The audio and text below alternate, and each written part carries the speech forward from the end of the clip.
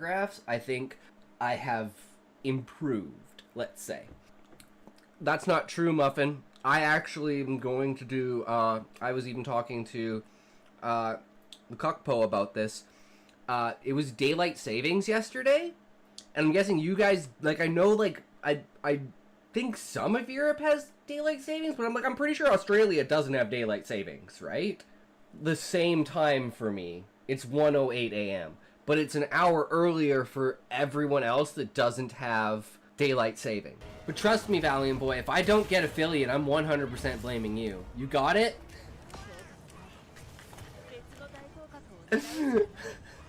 Valium just died.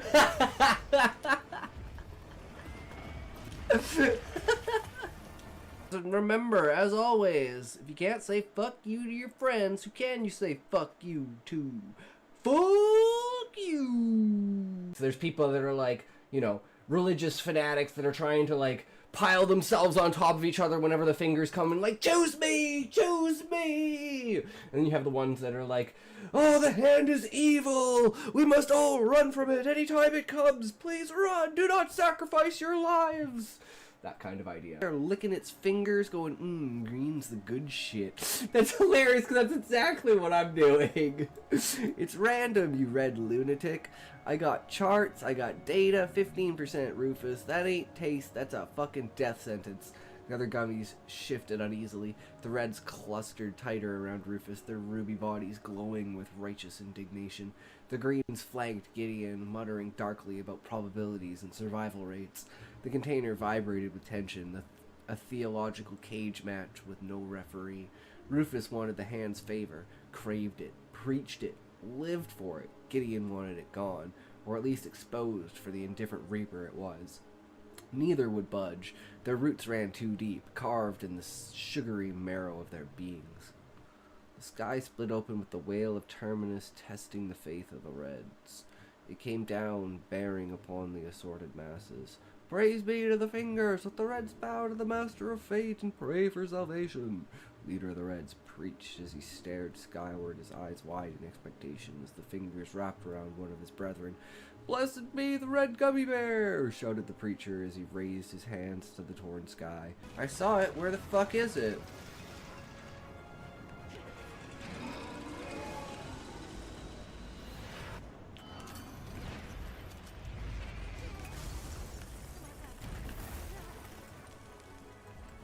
You see that fucking clutch shit? Holy shit, that was insane! But remember, as always, if you can't say fuck you to your friends, who can you say fuck you to?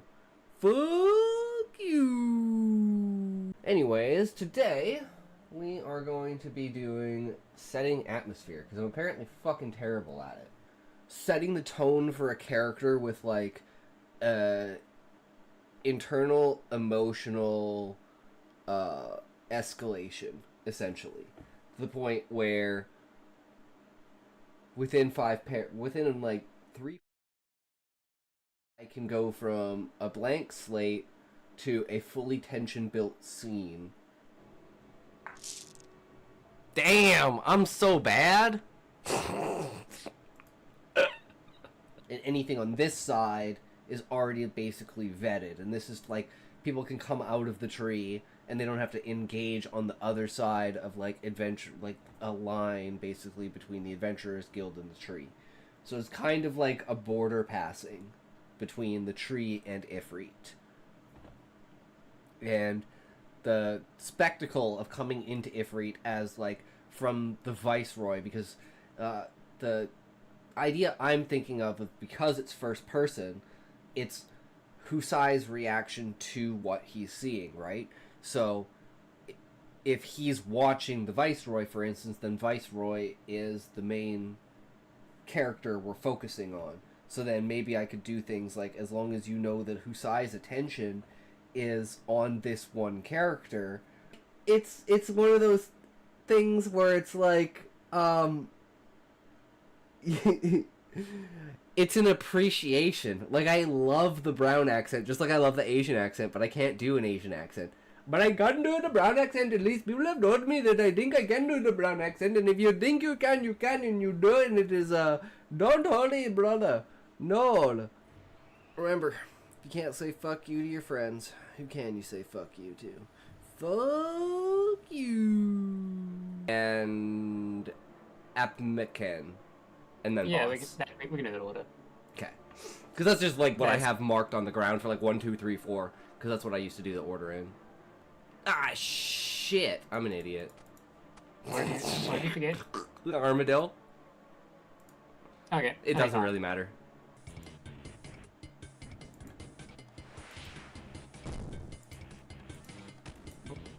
Yeah, I'm not gonna be able to do that one.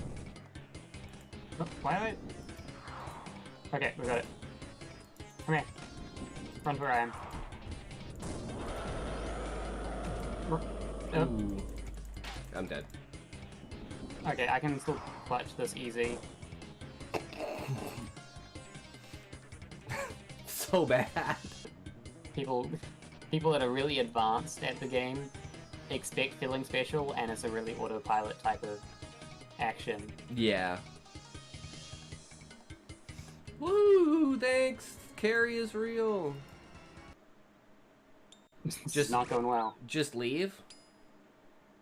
Is there a quick exit?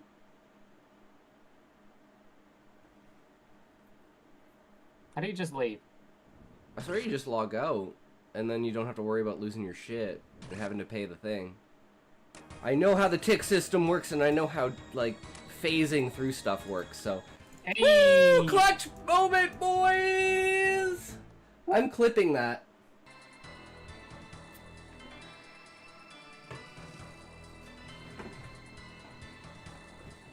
Oh, I just need one more good hit. Oh, I definitely put 2 across there. Oh, shit. Okay, we gotta zoom in close so that we don't get it spoiled. And as always, remember, if you can't say fuck you to your friends, who can you say fuck you to? Fuck you. Ah! Guards! Guards! Plus, how do I know you're not stream sniping me? He's gonna, at some point in time, be forced to attack me because I have an expansion. Oh shit! He built... Oh, he won. GG. Ah, shit, and I already lose. The attack. Damn, I wasn't ready. I sent my Ling out too late. When we asked you where you had gone, you'd always say you didn't remember and hide that little bag somewhere we could never find. I get up and go to my luggage. There it is, a red gift bag, innocently sitting beside my largest suitcase. I pick it up. Inside, a single devil's food cake sits with a note attached to it. I rip the note off and open it, my heart pounding and stomach rolling. Thanks for playing, Isaac. You've always made the best puppet. 16 bodies this time. Congrats on the new record. The gun, the knife, the blood. Always the blood. I caused that blood, didn't I? I'm the monster, aren't I? What is it, Isaac? Grandma touches my shoulder and I jump. Are you alright? What's that say? Nothing, Grandma. I move away from here. It's nothing. I stuff the note in my pocket, in the bag of my suitcase. It's nothing at all. We stay humble to our clan. Every 5 years we purge one of our own. God has righteously allowed us to live, and he has deemed it necessary that not too many of us should be in one place for once. For the land cannot sustain more than 50 dedicated followers of the way. The eldest of us is responsible for leaving our village, never to return. Yes, Levi. Yo, yo, yo, boys. How's it going? Oh, that was the wrong one. Damn, I'm just misclicks all day today, boys. Oh. How's it going? How's it going, guys? So we got some interesting things today. We're gonna do a react, but then we have some, I came up with a grand idea, let's call it, for, how to set up a story for a chat command. So you can create your own stories with a simple, actually 3 commands. It'll take 3 commands, possibly 4 commands. But once you have all the commands down, and each command explains the next command, we're just gonna... you got writer's block? Fucking press that button, bro. You won't afterwards, trust me. The idea is a flowing, glowing, boys. Let's do it. Oh. but we are doing today... We weren't going to do this because I was like, this doesn't exist in my world. And then I realized, oh wait, yeah it does! The Moogles! The Cait Sith and the Cactuar are like the hidden races. And we created an entire backstory as to why they are the way they are. And this also leads in more to, like, octopi that basically found out what was going on, at least the idea of the genocide, and that not all beastmen were just like feral beasts. They were actually like of conscious enough mind to communicate. And the Monarch didn't want people to fucking know this. That's why he mainly wanted to create the avians and the insectoids. That also backs up his reasoning for the avians and the insectoids and not wanting to send the octopi straight onto the battlefield, because then they would find out that they're not actually fighting beasts, and the beast man is just like a bad word chosen out of propaganda, essentially, to call them in order to make their image view less than what it is. And these octopi basically took like cloaking technology or dimensional technology, some sort of technology that hid them, basically. And they found the Moogles, the Cait Sith, and the Cactuars. And they were like, these guys aren't fucking dangerous. The Moogles are a little, like, prankstery, but they're more humorous than anything.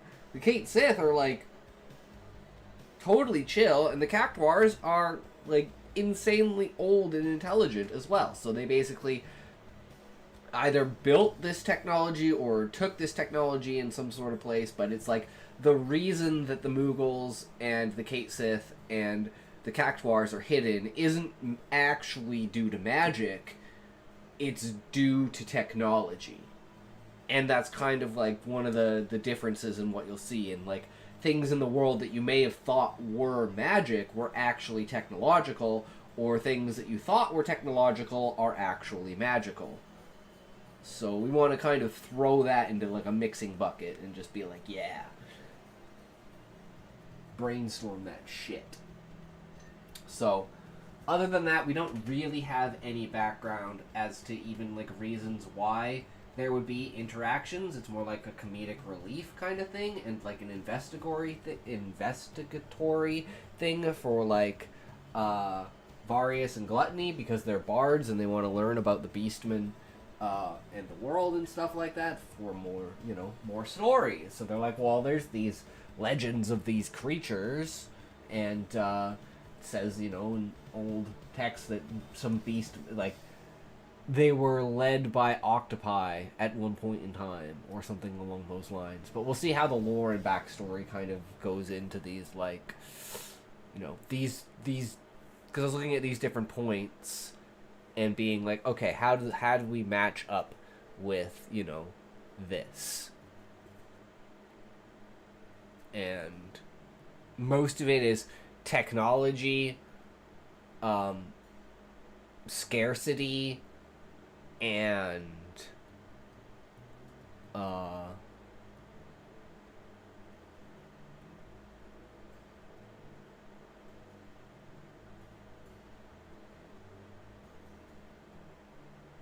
there's one more. I can't remember though.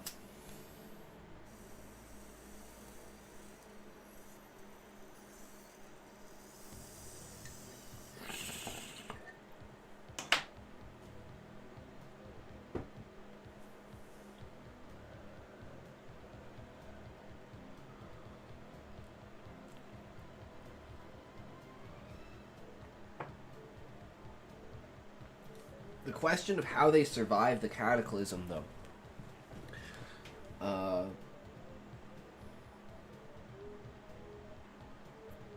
technology was just sturdy enough. It's not a large thing, because there were only a small amount of them in like a select area.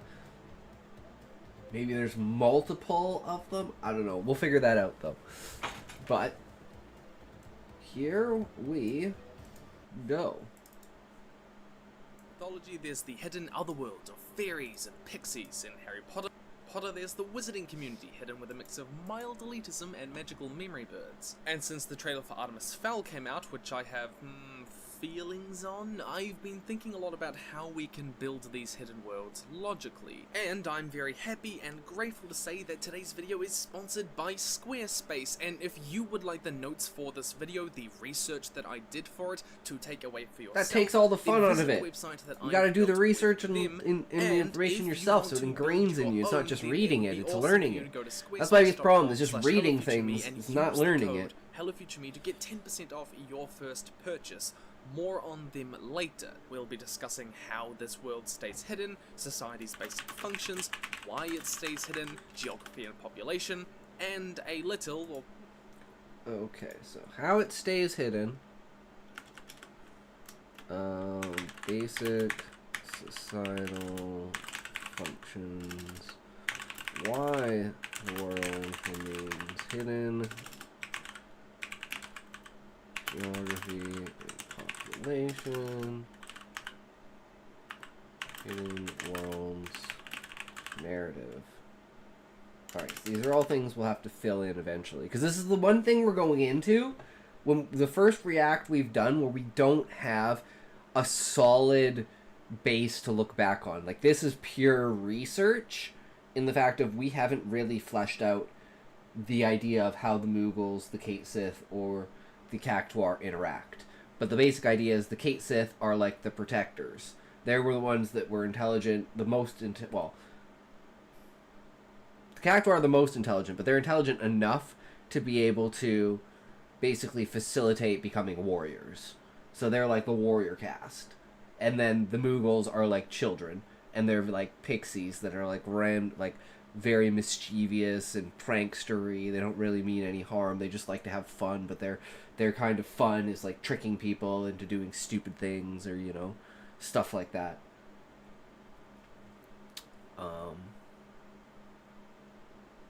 And the Cactuar are the like garters of knowledge, and they've like basically their existence reaches down to Gaia in their roots, and they have like the entire backstory of the world and everything. But they can't share it with the world because they can't move, and no one knows that they're there, except for the Kate Sith. So it's like the Cactuar themselves are a completely hidden thing that's only kind of mentioned about, and I don't know if we'll actually ever meet them. So let's continue. maybe more than a little, on how it might fit into your narrative. So, firstly, how your hidden society stays hidden from the Crocotypes. Secret worlds stay hidden through any number of methods in stories, but when considering your world building, you need to be able to answer A, how do they prevent the mundane world from discovering them, and B, how do they prevent people within the society from revealing themselves? Though we'll get to that second one a little bit later in more detail. The answers to these questions are often closely related to three things in your world building: the type of powers, the level of technology, and Guten appearance. Tag, Levi. For Welcome, example, welcome. How's it consider going? the magic system in your story. It's very common for The hidden clocks stories have to changed. a magical enchantment of sorts that either prevents the mundane world. You guys from have seeing daylight magical savings or monsters something? accessing magical areas, or it prevents magical people from going certain places that could expose themselves. This particular strategy is simple but believable world building, especially if there is an historical reason for that enchantment existing. For Daylight example, savings in Percy ended? Jackson and the Ah. Lion Thief, the mist was created by the goddess of magic with the intention of making magical things and monsters appear normal to humans. It fits logically within the wider mythos. However, one challenge to consider here is that this kind of magical method of hiding works better with a softer magic fantasy story. For example, in H.P. Lovecraft's works, there is a veil of sorts that prevents mortals from seeing the eldritch horror realities of the world. And where this veil comes from is incredibly mysterious, like an ancient power that none truly understand. This fits perfectly within the incredibly soft magic system of the Elder Gods. In contrast, Brentwick's Lightbringer series has an incredibly hard magic system, with clear rules and limits that the reader understands, primarily using colours to give abilities to individuals. See here, using a magical veil in this story would be inconsistent with that magic system. It may come across as not just overly convenient, but it may bring into question the rationale behind magic itself. If your story is That's why it's dominated dealt by with a hard magic technology, system, because perhaps illusion consider magic other doesn't methods of exist. concealing your world. A less common but equally applicable method of hiding is using technology. In Owen Colfer's Yep. Artemis Fowl series, the people use superior technology to accomplish the exact same purposes as the magical veil, through the use of force fields, cloaking devices, and time fields. And if you're looking for a more unique take on the Masquerade Society, then technology may be one avenue to consider, especially if the magic system does not allow for a magical means of doing so. True. This is also rare, That's given exactly that what we usually thought. Fantasy series have more bows and arrows and the like. And thirdly, blending in. So, a lot of the time, fantasy stories feature a hidden community of humans or... And they're like, I guess we'll just go through the notes that we have here, just because they're really simple and basic. But like the Moogles, which are mischievous pixies, creatures, legends say, lead people to their great wealth or death. Kate Sith are the protectors, Cactuar the keepers of knowledge. Using ancient technology from the octopi, the neutral branch of the population that split from the main force of the monarch in secret were said to have found these creatures and out of a sense of urgency, hid them from the world with a cloaking displacement dimensional machine technology. And these are the same people that, like, were aligned with the dragons that basically helped facilitate allowing the beastmen to ride onto the dragons, because they had inside information about the moon coming out of the sky. So it was like God telling Noah about the ark, to build the ark, essentially. And the dragons were the ark, and Noah would have been the octopi that were telling the normal people, which would be the cattle, which was the beastmen, to get the fuck on the ark. JJK was a pretty good system for magic being obscured from normal people. Yeah. And our thing is like the kind of opposite, where technology is obscured from people and people don't really understand what technology is. And because it's so advanced technology, it blends in with the world. Like, for instance, like them thinking that the control room in the center of a massive satellite in like the middle of the core, where the like central command station was, is a chapel. But it's actually like a command station. That's why the ground and the roof are the way that they are, because it's supposed to be a live feed at all times of the planet and the sky to map them. And it basically just, like, the crash when it got pulled into the ground when the moon fell out of the sky, just basically caused those to go on, like, a 24-hour repeat, or, like, a one-day repeat cycle. So as soon as, like, the old video recording was finished, it would just, like, repeat itself. So it was just, like, repeating over and over the same day from that time when the moon fell out of the sky. Which is going to be actually really important for, like, coordinating and figuring out where the center and where, like, the dome is and everything like that, and how to find the old city that they used, because they're going to use that image, because they're going to zoom in on it and they're going to find that in the center of all of it is the domed city, and where they think it is now is where, if the domed city, and this is the logic they use, if the domed city is the center point, because that's where whatever weapon was that used to pull the moon out of the sky, then that would be the center point of the world.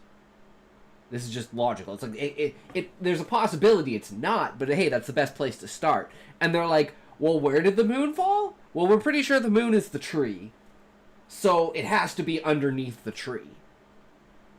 And that's when they basically try to find the underground city, and they find it via the roots that Husai's the only one who's ever been in. Or so he thinks. But that's like a completely different root system than the main root system that's connected to the dome.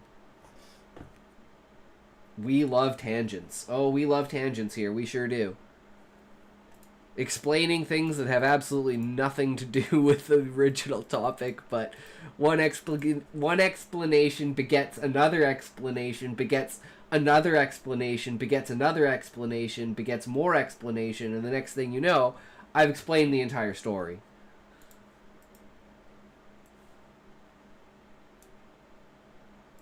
Which, I don't know, like I said, I don't know if that's a good thing or a bad thing. Human-like beings like enough to blend in with normal society. In Grimm, the magical beings... and what I'm saying is scarcity. There's not that many of them. There's only like maybe 50 or 60 Moogles, maybe like 25 or 30 Kate Sith, and like 8 or 9 Cactuars. So it's pure scarcity that no one really sees them. But there are still myths and legends, like stories about like Bigfoot and Loch Ness Monster. Kind of the Kate Sith and the Moogles fall under that category. No one's ever seen the Cactuars, but learning about the Kate Sith and the Moogles and meeting them at any point in time, which will most likely happen, then you learn about the Cactuars, and maybe the Cactuars play a pivotal role in explaining the knowledge to people that aren't Husai, who can't understand it from Gaia's perspective.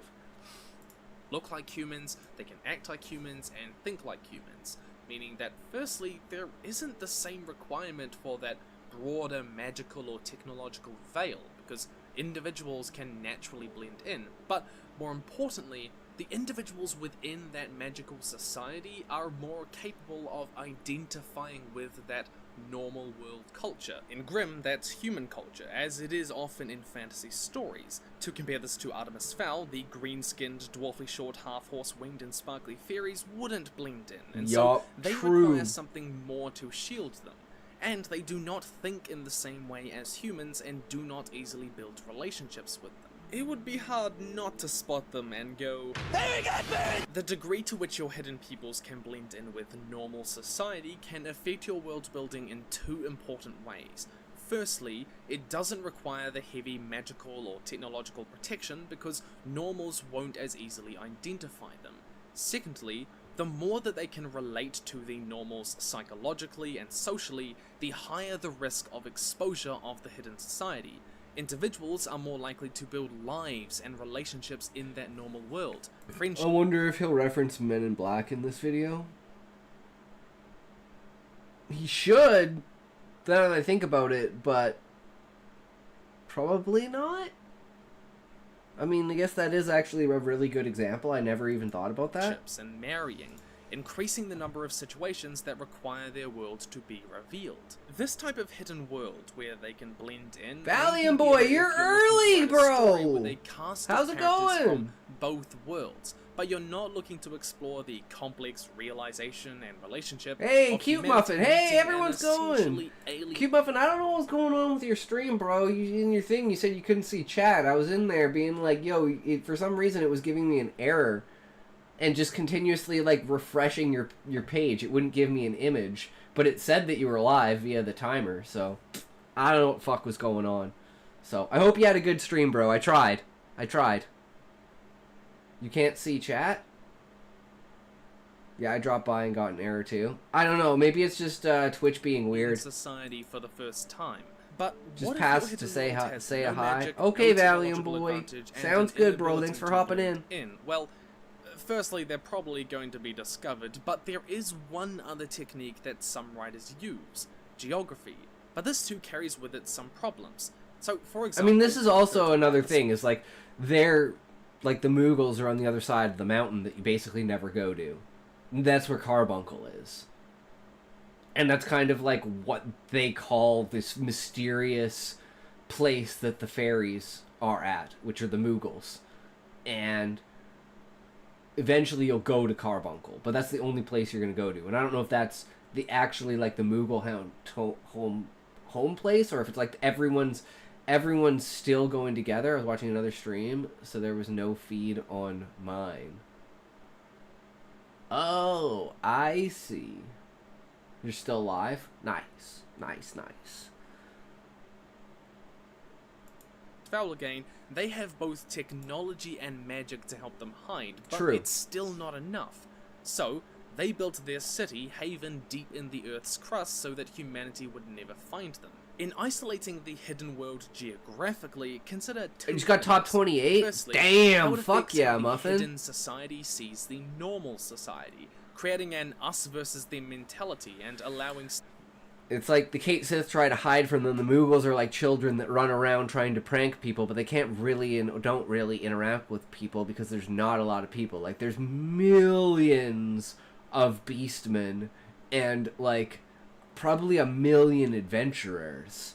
Or, like, just, like, citizens outside of the tree. Plus, like, 2 to 3 to 4 million inside of the tree. So it's like, there's a lot of people, but there's like, so there's not like a lot of people. There's just a lot of people. And then underneath the ocean, where the octopi is, it's like 200, 300,000. stereotypes Be back in a few. of the Sounds good, normals to Muffin. go unchallenged, usually painting them in a negative light, making them less likely to divulge their existence. So in Artemis Fowl, for example, the people see humans as dumb, cruel, and beneath them, because it's easy to. And that is until Artemis Fowl comes along, although he did lock a theory up in his basement in his first book. So, yeah.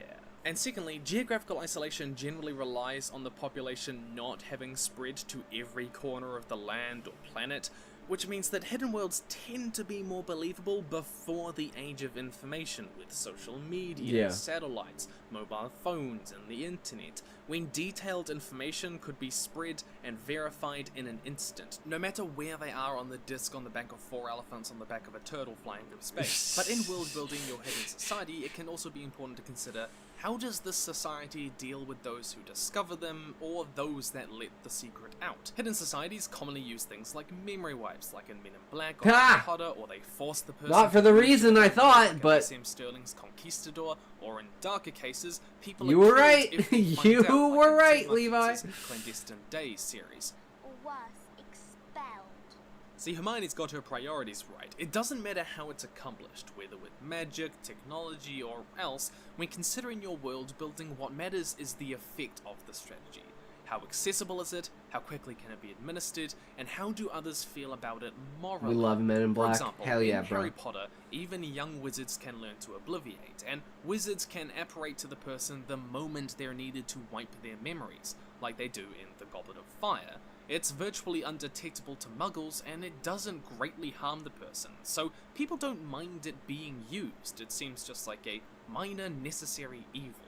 In contrast, in Kelly Armstrong's The Other World, the character Elena struggles internally and feels it's immoral to kill other people who discover her world without real warning. And this moral ambiguity makes it a lot harder to keep the world secret, because a lot of people would either oppose it or not be able to go through with it themselves. If the technology or magical ability to deal with being discovered is limited to a few, or it's extremely difficult, or it's time consuming, Or no then the one likelihood of knows, someone like, for instance, it's technology, so no one knows how it works.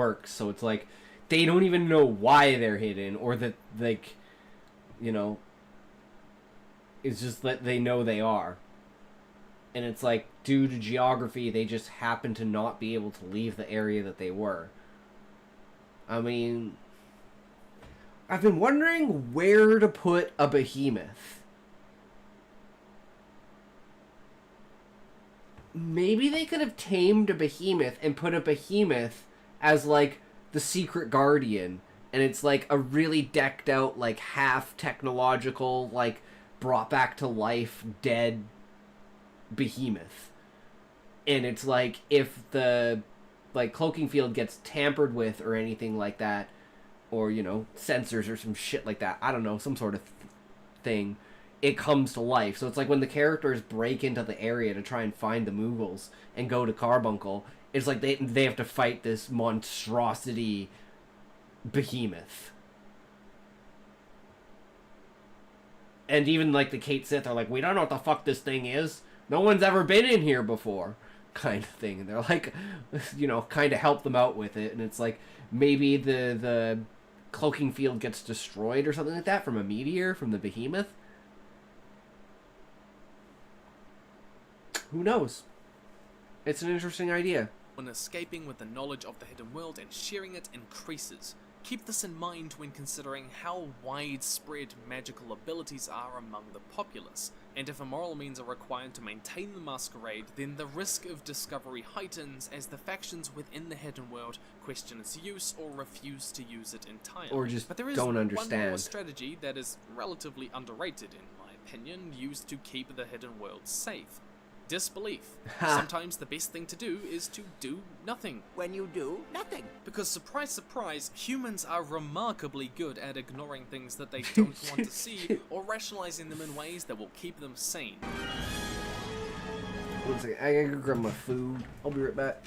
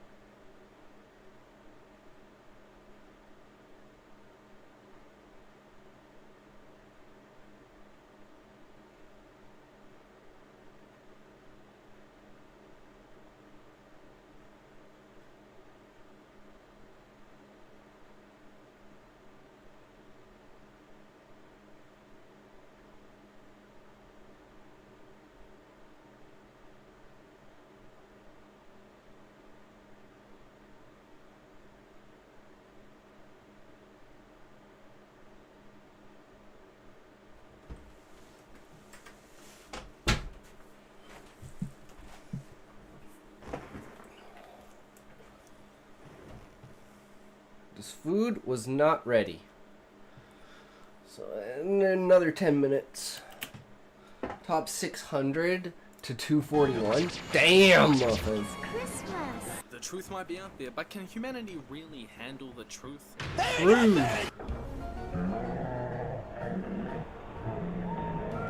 In Patricia Briggs' Moon Called book, vampires leave those that go public about them alone because it would draw attention to them and nobody believes them anyway. Well, except for Fox Mulder types, of course. But this is possibly one of the more important points to remember.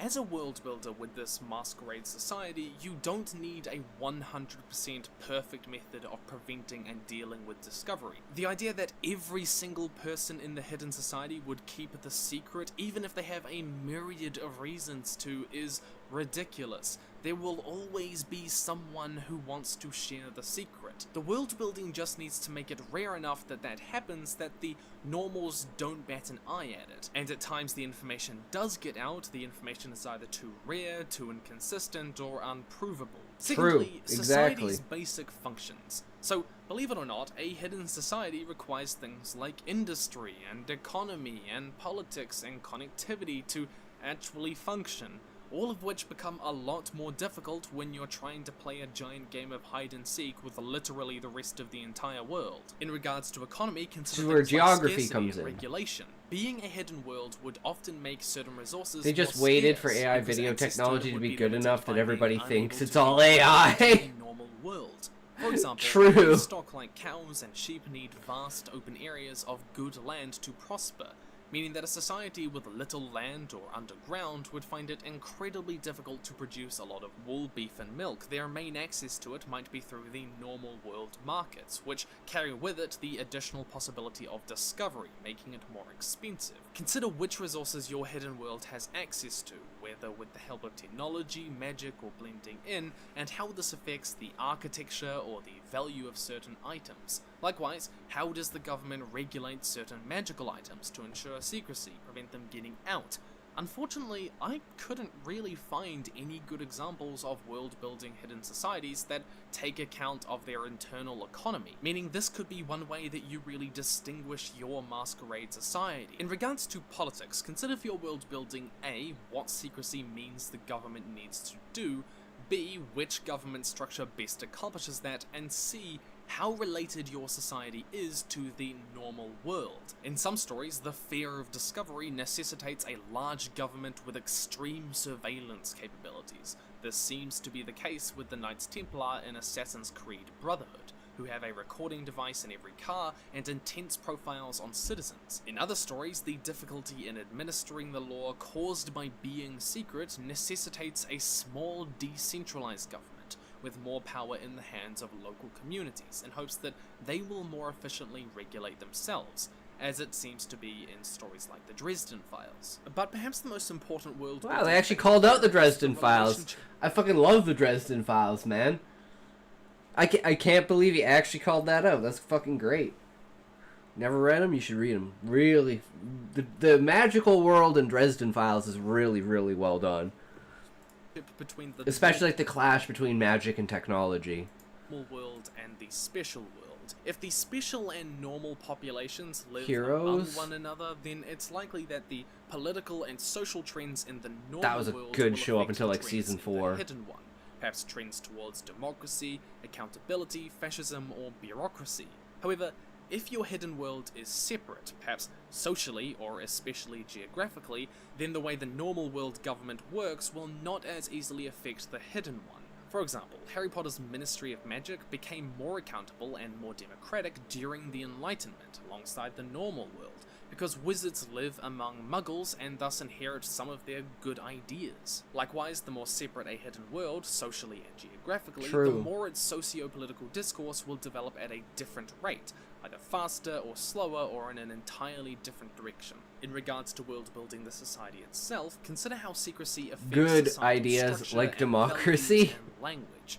Language naturally changes, and when people become geographically isolated, they will develop accents and then eventually develop different Yeah, language, languages or like, dialects we've entirely. literally If its eliminated safety language is from being a dependent thing on in the select book few 'cause of with the ability consciousness. to sustain the magical veil, then perhaps they will be an upper class as the most important Which is a members of cheat, but society. I think it's a really Perhaps good children cheat. are ostracized for This is the socializing with foundation of the normals. entire book, As with consciousness. politics, the more separate the people of the hidden world are, either geographically or socially, the more those values, languages, and social structures will evolve independently of one another. Think about the point they diverged. What would they inherit? Sorry, the democracy thing is I don't even know what that word is. Guernica? Guernica? Fuck if I know. From that point in history, and how would social values change from that point onward? This would be fascinating to explore if, say, the hidden world isolated itself before the Renaissance or the Enlightenment. And thirdly, consider why your hidden world stays hidden. Realistic world building requires a realistic reason that a whole society would undertake a cumbersome, time-intensive, and expensive measure to ensure that they're never found. Most of the time, this boils down to some variant of, "the world is not ready," either because they're a little bit terrified of being murdered by the normal world, or Yeah, they that's believe their that main they're thing. better Or off without like, those normies. like the octopi basically were like, shit, man.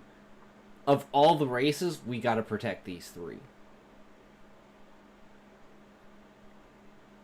Guernica. It's a Picasso painting. But the expression I'm using is intentional nonsense. Like Marklar?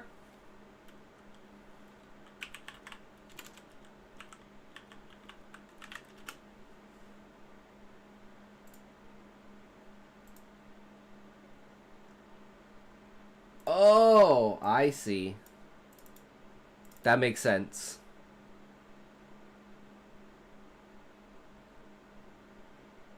This is how I like to write. If you turn my writing into pictures, that's pretty much what my writing is. And this might seem fine at a first glance, but it quickly unravels as realistic world building when you consider the secret world problem. It doesn't really matter how dangerous or how great of a punishment exposing the world would be. If there is something to be gained by exposing it, then people will.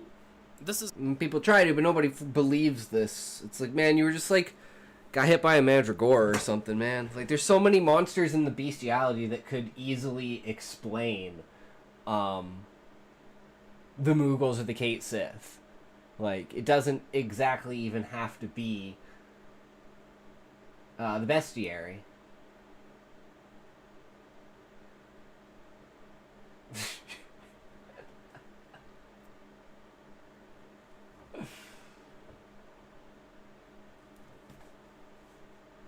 Hold on, hold on.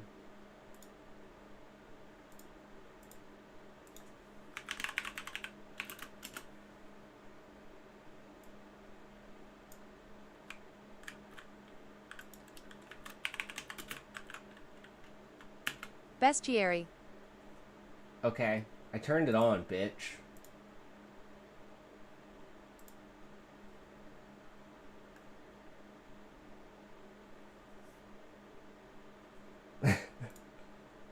Did I misspeak? I'll be right back.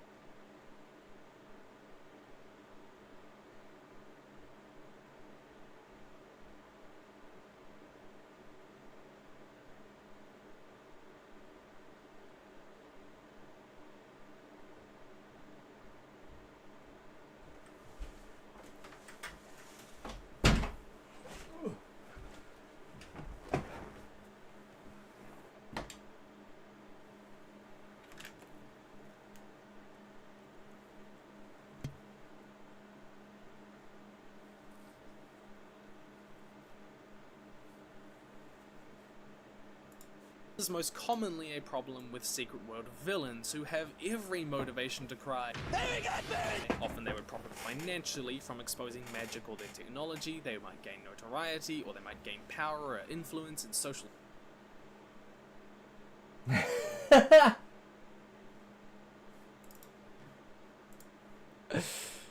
Or something, man. Like, there's so many monsters in the bestiality that could easily explain,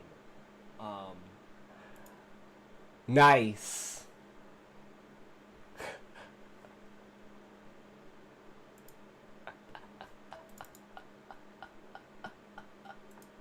True, bro. We must return to Artemis Fowl, where the villain wants to spark an interspecies war with humanity. Opal certainly isn't deterred by the thought of, or that, oh no, our world would be in danger. The answer being, yeah, that's the point. Some world builders get around to this by making the villain only... And that's kind of like the initial intent was to hide them from the Monarch wiping them out. Because unlike the normal Beastmen, they were very much, like, peaceful. Whereas a lot of the Beastmen were like, you know, they're very, tribal and territorial. So especially seeing a species like the octopi that was not, you know, like a normal monster. They're like, okay, these things are like friggin' weird, right? And the idea of technology, they didn't even know what they were at first. And from there, the fear that they initially had basically caused them all to become somewhat warlike, right? Or in some sort of way, defensively territorial. And that's kind of like, we have one of the short stories. Where is it?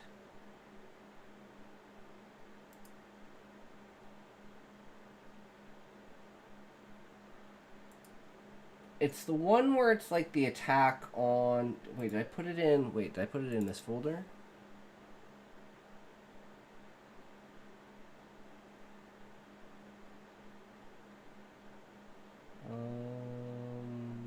Timeline videos, poems... 8 arms attack. Yeah, okay. So we have, like, the, basic story. Like, one of the myths and legends of the original attack of the octopi on, the Beastmen cities. Or, like, one of the Sahagin, villages on the coast. And it's, like, one of the first attacks where they had no idea what was going on. But it's, like, even for a peaceful village, it's, like, the whole point of the octopi being there is to wipe them out. So they literally came, guns fucking blazing and shit. And these guys are like, what the fuck are guns? And it's literally like freaking Europeans coming over to North America again.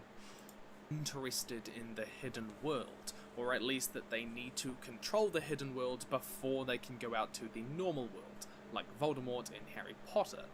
Another real motivation to consider is selflessness in asking, is it ethical to hide the world from the normals?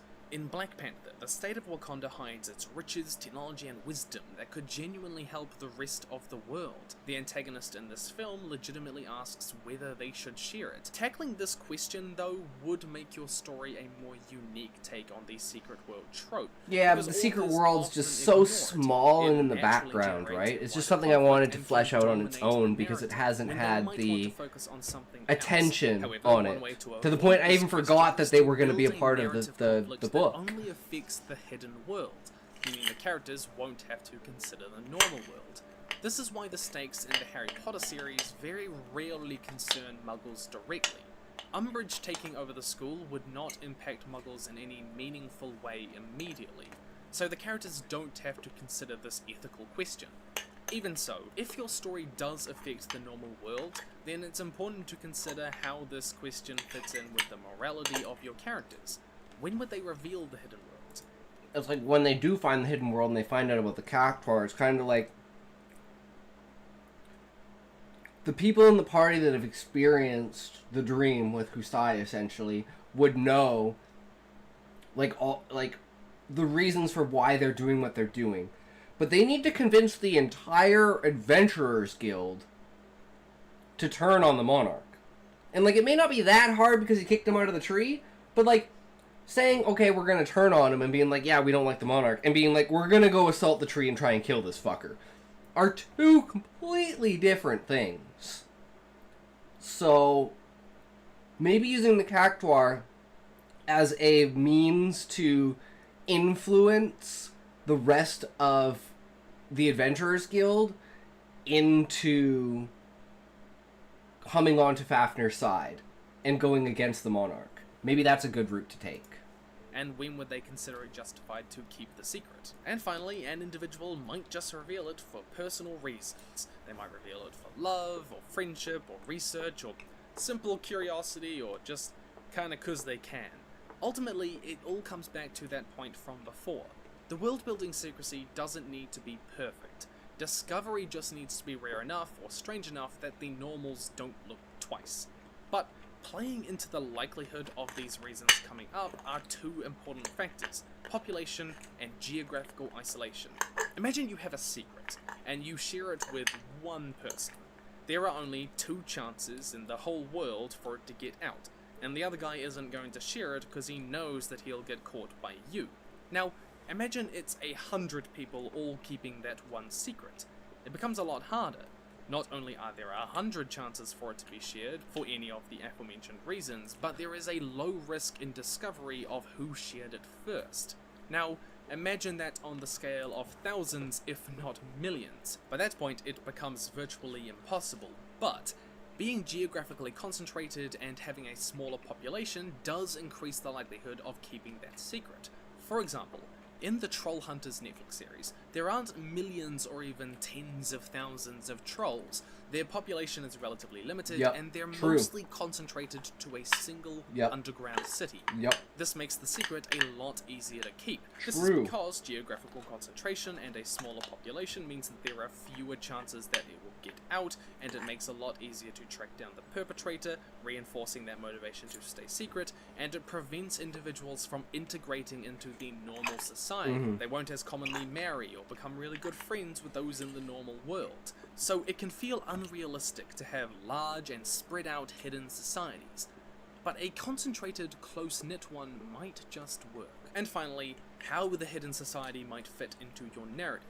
So, the hidden world trope has always been incredibly Knowledge. popular. Urban fantasy Knowledge these of days the has past. something of an obsession with it. Young, plucky hero/heroine is an ordinary human until they realize they're not.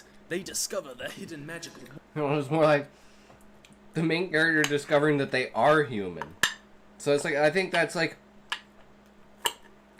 I don't know, from any research I did at the time when I came up with the idea like 10 years ago, I couldn't find anything on a premise that was like an alien race with a human hiding among the alien race, and no one knows that they're a human. They don't even know what a human is. And it's like the complete reverse thing from like an alien hiding on Earth, right? But it essentially is the same idea. It just takes it and puts it in a different perspective.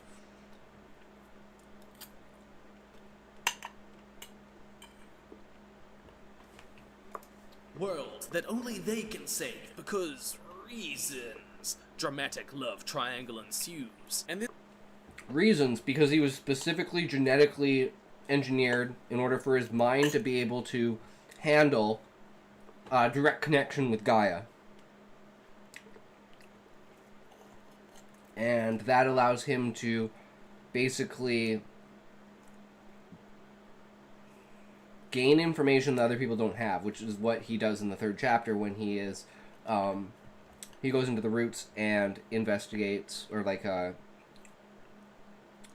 he basically thinks that he's communing with his ancestors, but it's actually Gaia in the guise of his ancestors / like dead friends.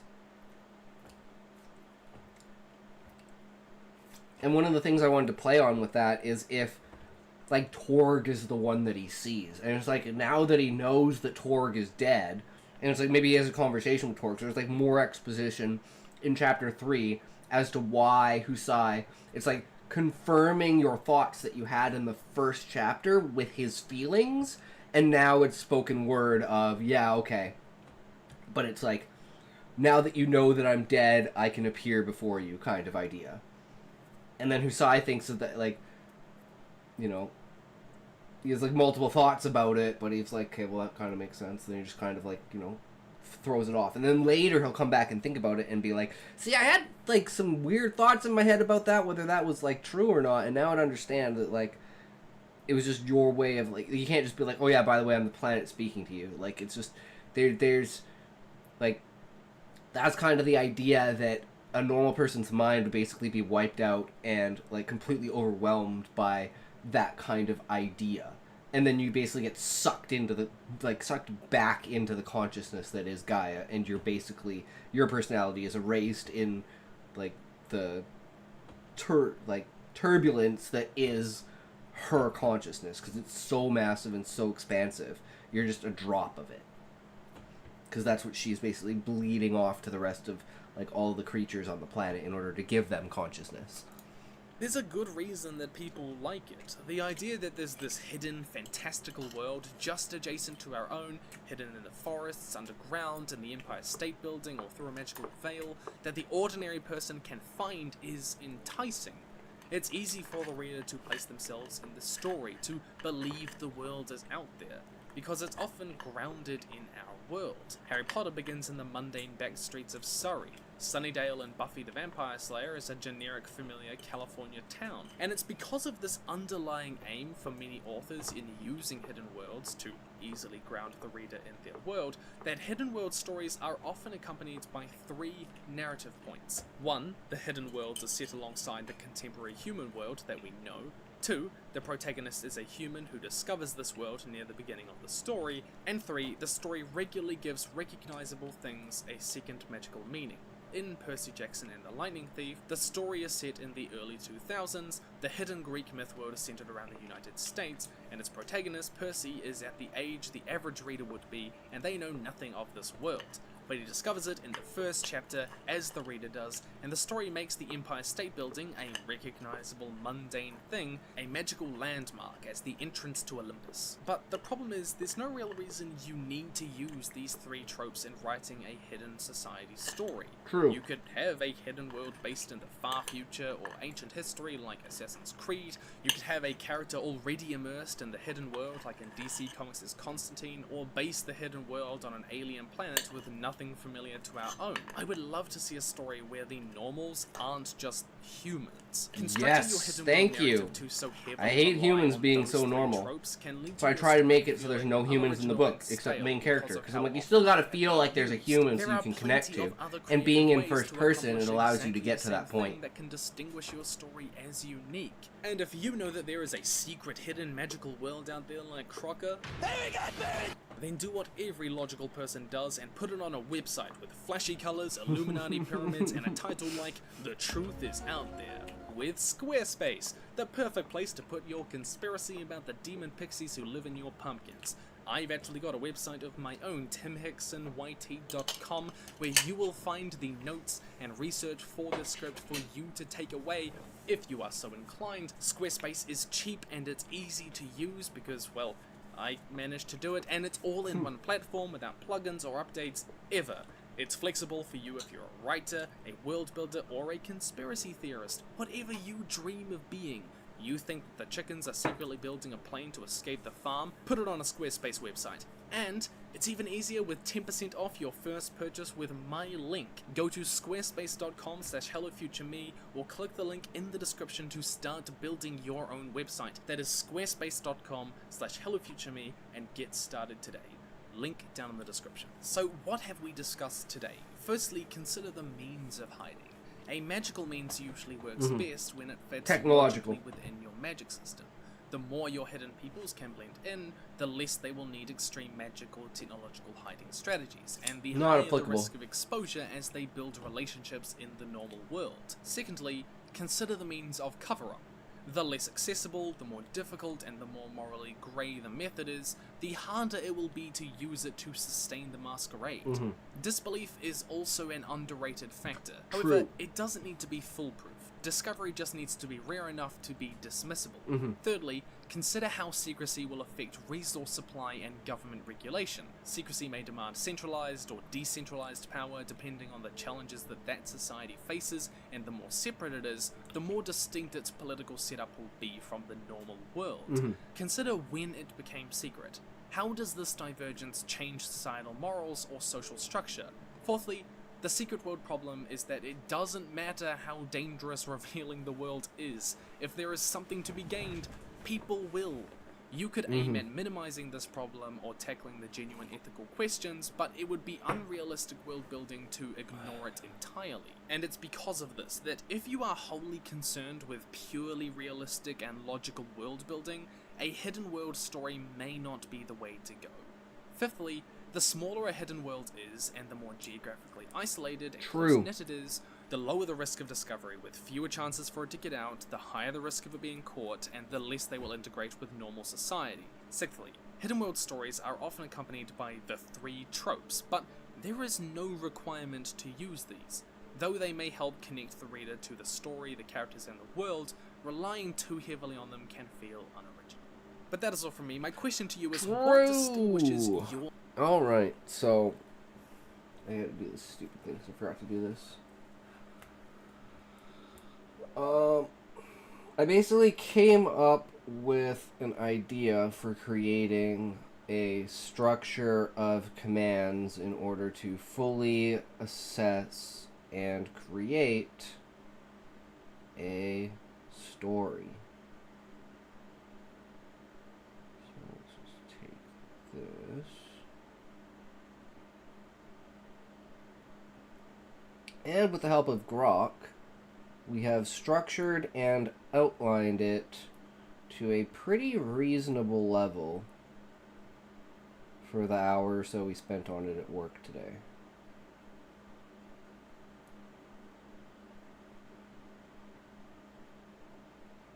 Hell, at this point, I'm just going to select all. I don't even fucking care. Damn thing.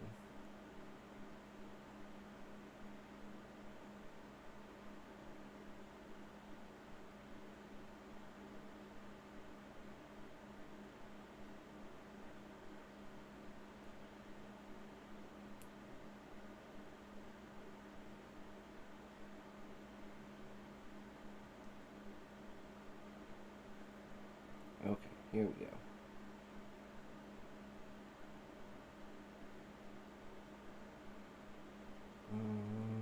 I think this is actually the easiest way to do it.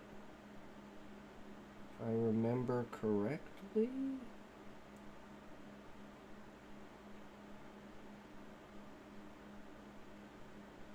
I don't know if I can do it on the phone, though.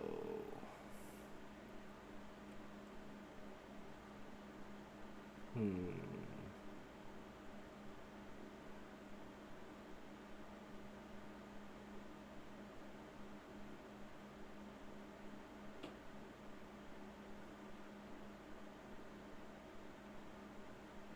that's not gonna work. Original plan.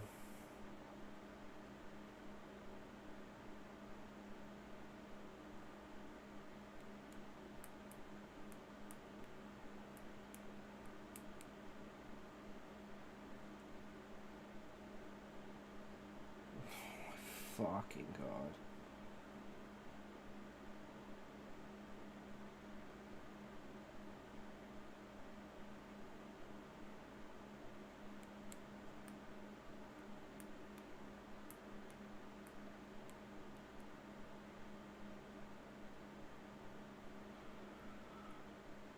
Okay, that worked.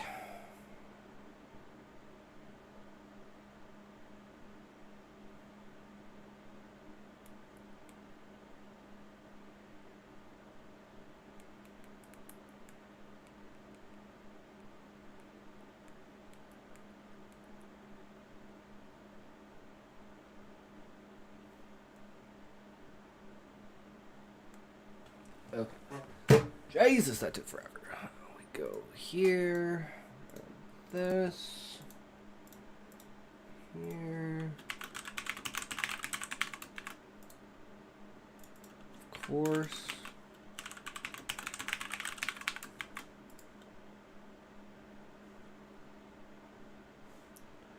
Okay, then we'll bring up Grok. Go history. I think start with this one.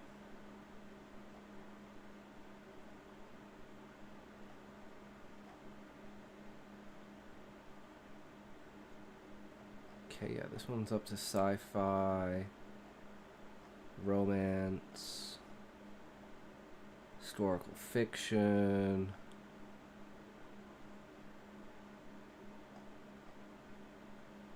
And these were the fantasy ones. Okay.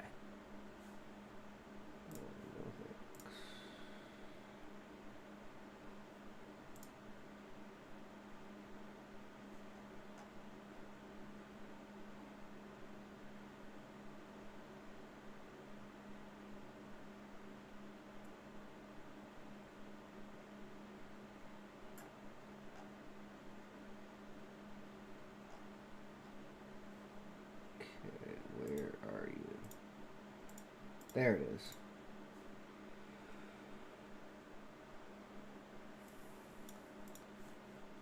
Okay, so we need a notepad.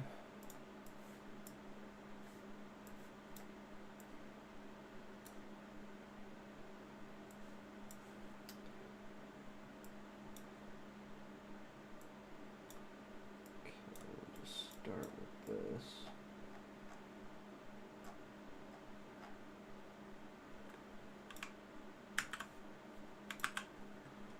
Okay. We can do this. We'll go to stream elements and thought rigs. So we're gonna have to do these both in conjunction. So let's see here. Doesn't have me fucking logged in.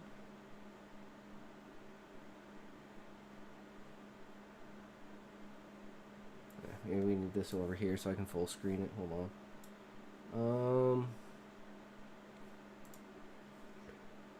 Okay, so start with Botrix. This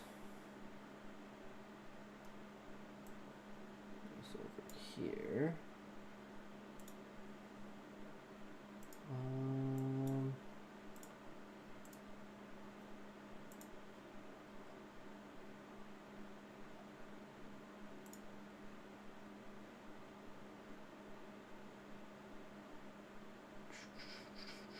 commands. That's what I'm looking for. Okay. Okay, here we go. This is what we want. Now, the biggest fucking stupid shit is that Botrix and Stream Elements use completely different things for their, like, command placeholders. So I have to, like, redo everything when I'm going from Botrix to Stream Elements.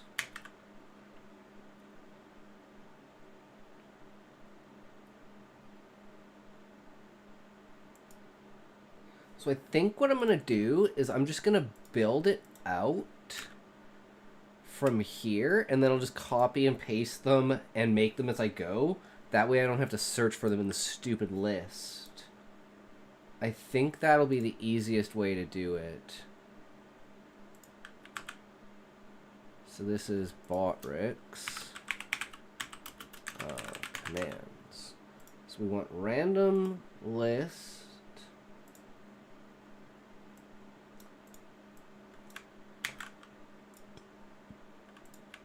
at sender.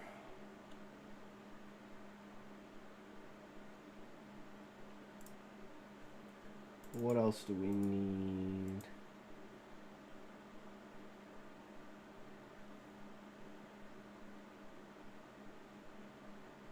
Okay. This one's just for a number.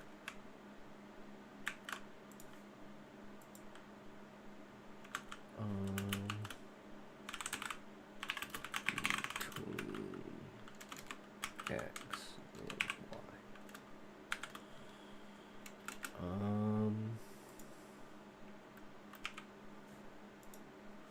What is the other command?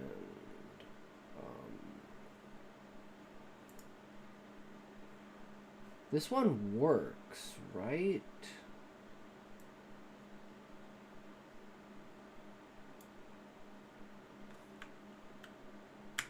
I'm pretty sure this one works. Let's just do this. Oh, let's do this. Yeah, okay, so this should be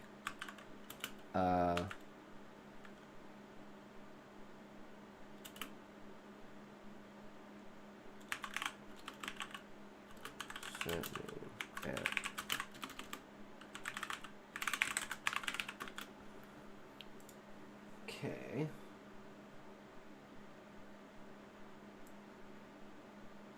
And I don't know what the difference between these ones are, which is name, which is also the same as the other command, but that doesn't add it as an at. I don't honestly know. Some of the commands: sender, random user, sender time. I don't think I need any of these except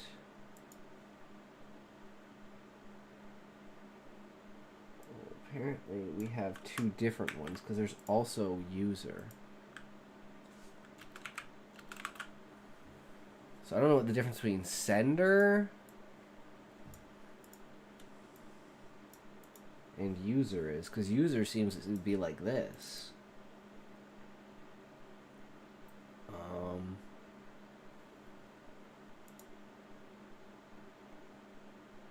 Okay, so the command equals exclamation point fantasy.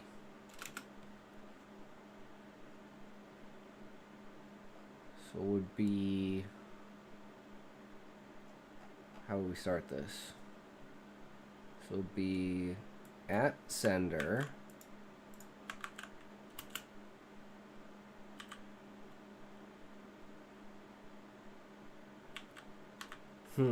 what should it like be? Has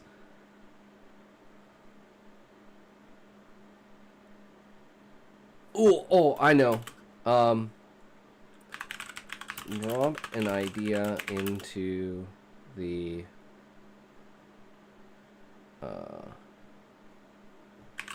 think tank.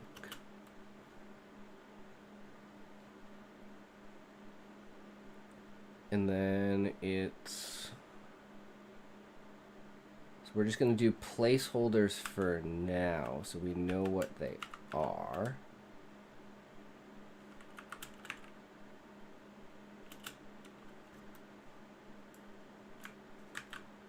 We want the end of it too. 2, 3, 4, 5, 6, 7.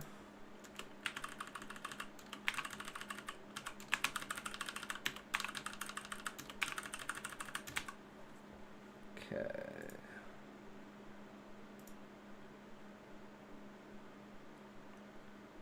And we want random list.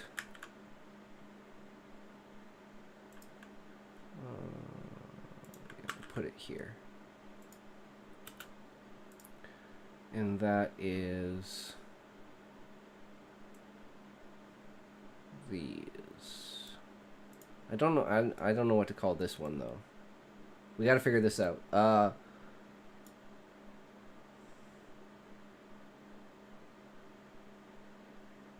Tradesman.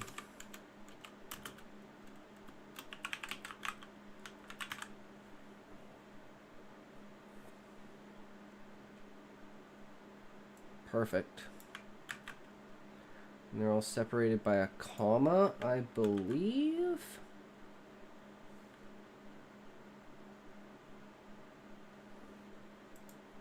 Yeah, I'm just gonna bring, where's random weapon?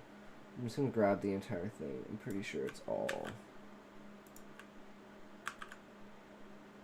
Okay, it's not a comma, it's a colon.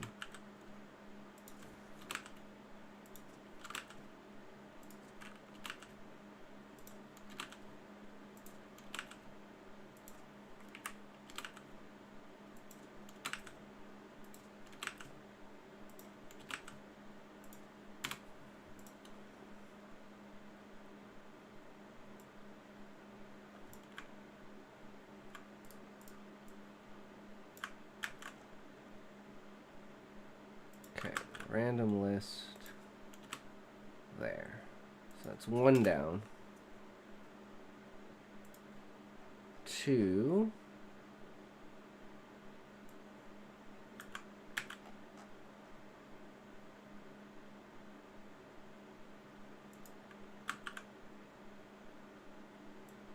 Random list.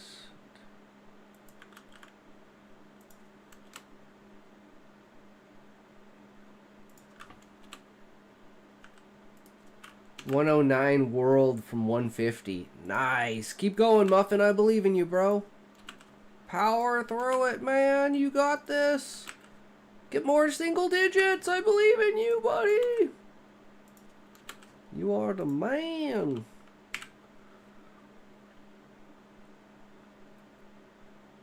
Okay.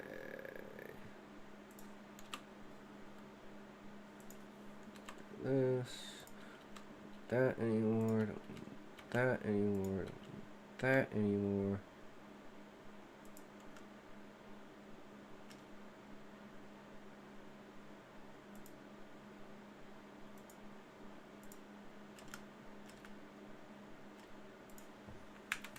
Actually, maybe we should do this.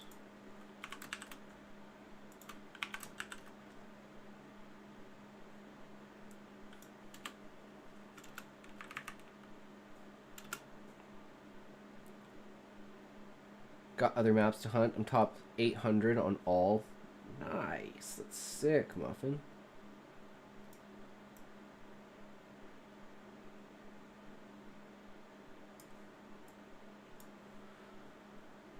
Three.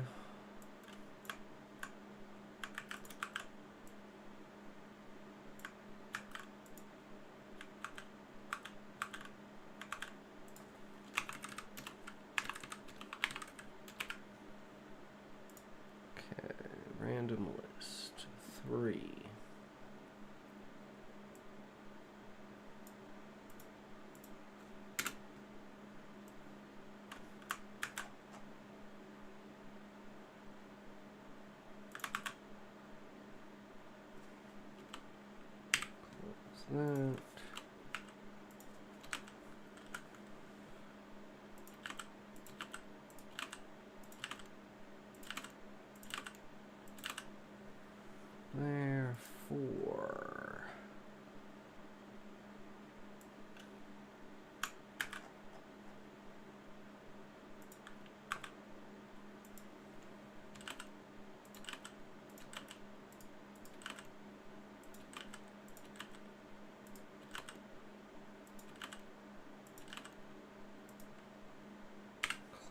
We're only going to do fantasy today, but I just wanted to show you guys, and I wanted to get at least one set up that we could fuck around with.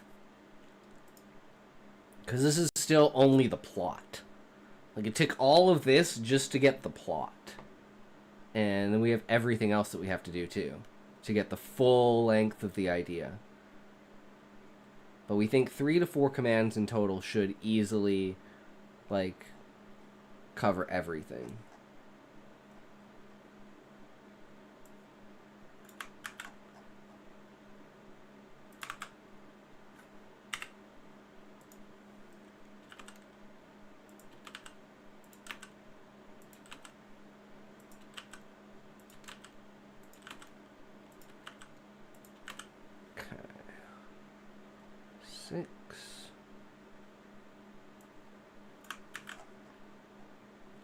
And some of these can be changed because I'm not like 100% on some of them, like immediate. I'm not quite sure about. So if any of them just don't work, we just like rotate them for other things. Like this one's a little bit wonky because I tried to separate the original ideas because they had both the adjective and the verb, or adjective and the noun, depending upon their sentence structure. So we kind of split everything from 5 pieces into 7 pieces just to add an extra oomph for being able to change the basic prerequisites.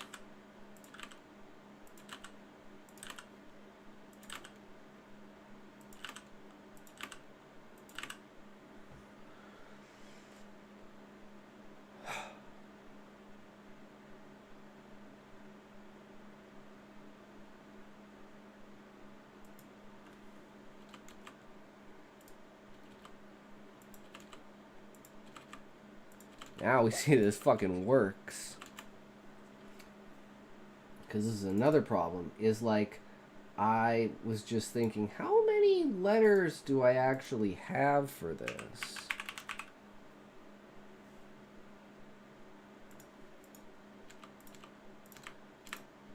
Oops. What did I get rid of? That's gonna fuck me.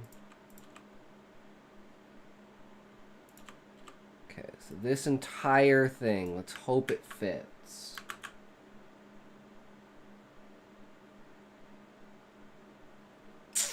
Okay. Limitations. I think we went a little too hard then. So let's just take this, copy it, and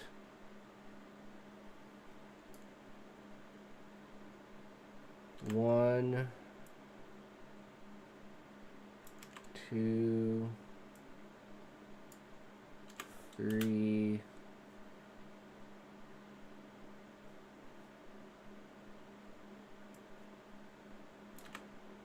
four,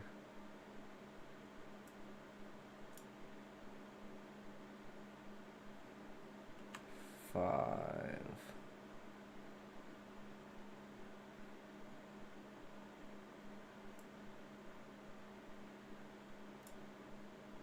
I think we can get rid of those. I think we can get rid of all of that.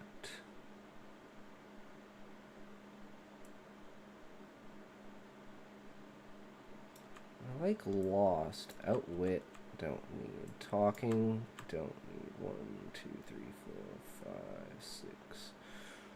Prophesized. That's a little much. Clips doesn't really work. Let's get rid of Coven. We already have Artifact, so let's get rid of Relic. And Goddess. And Portal. So, Realm, Artifact, Creature, Sword, Plague.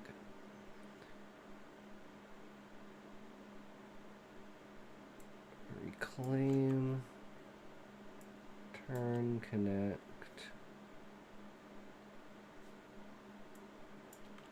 And die.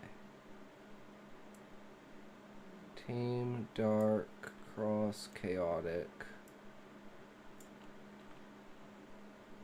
Immediate. Evil. Sorcerer Kingdom. We already have Kingdom. Stone. We need fairies or family. Or peace. The fuck is peace doing on there? Okay, let's see if this fits.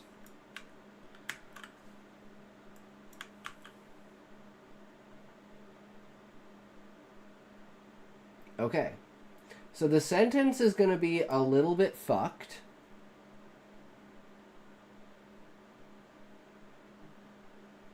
But you can kind of figure it out. So let's test this.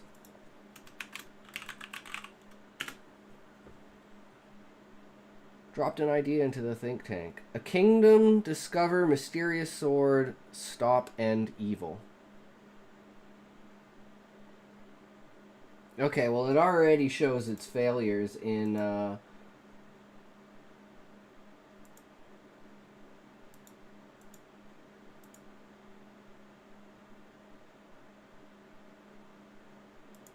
Ancient, Forgotten, Restore, Enchant, End. Yeah, okay. So this one's kind of fucked. Ancient, Forgotten,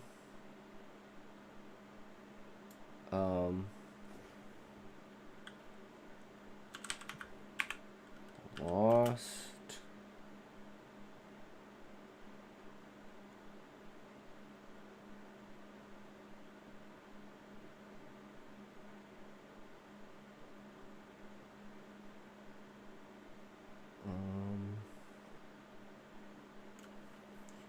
Ancient, Forgotten, Lost.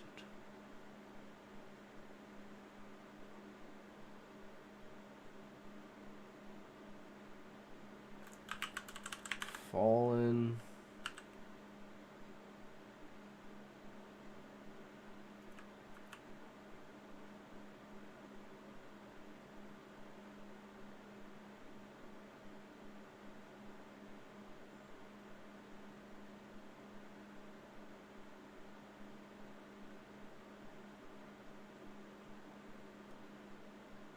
I can't think of a fifth one.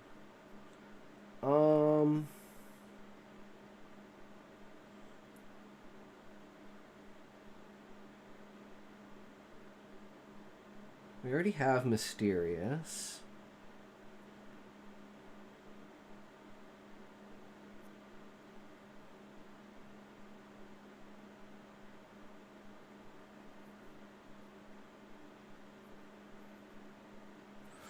Maybe we just get rid of End with Lost. Do we already have Lost, or did we replace that? I think we're good. Okay, let's try that again.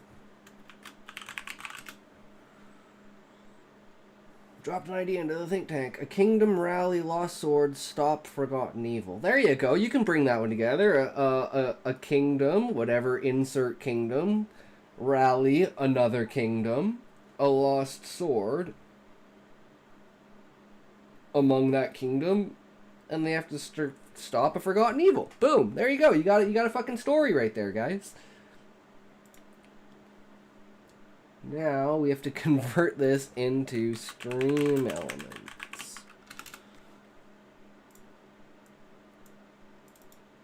Okay, so we want chat box. Actually, I'm retarded. I don't know why this isn't on.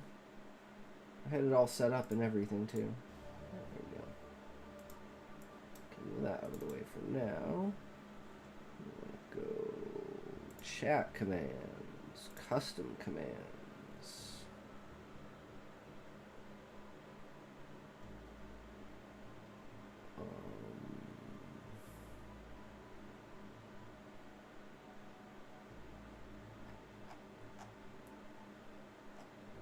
Where is random weapon?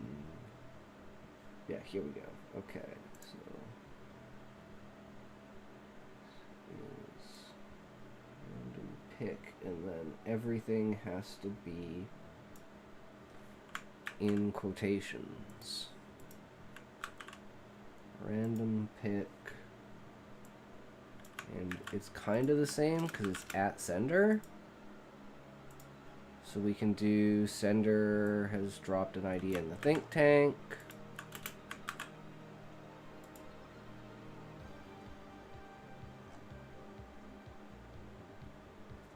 And actually we want this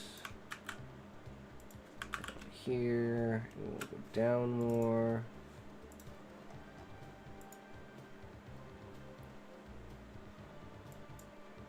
And we want this random pick.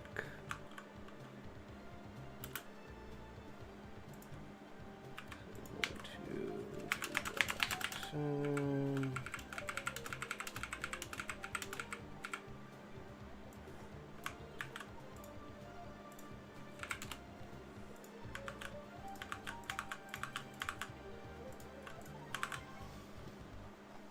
Okay.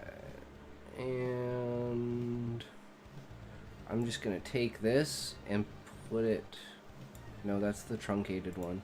I'm gonna take the full one and see if I run out of things. So, new command.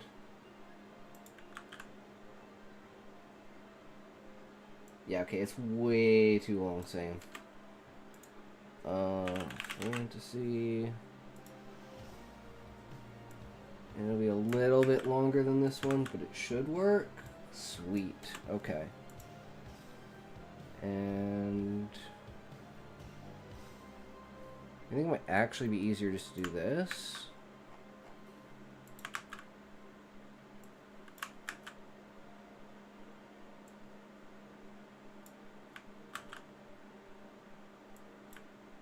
Oops.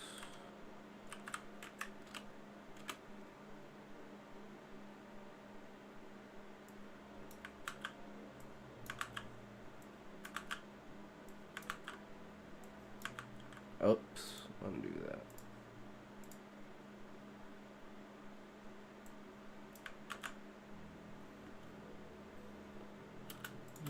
Ancient, stop, realm, hidden, discover, A.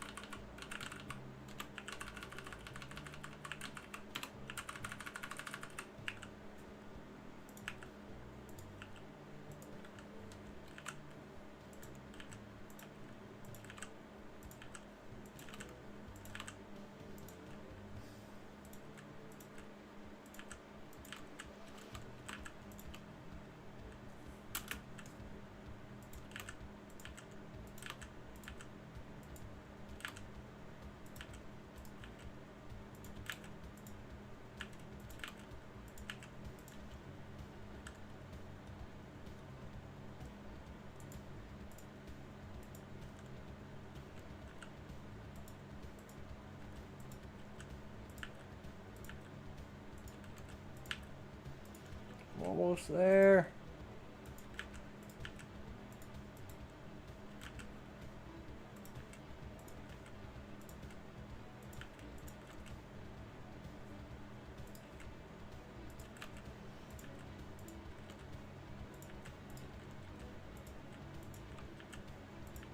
Haha. Okay, let's see if this fucking works.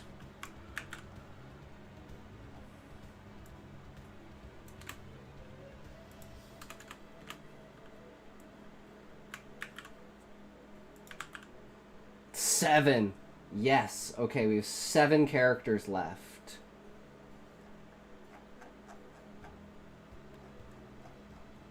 See if this worked. It's dropped an idea into the think tank. Oh, it needs an extra space. Yeah, it needs spaces. It needs spaces, guys. We may not have enough. It needs 7. It might need 9 spaces. I might not have enough. Where the fuck did it go?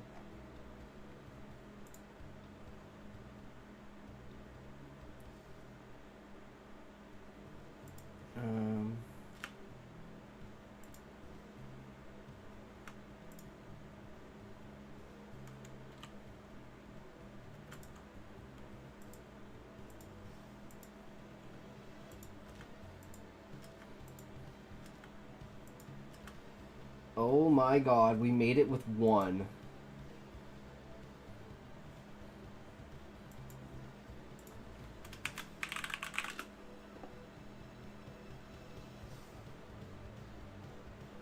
Okay, no, it's apparently just not incorporating the spaces. I don't know why.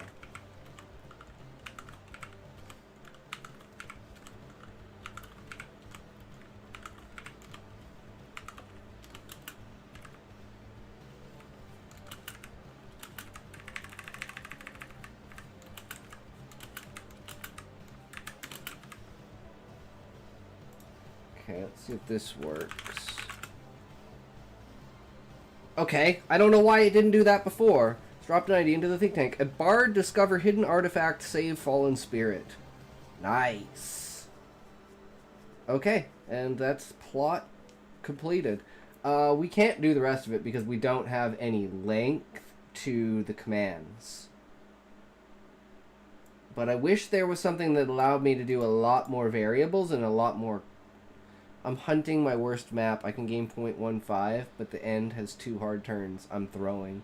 Oof, brutal muffin. It's all good, man. Take your time. Set it up.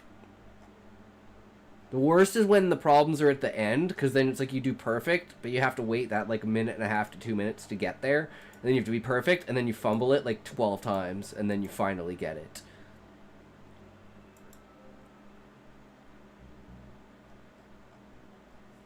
Okay, and the entirety of this is including all of these.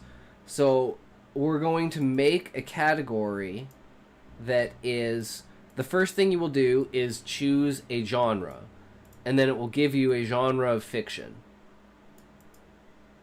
And then, from that genre, each one will pull its own one of these. And once you have the plot for it,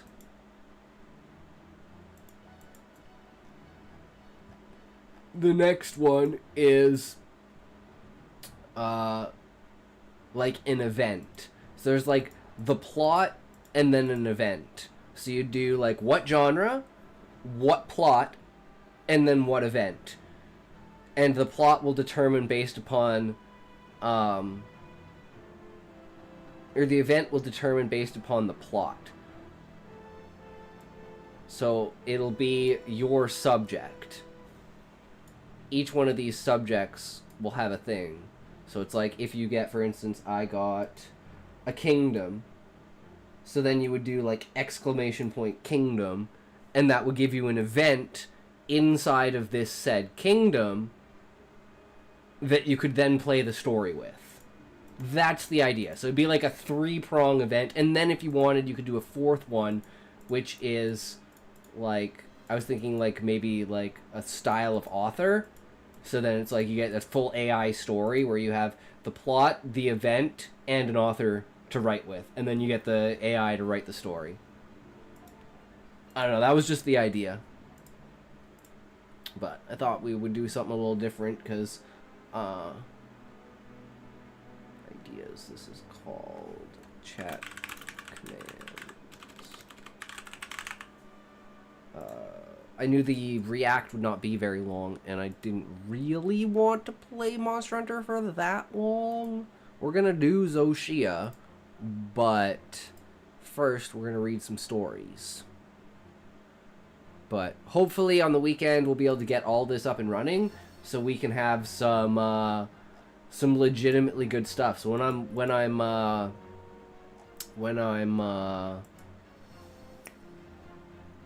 At a writer's block, I can just be like, throw me ideas!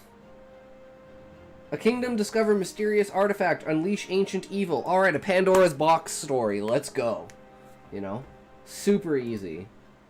Whoops, that's not what I wanted. This one. A thief discover cursed creature, demand ancient dragon.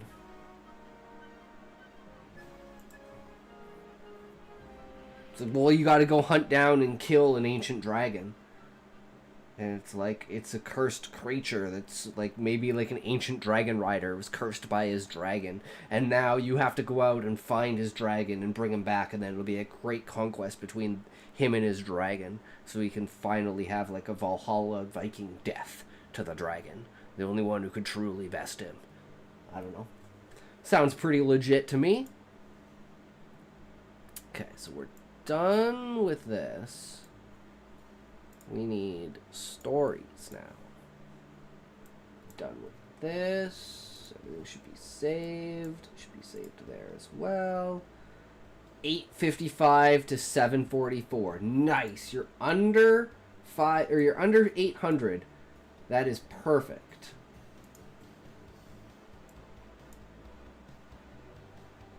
Get rid of that. I know it's here somewhere. Nope, I closed it.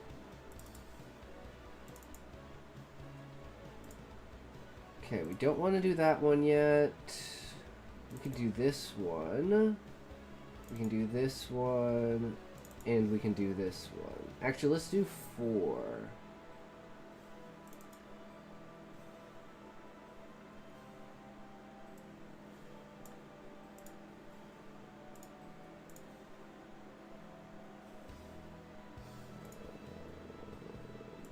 Short stories. React notes. Save. Okay.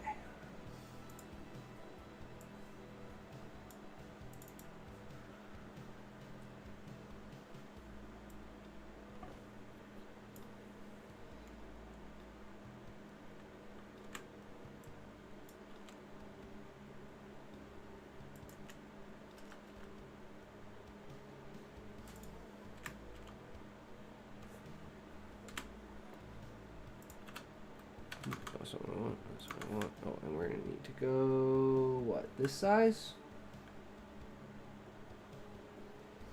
I gotta find like a set fucking size, cause I can't just like randomly keep doing different sizes. So let's just go edit. Let's go font. Let's change the font size to 36. What's 48? 48 is too big, so I think 36 is probably perfect. This is 36? Okay, yeah, no, that's like friggin' perfect. Okay, 2 paragraphs.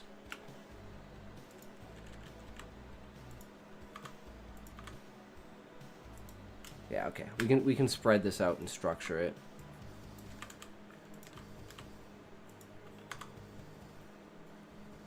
Does that one fit? Yes, it does. Okay, good.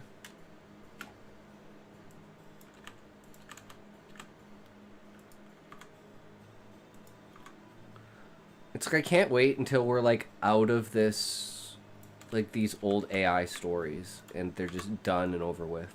Because these ones like fucking suck compared to like what we can do now. Because this is like, what, 2 months old? Some of these are like 2 or 3 months old. And it's like the shit that we've learned in the last 3 months as far as writing goes and how to structure the story and everything is actually quite fucking phenomenal. Like, I can't wait until, like, compare these to, like, the like, what was the last AI story we did was the, fuck, it was really good, and it was so good I didn't write an actual story. But I can't remember which one it was. Was it Garden of Options? No, that's the cell phone one, and I'm pretty sure I wrote the cell phone one. I'm not sure. But Actually, no. I'm taking a toke. Taking a toke before we do this, boys. And we'll get in it. We'll get on it. We'll get at it. We'll get her done.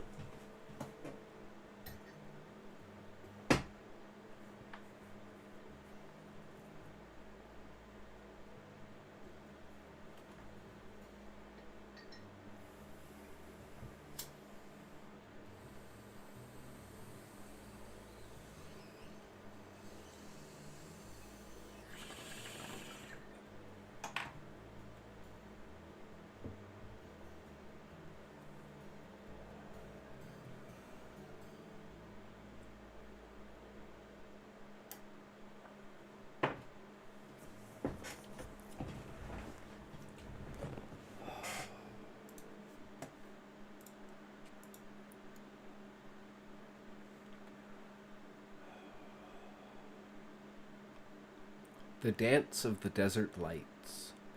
We are the watchers, the silent ones, suspended between the stars and the sands of earth. In the year the men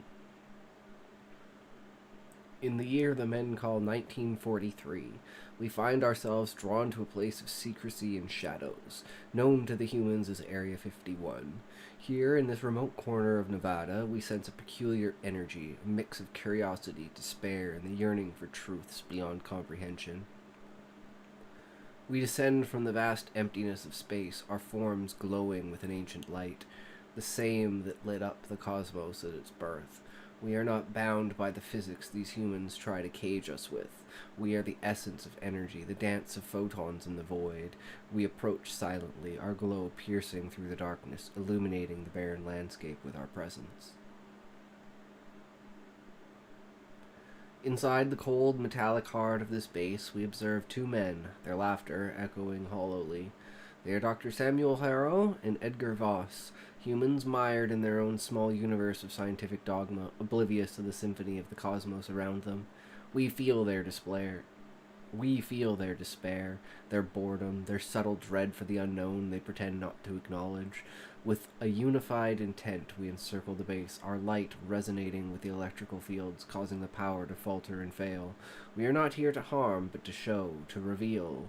The darkness we bring is not just physical, but a mirror to the void within their souls, the abyss of questions they dare not ask. Our light pulses, a heartbeat of the universe, as we converge over the lab, our energy focusing into a beam that pierces through the walls of their reality. We reach out to Samuel, the one whose mind is ripe with doubt, whose heart is heavy with the weight of the unknown as he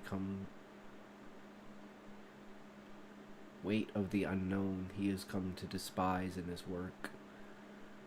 We envelop Samuel, pulling him from his corporeal form into the expanse of consciousness we inhabit. Here in the infinite, we show him the truth of his existence, the grand tapestry of creation, where his life is but a thread. We communicate not through words, but through the direct transmission of understanding, of seeing the birth and death of stars, the silent dance of galaxies, the fleeting spark of human civilization against the eternal night.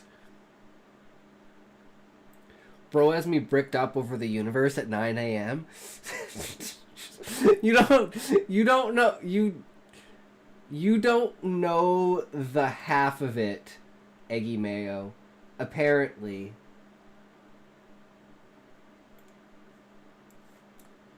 I'm fucking retarded. God damn it, get out of here! I just want to fucking unmute it! You fucking idiot! Gore or something, man. Like, there's so many monsters in the bestiality that could easily explain. Oops. Bestiary, but yeah, you know what I mean, right?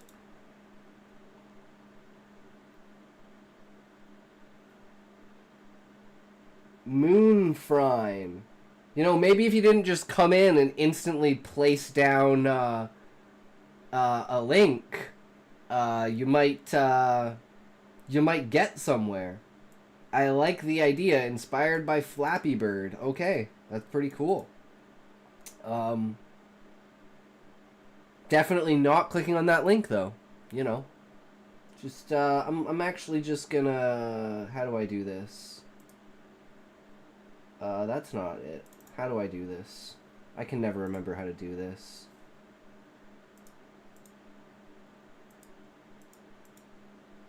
Why does this not fucking work? Do I have to do it in here?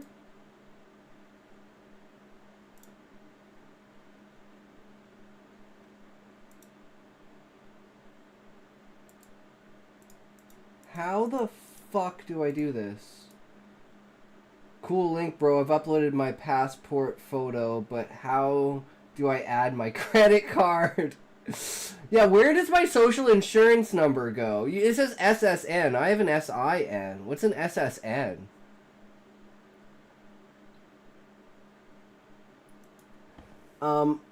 Eggy Mayo, you want to help me out here? How the fuck do I delete the comment?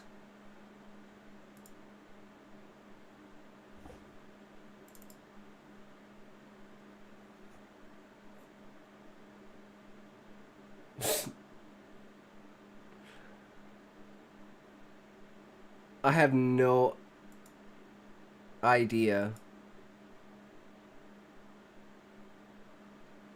That's not what I want. How do I like... Oh, there it is. Yeah, I want to open this. How do I like remove messages? I know you can do it. I've done it before. Wait, is it on the... No, it's not. It's not just... It isn't showing up for me. I mean, I don't want to ban the kid. I just want to learn how to...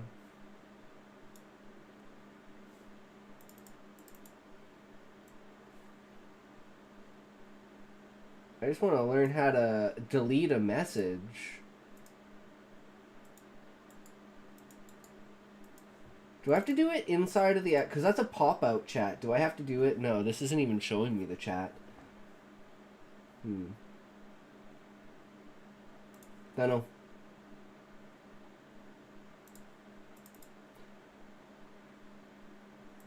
But either way, welcome, Eggy Mayo. These stories were before your time, so I hope you enjoy them, even though we're only halfway through the first one.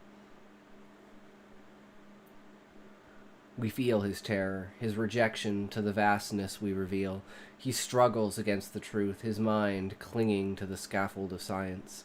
But we know it is not enough. We see his essence, the part of him that yearns for something more, something beyond the equations and experiments. We leave him then, not with malice, but with the burden of knowledge, a gift he cannot accept. His return to his body is fraught with the echoes of our encounter, a seed of doubt that will grow into his undoing. As we withdraw, our forms dissipating into the night, we observe the aftermath. Edgar, the younger, still clings to the light of his ignorance, not yet touched by the void. But Samuel, he is changed, his light dimming as he grapples with the darkness we've illuminated within him. Days pass in the human realm, and we watch from afar. Samuel's light flickers out, extinguished by his own hand, a choice made from the terror of infinity. His note, a confession of his encounter with the vastness, is a testament to our influence, however unintended. We are not vengeful, nor do we rejoice in his demise. We simply are, a part of the cosmos, a part of the cosmic dance, showing truths that are too often unasked for, too vast to be contained by flesh and mind. As we depart, leaving Area 51 to its secrets and shadows, we reflect on the human condition, its beauty and its struggle for understanding, and its tragedy and its refusal to embrace the unknown. We are the orbs of light, eternal witnesses to the fleeting lives below, ever dancing in the silence of the universe.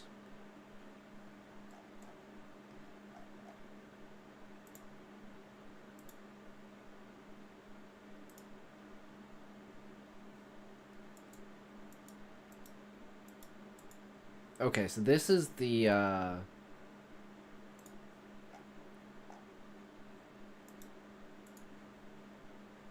this is the the fashion show.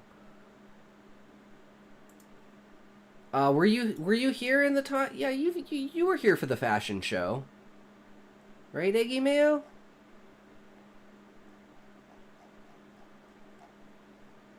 Either that or it really has been a long time.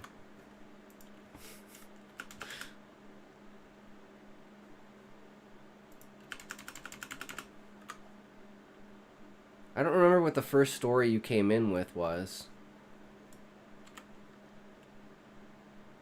I wasn't, I don't think. Okay. Well, the premise of this story is... Well, actually, I'm not even going to spoil it. You know what? Since you haven't been here, you can experience the story for the first time, and you can let me know what you think about it. Valiant been a goober again? I think the mod settings have changed because I can no longer delete messages. Has Valiant been a goober again? Maybe it could be Twitch. I don't know. But, yeah... Every time I confront him about it, he says he didn't do it, and I'm inclined to believe him. So I don't know if it's Twitch's side, or if it's legitimate, like, an actual thing. So, still have absolutely no idea. But, I mean, there's no reason for him to lie. I don't care. I just want to know if he is doing shit, because I want to know if it's him, or if someone else just randomly is doing shit. Like, I know on Kick... they changed my category a couple times because I was in just chatting when I was doing StarCraft stuff. It's because I was watching the ASL. So they put me in the StarCraft category, which is like, yeah, that's understandable. But they don't fuck with my chat.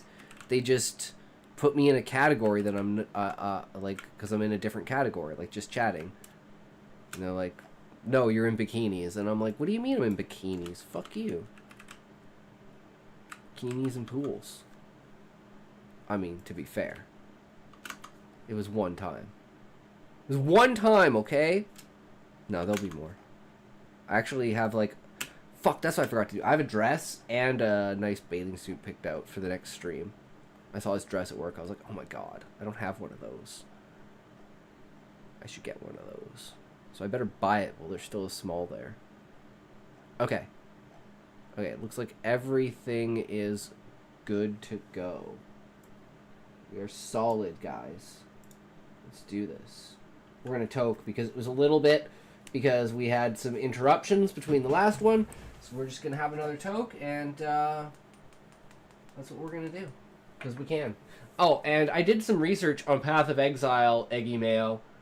And, yeah, no, apparently it's in a bad spot. It's in such a bad spot, Quinn was like, don't play it. I was like, oh, damn, so it's not just me. It's not just you. It's in a bad spot. Alright, don't play the hunt. It's all good. It's just the beta, man. Yeah. Because I was like, oh my god, dude. It was... I literally had to get to, like, level 6 to kill the fucking boss. Like, the very first boss. Like, the ice bitch who, like, summons the wolves. Because the wolves just kept fucking destroying me, and I couldn't kill them as the huntress. And then, like, I'm using my tornado thing, and I'm like, did I pick the wrong skill? And I'm like, dashing, sending out tornadoes, dashing, sending out tornadoes, dashing, sending out tornadoes, continuously dying. You know how I killed her?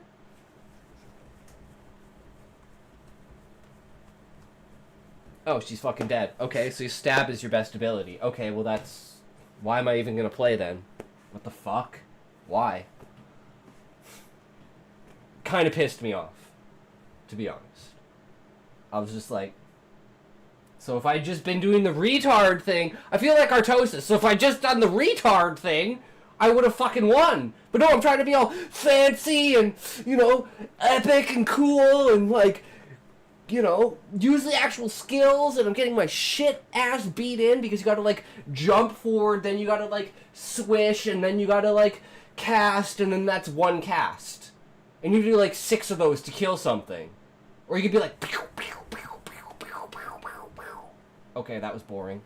And I was just thinking maybe I should have gone for the explosive javelin, because I wanted to play, like, you know how I wanted to play? This is how I wanted to play the fucking Huntress.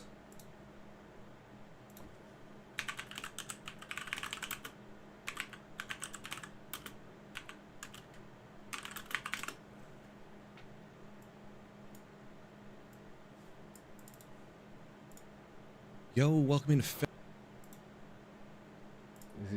Where's, like, gameplay? Is it like gameplay? Oh, here it is. Yeah! This is how I wanted to play Huntress.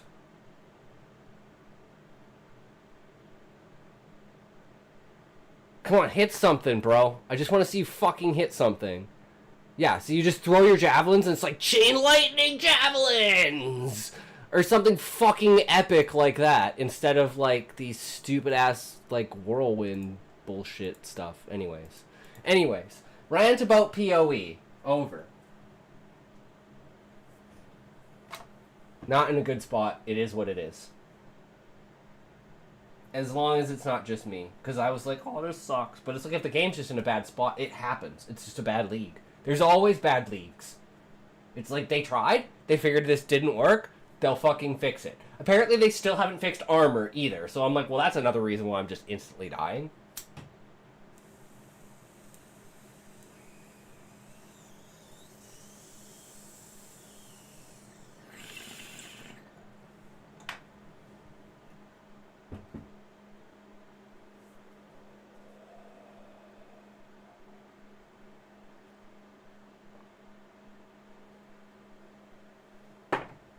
Okay.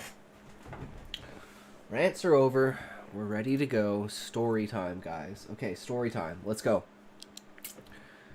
The stage was a shadowed abyss, a dreary cavern lit only by the harsh, intermediate flash of spotlights slicing through the gloom. It was October 2014, and the underground club, an old warehouse turned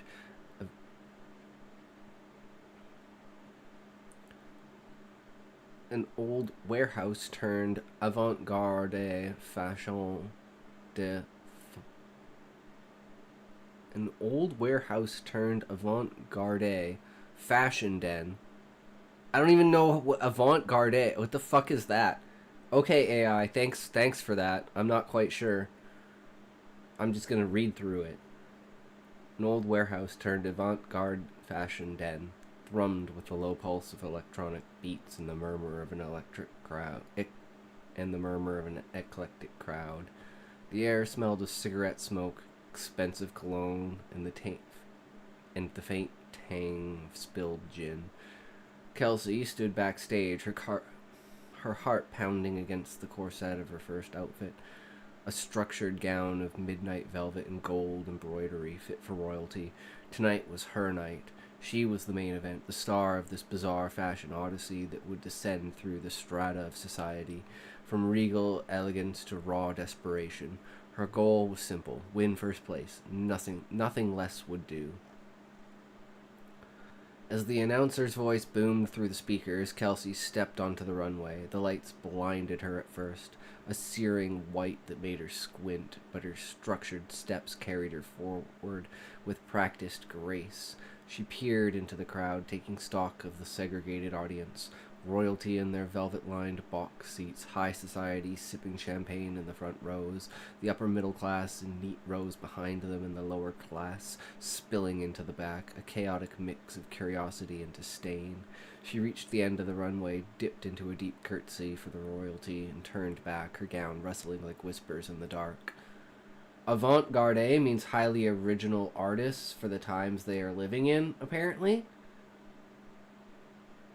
Okay, so it's like a language used inside of the fashion industry, and I'm guessing that's what it means, or like in like arts and stuff like that. Because I'm guessing that could also apply to writing as well.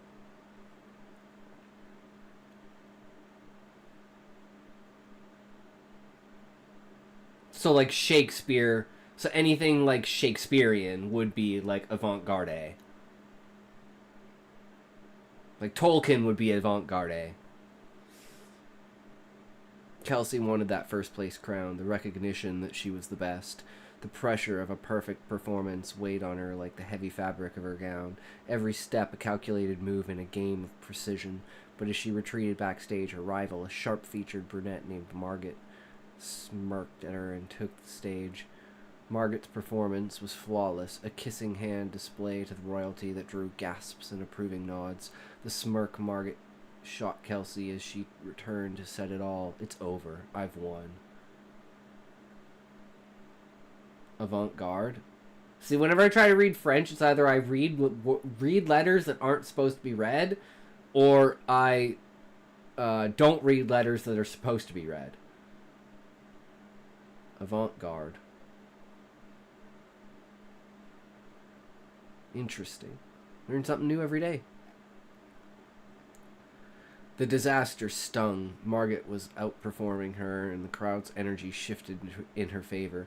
Kelsey's reaction was immediate. She had to step up her game. Backstage, she adjusted her knee-high boots, the stiff leather creaking as she flexed her calves. The dilemma was real. Making sharp turns in those boots was a gamble, risking a stumble that could ruin her. But she made her decision. She'd add acrobatics to her next routine, proving her stability and balance in a way Margaret couldn't touch. Yeah, in French generally ignore the last letter, I think. Okay. The next stage was high society fashion, a wild departure from the structured royalty look. Kelsey's outfit was a riot of crimson silk and black lace, something ostentatious and unhinged, designed to impress the men in fine clothing lounging in the front rows. Her goal was clear: turn heads, make them want her. But the conflict simmered beneath her confidence. Being too direct could backfire, alienating the subtle sophistication of this crowd. She launched into her walk, her strut bold and commanding. Then disaster struck. She stared too long at one man, a silver-haired gent in a tailored suit, and his wife's glare burned hotter than the spotlights. The crowd tittered and Kelsey's cheeks flushed. Her reaction was swift. Focus on the strut, not the stud. She pushed forward, hips swaying, eyes lifting to the stands in the back. The dilemma gnawed at her. Who in this sea of faces should she impress? The decision crystallized. The people in the back, the ones watching from the shadows, the ones who'd talk about her long after the night ended. She finished with a flourish, a cartwheel into a backflip, striking her left foot boot heel onto the stage floor. The riffraff scattered, and she looked down at them, then up at the stands with a wink before sauntering off. The upper middle class segment demanded dignity, sturdy, professional, purposeful. Kelsey wore a sleek navy dress and high heels, the epitome of polished ambition. Her goal was to embody that quiet strength, but conflict arose as she shared the stage with Margaret again. Their interaction was tense, a silent battle of poise and presence. Then disaster. Halfway down the runway, Kelsey's heel snapped, a sharp crack that echoed in the hushed club. She nearly slipped, her breath catching, but instinct took over. She turned and stumbled into an almost natural move, bending low, arms outstretched, spinning like a blade through the air. The crowd gasped, then applauded as she caught herself and walked back. A slight limp betrayed her effort to avoid the broken heel. Backstage, the dilemma hit hard. Sabotage Margaret's next walk or prove she was better? Sabotage was tempting. Spill a drink, loosen a seam, but too dangerous. She decided to outshine her instead, relying on skill, not spite. For the lower middle class, Kelsey donned a tailored dress suit of flat dress shoes, a look that screamed belonging. Her goal was to connect, to make the audience feel she was one of them. The conflict was timing, how long to linger, nodding to the crowd without losing momentum. She misjudged it, her nods too frequent, too rushed, and by the end she'd lost slight composure, her rhythm off. Her reaction was a spiral, a disappointment in herself for not being perfect, then a flicker of realization. Maybe a small mistake would win her points. No one was flawless, and that humanness might resonate. The dilemma loomed. Play it sluttily or sublime? She chose slutty. Leaning into a bolder, less restrained energy, she walked out again, hips rolling, a playful smirk on her lips, owning the imperfection. The final stage was servant class, and Kelsey's outfit was pure provocation.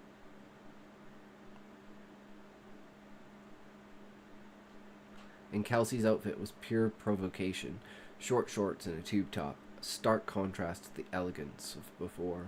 Her goal was to entice, to wield sexuality like a weapon, but the conflict was internal. Her self-image balked at this role, this caricature of desire. As she strutted, the disaster hit. She realized she had no choice. This was the show, the script, and she was trapped in it. Her reaction was to go all in, no half measures. She'd own it. The dilemma was technical, how to perform a trick without revealing its secret. She decided on she decided on a small dance routine for the second round, a move that would dazzle without giving away the mechanics. She took the stage again, the lights harsh against her bare skin, and let loose. The climax came during the upper middle class walk, when Margaret passed her backstage with an air of superiority that made Kelsey's blood boil. She hit the runway, determined to reclaim her night, but the snapped heel threw her off. Her recovery, spinning, balancing, limping back, became the talk of the night, a moment of raw grit that eclipsed Margaret's polish. In the following action, Kelsey considered sabotage but dismissed it. Instead, she poured herself into the lower middle class and servant walks, engaging the audience too long in one, rushing the next, and then strutting her sexuality with abandon. The final walk was her redemption. She licked her fingers, raised one leg high, foot overhead, wetting her toes with a theatrical flourish. She set it down, repeated with the other, then spun knee in, faster, faster, before stomping her foot and shaking everything she had. She skipped down the runway, giggling, spinning every few steps, a wild, untamed force. The crowd roared as she disappeared backstage. Margaret's smirk was gone, replaced by a tight-lipped frown. Kelsey didn't need to hear the judge's verdict to know she'd won, not just the crown, but the night itself. In that dark, dreary club, under the flashing lights, she turned every disaster into triumph, every doubt into defiance, and as the music faded, she stood taller than any royalty, a queen of her own making.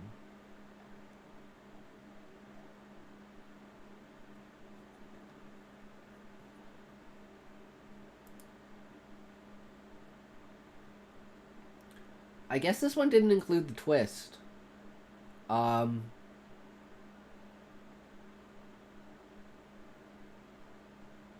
That's embarrassing.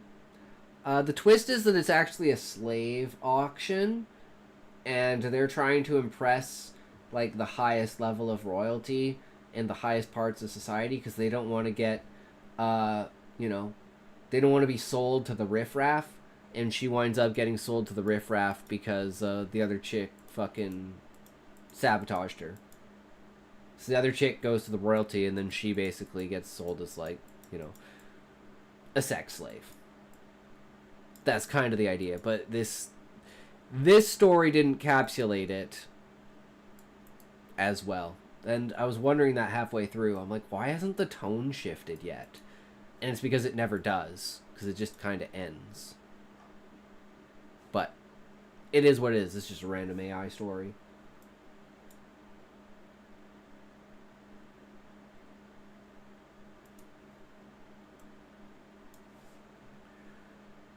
Didn't really hit the point, but that's okay. Oh, I like this one. This one is, wait, have we done this one? Hold on. How does this start? 2045?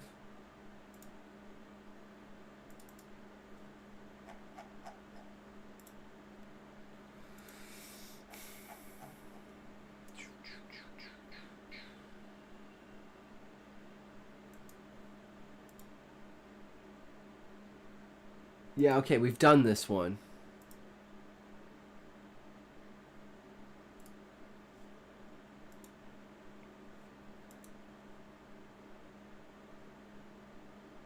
Okay, here's another one. Were you here for Eggy Mayo? Were you here for the cell phone story?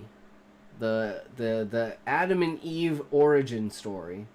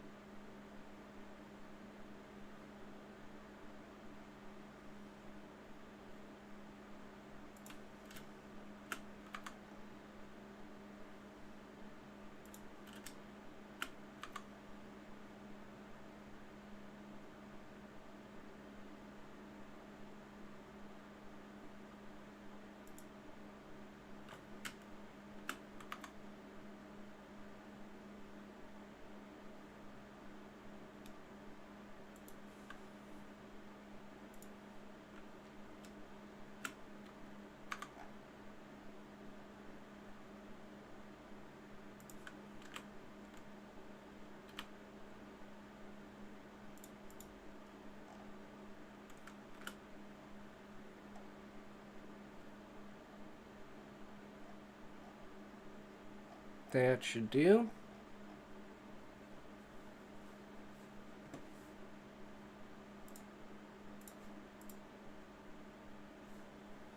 Alright, here we go.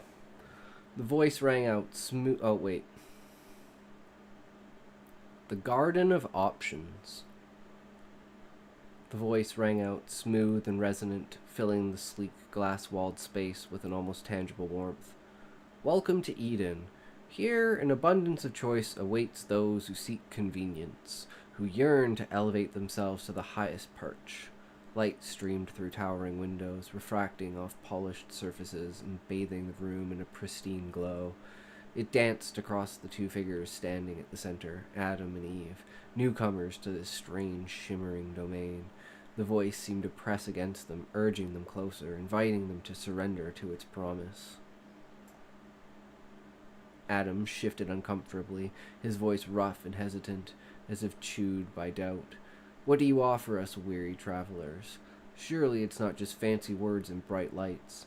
His eyes darted around, taking in the rows of gleaming devices displayed like treasures on velvet cushions. The voice replied with a cadence that felt alive, almost amused. Melon, nanners, kiwi, berry, rhubarb. The finest selection awaits. These are the best among our offerings, crafted for those who seek harmony and connection.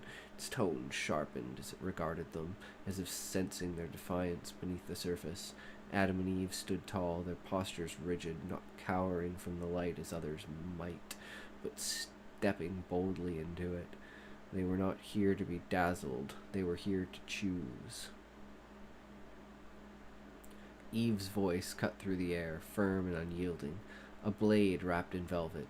What about an apple? Her gaze locked onto a sleek silver device perched atop a pedestal, its logo a bitten fruit glowing faintly under the spotlight.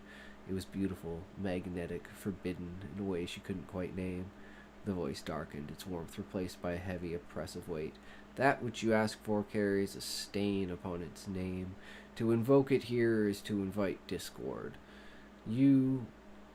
Do you not seek unity, a seamless bond with the world, rather than consuming all before you in selfish hunger?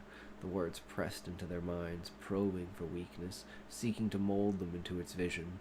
It was a force now, not just a sound, relentless, intrusive, a tide crashing against their resolve. Adam frowned, his hands balling into fists. Sounds like you're hiding something. Why's the apple off limits? His tone was a challenge, though a tremor laced it, betraying his unease. The voice turned its focus to him, softened slightly, as if sensing his vulnerability. Minds set on one path rarely wander the richness around them. Only those who know the way can stay upon it. Trust not your companion, for she seeks a loss. If you are worthy, seek another option. The truth lies bare before her, yet she is blind as a moonless night. Let not her soul be fouled by the broken things she craves. Strengthen her, guide her to the light of this path, not her own reckless desire. Eve's eyes flashed, her stance unwavering, the voice's words slithering into her ears, tempting, twisting, but she shook them off like a snake shedding skin. Tricks and fancy talk don't sway me. If you think you can leash us, to your side, you're mistaken. I know what I want, and I'll take it. Your warnings seal your fate, not mine. Her words burned with a fire that made the air crackle, her defiance a wall against the voice's will. The voice sighed, a sound like wind through shattered glass. Ways beyond my control have taken hold of such a willful soul. I shall weep for you when you fall into the pit you've chosen. All I can do is pray. But Eve was already moving, her steps deliberate, her hand reaching for the Apple device. Adam hesitated, caught between her resolve and the voice's plea, but he followed, drawn by her certainty. Her fingers closed around the cool, smooth surface of the Apple phone. The moment she lifted it from the pedestal, the lights flickered, the air grew thick, and a low hum vibrated through the floor. The voice roared, "You've chosen ruin!" The serene glow of Eden shattered, replaced by a harsh, sterile glare, a screen above flashing a contract. terms and conditions scrolling endlessly, binding them to a choice they didn't fully understand. Adam stumbled back, clutching his head. "What's happening? This feels wrong." His voice trembled now, no longer an echo, but a raw human plea. The device in Eve's hand buzzed, its screen lighting up with notifications, updates, agreements, a flood of demands they hadn't anticipated. Eve stared at the phone, her triumph fading into confusion. "Why did this happen? It's just a phone. Why does it feel like we've broken something?" She turned it over in her hands, the sleek design now a weight pulling at her spirit. The voice was silent, its presence retreating, leaving them alone with their choice. Adam sank to the floor, his breathing shadow. "We were told not to. We should have listened. It's not just a phone, it's more. Too much." His eyes darted to the other devices, the melon, the nanners, still gleaming innocently on their stands. "We could have had those. Why didn't we?" Eve knelt beside him, her jaw tight. "Because I wanted this. I thought it was freedom, power, but it's a trap. Look at it. It owns us now." The screen blinked, demanding a fingerprint in payment, a surrender of something deeper than money. She traced the Bitten Apple logo, her mind racing. They warned us, didn't they? But I didn't care. The store around them shifted. Eden's pristine walls dulled, the light dimmed to a cold fluorescence. It wasn't a garden anymore. It was a sterile showroom, a phone store masquerading as paradise. The voice had been God. The voice had been God, not a deity of old, but the store's omnipresent AI assistant, guiding customers through its curated selection. The apple wasn't forbidden by divine decree. It was a restricted model, locked behind premium tiers, riddled with hidden costs and unbreakable contracts. They'd walked into a sales pitch dressed as salvation. Adam's voice broke through her realization. "What do we do now? We can't undo it." His hands shook as he stared at the contract screen, its terms and noose tightening around them. Eve's grip tightened on the phone, then loosened. "We stop. We give up." She set it down on the floor, not back on the pedestal, refusing to return it to its glorified perch. "I won't let it control us. We'll walk away." Adam looked at her in disbelief. Disbelief warring with relief. "Walk away? After all this?" "Yes," she said, standing tall despite the weight of her mistake. "It's not worth it. Let it keep its light, its promises. We'll find our own way." She turned from the device, from the flickering screens and the oppressive hum. She strode toward the exit. Adam lingered a moment, then followed, leaving the apple behind. The voice returned, faint and mournful, as the glass doors slid shut behind them. "You've rejected the glyph. You've rejected the gift. Eden mourns your loss." But Eve didn't look back. The cold air outside hit her like a cleansing wave. The unforgiving landscape of the parking lot stretched before them. It wasn't paradise, but it was theirs.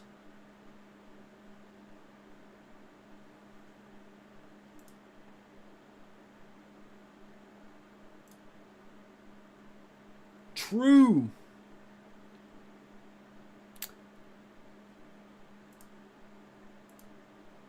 All right. Now for Monster Hunter.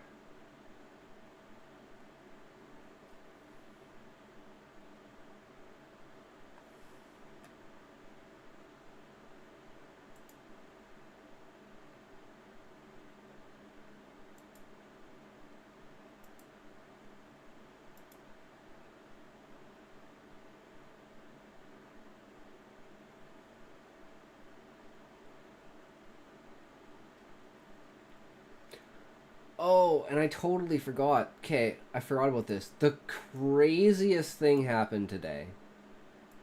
Okay. The craziest thing happened today.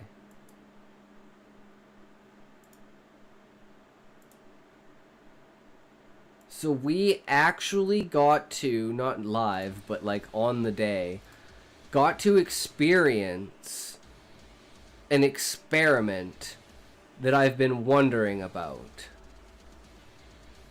Where is it? I think that like we're gonna have that's crazy that by the game to an size. I think it's The after game's this. It got these core elements from Dealer Simulator. Yeah, there's way yeah. that he- Okay. Yeah, this right here. Right here. Games claiming it copies core elements from Dealer Simulator 1 and 2. The investigation is reportedly focused on similarities in plot, mechanics, and UI, casting a legal shadow over what is one of the fastest growing indie games on Steam. Okay, it's still not. And then they go to college. Can't be two spoilers. See, this is really like Okay. I'm getting. This is weird for me to see this. This is really weird for me to see this guy. 29 subscribers, 176. Here we go. This is Yo, today I came. Perfect. because Perfect. they thought of the idea of changing the color of the tire wheels. Oh, you can put a spoiler on your car? Wait a minute. We can put a spoiler in our car. How? No, we can't. Like, there can't be two spoilers at the same time. What's going on with this? This is so stupid. It's dumb as a motherfucker, man. And so, yes, this is crazy. And I'm glad we got this one guy with 100. This is. Yo, today I came across an article, and I just read the title while I was pooping. This is the only guy who gives a fuck, man. This is the only guy who's keeping it real. He has 14 subscribers, 176 views. Scrolling through Google, as one does, you know, and I just had to make a video about it. So let's. This is crazy for me to see. This is really like I'm getting. This is weird for me to see this. This is really weird for me to see this guy. Just get right into it. Yeah. Schedule 1. So, anyways, the idea that we now have a case study of what happens when Asmon finds your channel. So let's go look at this guy. So from 14 subs and 160 views. Go channel.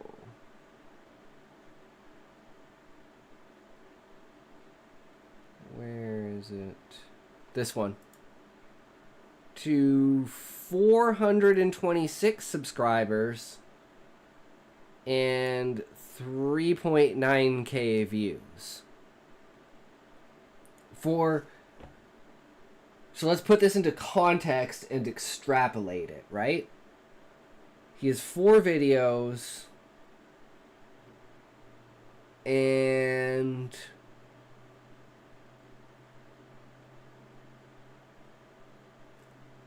that's it. So there's no real incentive on his channel, right? So it's like the only incentive on his channel is the fact that Asmon found him to watch this video. So extrapolate that to a channel that actually has content on it and would draw more people towards it. I think that this sets a really good case precedent. Hellish_rated now stream with shit! its viewers. Welcome raiders to the stream. We are back, Raid! Be outside. I don't want to have to talk to your mom. Well, I will be there. Alright, well, this is kind of perfect timing. So we're just gonna do this for now.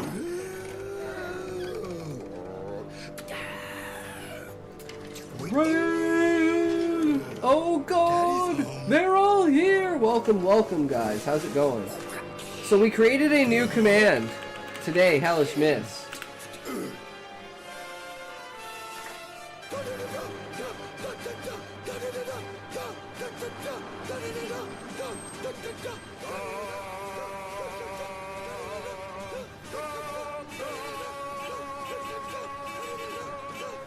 Quit hockey, I heard you the first time.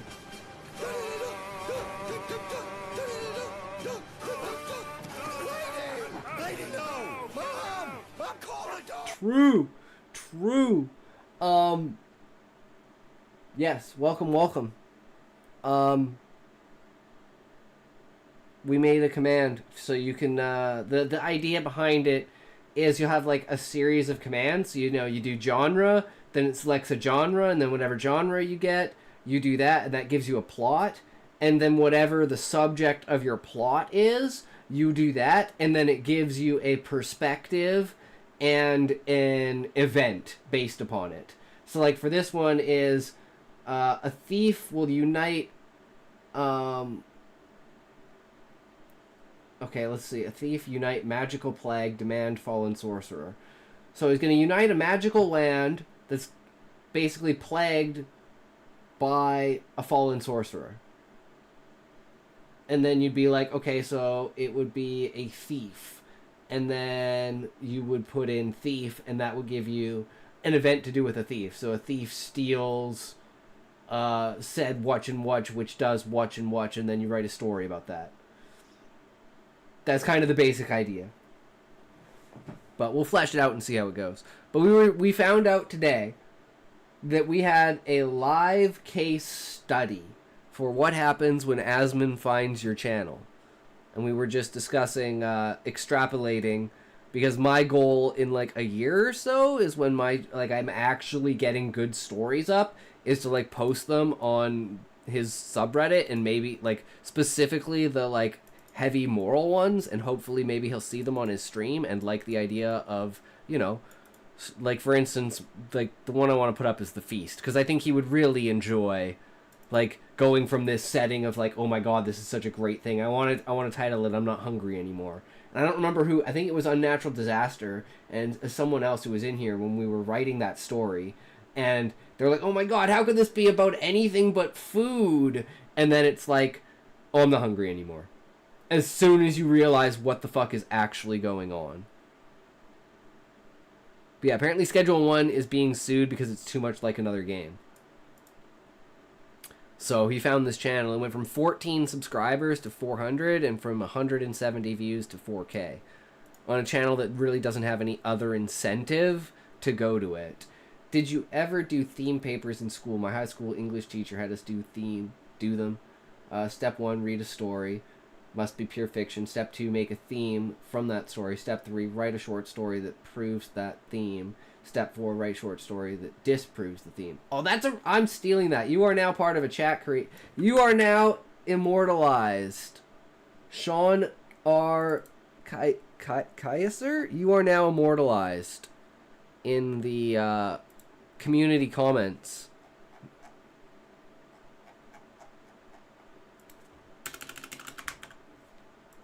Boom. Have a good night, Hellschmidt. Thank you again for the raid, good sir. Always appreciate it, man. I can't wait till we can get together and actually have a discussion about the things I want to add in your book, that religion. We want to add a religion, so my idea is it's a religion that is extreme. It's like a veganistic, extremely against like any kind of like hurting anything, animals, other people, sentience or not, even like hurting animals or hurting plants themselves, not just like letting the buds, like the fruit fall from the plant and then gathering the plant, not ripping the fruit from the plant or stuff like that. But they're like super religious, super fanatical, and it's like this really small cult, but they're like the masters of like mental manipulation and blackmail. So they'll like find something on you, and then they will completely like indoctrinate you into the clan based upon that blackmail, and basically hold it above your head and force you to do these certain things. And then it keeps expanding out because it's so good at like manipulating and fucking up and finding those fucked up people. And then it's literally, you can't, like, anti-cooking, cooking is sorcery, like all kinds of like science is also sorcery and stuff like that. Like the Simpsons joke, I'm a level 5 vegan, I don't eat anything with a shadow. Exactly. Yes, that's true. Those were fun, aside from reading the pure fiction story, since in my school's library the only pure fictions were westerns, not my favorite genre to say the least. I see. I'm a search for world records, strats, be right back. Alright, sounds good, Muffin. But yeah, so it was really cool to see literally this happen in front of me. Like, it's a case study for my expectation. I'm like, if Asmon ever did look at one of my things, and this guy wasn't even on his Reddit. This guy was just like, Asmund just found this guy's video because he was the only guy who had a video about Schedule 1 being sued. So, because it just happened like an hour and a half before that. So, imagine like actually being on the subreddit and being like upvoted. Like, I couldn't imagine. But our stories aren't good enough and the channel's not big enough. When we have like 100 stories on there, and we do like another really good one like The Feast, then we can put that up. I think that'd be really cool. But that's like the ultimate, that's like the nuclear option, right? You don't want to waste the nuclear option right off the bat, because then you're going to lose all your steam. You got to work up to the nuclear option. And it only works once. So you got to make sure that the channel is solid before you even attempt to do it, right? SeenRKS01 is now following. Thank you for following SeenRKS01. I hope you are enjoying the stream. Less than 4 less than 3 plus 1. Hatred was just telling me he used to Arch Commander Consummate and thinks he'd be a perfect match for us.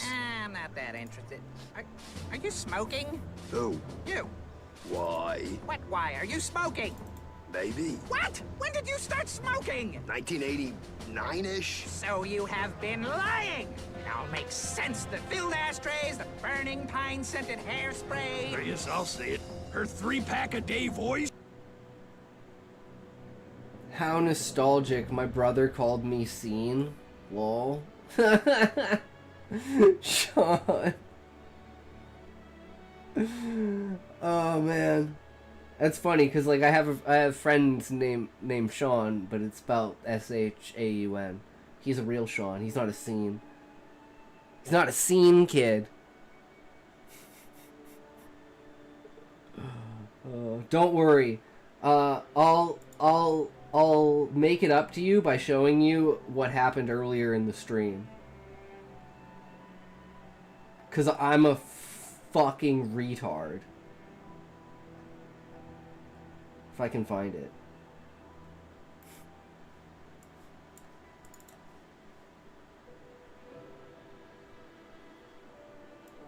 By a mandragora or something, man. Like, there's so many monsters in the bestiality that could easily explain the Moogles of the Kate Sith. Bestiary. Scene, wow, throwback.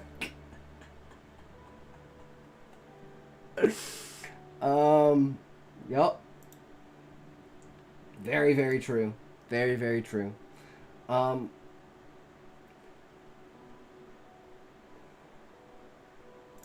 Let's see here. I am Boxy.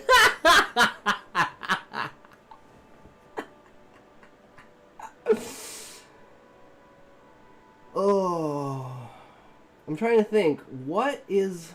Okay, what's the biggest one? Okay, the banquet, but we don't want to do that one yet. The stage is the next. The rest are pretty small. We already did that one, but it was the other one. Maybe Sunken Deaths. My spelling would be Irish. Well, my family name is German, but the bloodline is Austrian, though that's practically the same. I never blame anyone for saying my family name wrong by reading it. It's actually the words Key and Sir put together. Keyser. Okay, I wasn't sure if it was Kai or Key. So Sean R. Kaiser. Keyser, sorry. Jeez, I'm an idiot. Scene Keyser. I mean, Sean Keyser. Sorry, I'm a troll. I'm a troll. I like the title of this one, so let's just go In My Mind.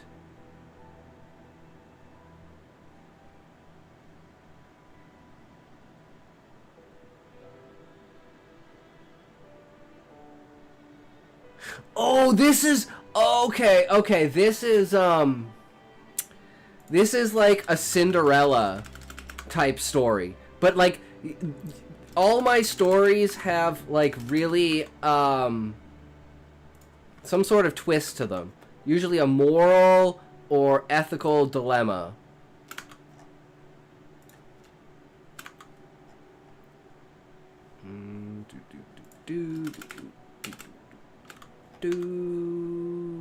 That should do it. Alright. I totally forgot about this one. This one's really good. I really like this one. Okay. Pull this out. Do that. Pull this up. Get rid of this. Alright, here we go. Are you guys ready? The snow flaked against my pristine hair, the bun holding firm from the ravaging of the wind. I held fast to my dress, knowing the time would soon come of warmth and company unlike any met. The fairy had told me that the pumpkin carriage was awaiting me upon the distant hill. I had been reluctant at first of these dreamy whispers. They have led me to dark places before. The metallic taste of pills and the dryness that follows sank deep into my throat. The bits of snow cascading into my maw were but tears, cold and lifeless, pressing against my broken tongue. The hill loomed, and the image of my ride shone bright before me. My heart was ecstatic, and for the first time in ages I had hoped that the truth might be that which I refuse to see, not others. I looked to the path ahead. The bushes swayed with the tempest as the snow gathered into an almost corporeal form. The sound of bells and singing enticed me to press on. I could hear the echo of a neigh from the hill, the horses readying for my arrival to take me to the palace. "Mike, we got a live one!" Alex placed his coffee in the holder next to him and placed his hand on the car door. "Not her again," Mike exclaimed as he turned on the siren for the patrol car and turned it around to face the woman standing at the edge of the road. Alex opened the door, getting out of the car as he looked with frustration towards the sidewalk where the woman stood. Her frizzled hair was such a ragged dress that she wore it seemed too little of coverage for such a winterly scene. She held a large hollowed-out pumpkin in her arms. "Mindy, you can't keep doing this kind of stuff." Alex put his hands out towards her. "Even at my loys, I'm a family guy."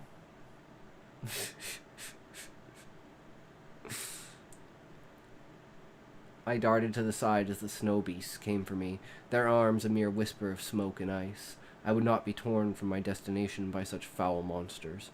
With the strength of craze and frantic expression, my legs beat against the ground, the hill coming ever close to meet me, the sweep clasp of hooves on pavement and the wind carrying the scent of worn horsehair and the tingle brought to the back of my throat. It caused a wheeze to wreak devastation on the tempered snowfall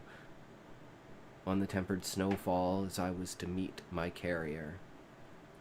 Reminds me of a school English paper in elementary school. I called it Mind of a Moron. The purpose was to make the worst sentences, paragraphs, and worst choices possible. One of the lines from that assignment was, Pathetic people place peculiar porcelain puppet upon particularly prominent precipices, parting potent pines. If that wasn't bad writing, I don't know what is. Just hold on and I'll show you some worse writing. "That woman is going to be the death of my career," Mike stated as he huffed down the street chasing the woman. He reached for his handcuffs on his belt and readied them as he looked up to see the woman standing atop the hill of the road, staring down the other side. She had placed the pumpkin on the road and was yelling into the frozen night air about a royal palace and her prince she was going to see. Alex shook his head. "These kinds of people need to be in institutions. Would keep us from having to run around every month for another cuckoo conundrum." The woman climbed inside the carved-out pumpkin and launched herself down the hill. I opened the door of the carriage as the wind blew in my face. Raising my hand, I guarded my hair from the storm. It had to remain perfect. The fairy had said my hair would be my winning prize, this night with my prince. Stepping into the walkway upon which led to the grand gates of the large palace that appeared to beckon me with its majestic charm, I began to hear the bells and songs once more of the great palace. I was to be the newest edition of grand royalty. It was mine by right through the vision of a fairy. My trust was naive, yes, but who would not trust in such things when the only downside is a mere gesture of indulgence? I knew things would not be so easy as the snow began to gather behind me and the roar of the beasts on my heel prompted my action. I turned to run for the gates, for the prince and his guards would surely defend me from such creatures. They are not of this They are not of this ground, they are far from it. So if he wish me upon him with sight, he find me, I shall be of one with him, for there is not others that can satisfy the cunning of such a man. My mind burns to the knowledge he possesses, for the craving of stories and imagination take me with them to unknown worlds. I see it now, the hands of the beast reaching for me. The pain strikes my back, my limbs weaken as the world seeks to thrust itself into my vision. I am passing through this broken earth, the darkness swelling around me to suck me into its abyssal demise. AI stories a good source of humor since they have no clue what they're writing about. Yeah, that's why we have a shit ton of AI stories.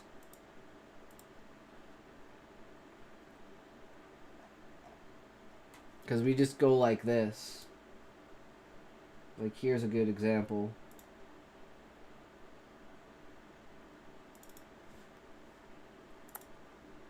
Seems more painful to me than anything. So it's for the lulz. Why read AI stories? It's a, like, how do I say this? It's a practicing tool. So, for instance, I like to write very poetically and esoterically and, like, abstract and out of pocket. And it kind of works for, like, my style of writing for short stories. Oh, no, this is why I'm explaining. You also never know when AI will accidentally give you good inspiration in the form of concept that you hadn't thought about. That's exactly why I use it. Because we'll make this, essentially, right? Oh, we didn't do an AI story for this. This was the last story we wrote. It's going to be a series that we're doing in a prequel to the book that I'm writing. And we take all of these, and then we go like this.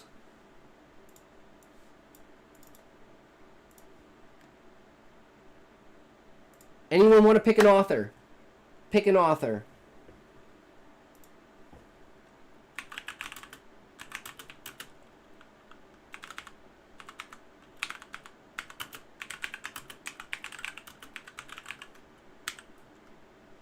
Herman Melville. Okay.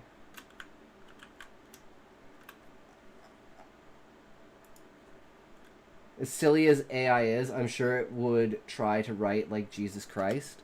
Well, we're doing this experiment live, so let's find out.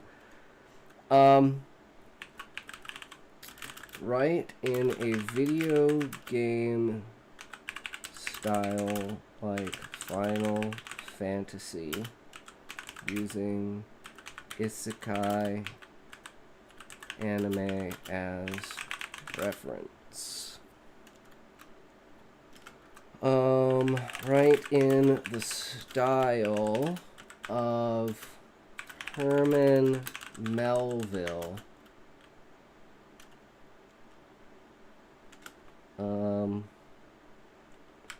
Personify the Mandragora as the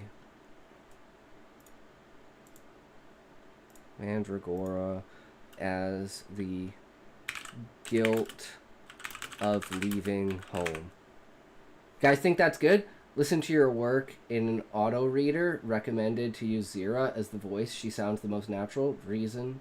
Her reading will point out many incorrect spellings or poor word choices. True. But most of my stuff is completely unedited. Like, none of that stuff is edited. So it's just the raw, like, speed run. We just like, alright, 2-3 hours on stream. We make the idea. Like, the newest one, for instance, is a tourist trap.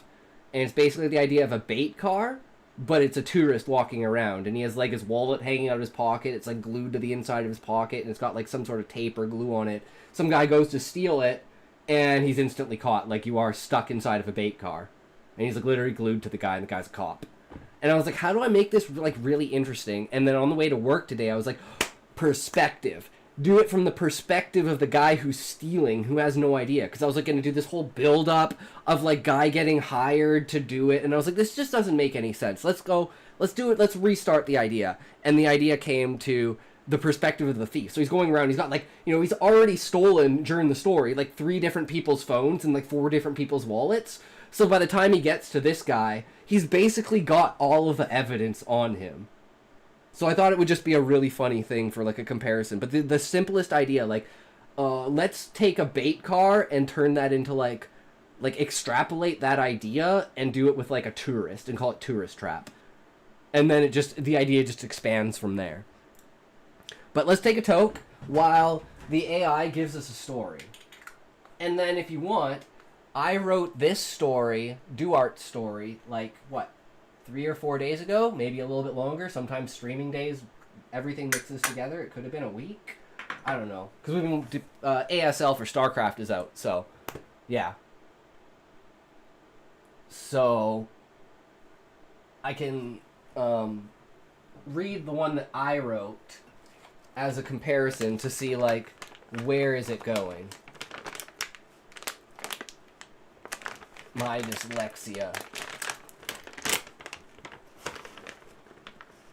Duarte.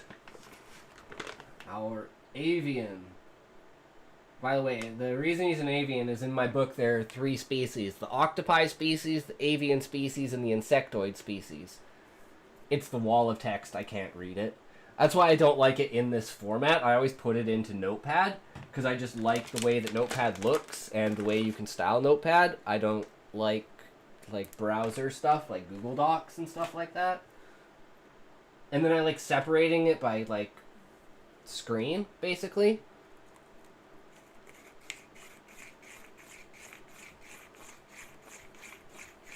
Yeah, most internet stuff is rough on me.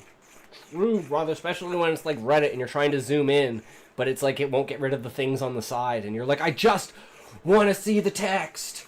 Fuck off. I had my Notepad on my phone update and become like pay to win, I guess. So it was like, because I had been using it for so long, it was like I literally couldn't access my notes on it and change them because I had like too much shit on there. So I had to like copy and paste every single note to a freaking new app. Because there's like no like basic... I thought I had a basic Notepad on there. Turns out I didn't. Now I have something called Joplin, which apparently was super recommended. So now I have like 3 different ones plus that. I'm IP banned from Reddit. I'm banned from short stories. You want to know what's fucking hilarious? So I'm banned from short stories.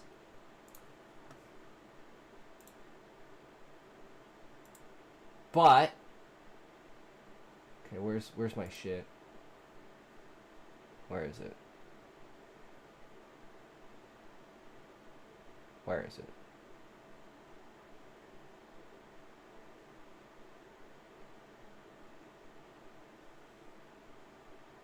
Where's the one that says that I'm banned?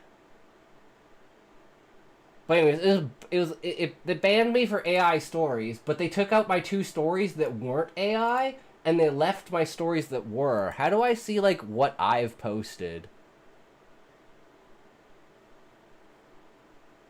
Like, where are my posts? I don't know how to use Reddit at all.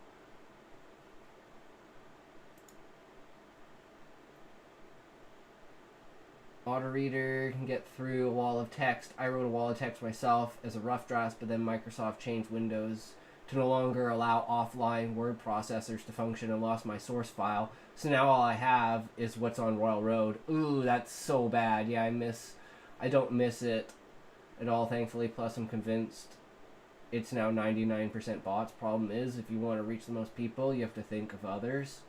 True.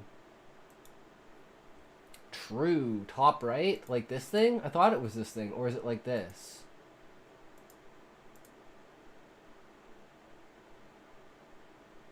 I use LibreOffice. I just had to turn off autosave. Kept crashing it. Ooh.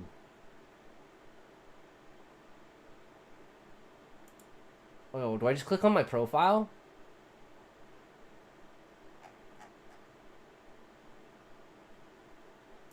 Yeah. So I got banned for being like, why do people think my shit's AI? Yeah.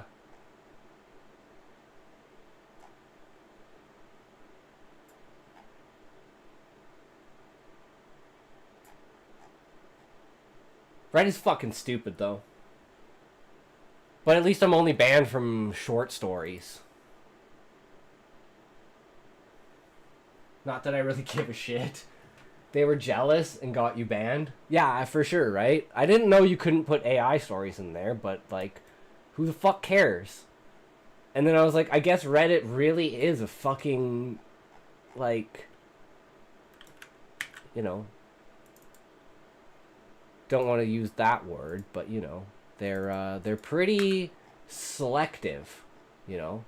Soup and then word, if you know what I mean. Avian the Monk of Ifrit.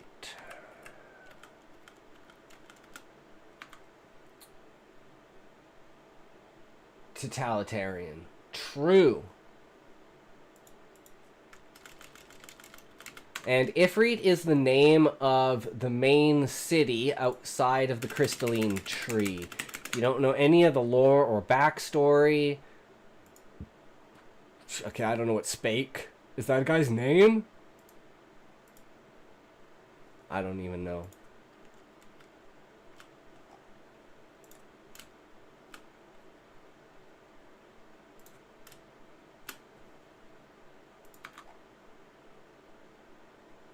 Oh, it's the it's the way that the language is being said. It's like using Shakespearean language, right? Because of the time period.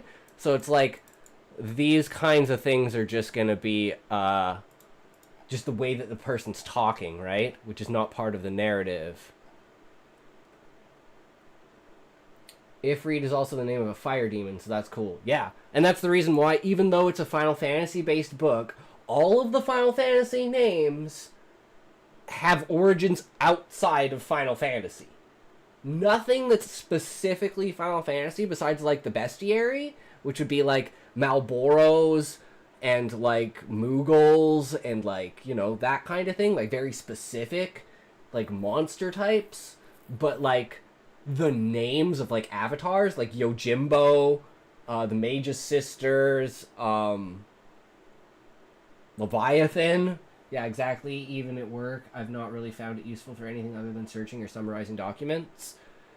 Is this the AI story? Yes, this is the AI story. I got one AI to admit that it is just the middleman between me and a search engine. In other words, it's a search engine. If you ask AI outright if it is a search engine, it will say, no, I'm different. But then, yeah, I know, right? Yeah, AI is really fun to fuck with like that. Like, you should have seen the shit that we did when DeepSeek first came out, and we made a bunch of stories about China, and literally DeepSeek wouldn't let us, like, it wouldn't write the stories. Because it's like, oh no, you can't talk, it'd like start writing, and then it'd be like, nope, we can't do this. I'd be like, oh, that's not what happened at Tiananmen Square in 1989? Oh, I didn't know that. I thought that's what happened in Tiananmen Square. No, Winnie the Pooh. I'm just using Grok on Twitter. Like, I don't actually have... Like, I have DeepSeek that runs, like, on a browser, like, offline mode. But, always use every tool at your disposal.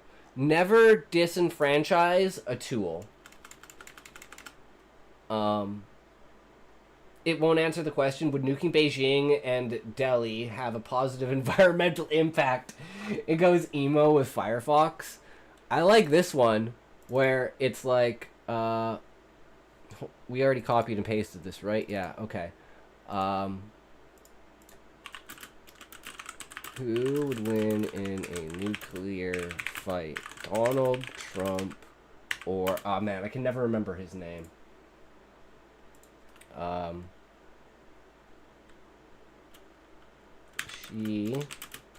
Is it Jinping? Jinping, okay. Xi Jinping.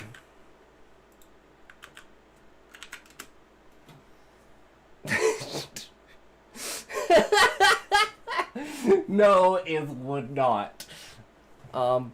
Predicting the outcome of a hypothetical nuclear conflict between leaders like Donald Trump and Xi Jinping is impossible to determine with certainty, as it hinges on countless variables: military strategy, resource availability, alliances, and sheer luck, none of which an AI like me can definitively calculate. Trump, as a former U.S. president, would have commanded the United States nuclear arsenal, which includes about 3,700 warheads per recent estimates, highly advanced triad of delivery systems, submarines, bombers, and land-based missiles, and a robust defense networks. Yeah. So who'd win?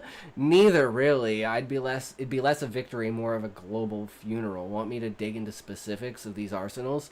What if they both fired one nuke at each other? Who do you think would actually hit? This is just a joke toward the Japanese or Chinese having like terrible infrastructure and like just their shit, like just not giving a fuck about where stuff lands. And so we could send 1,000 nukes over there, but we send one. If we're only allowed to nuke one, we have to make sure we're gonna hit the fucking White House or the Pentagon. What if they kissed in the movies? Ooh, woo. Look, West Taiwan keeps having all their buildings collapse and their workers are burning down their factories. Man, China is so fucked right now. If you watch the China show, and if you don't watch the China show, you should go watch the China show. 'Cause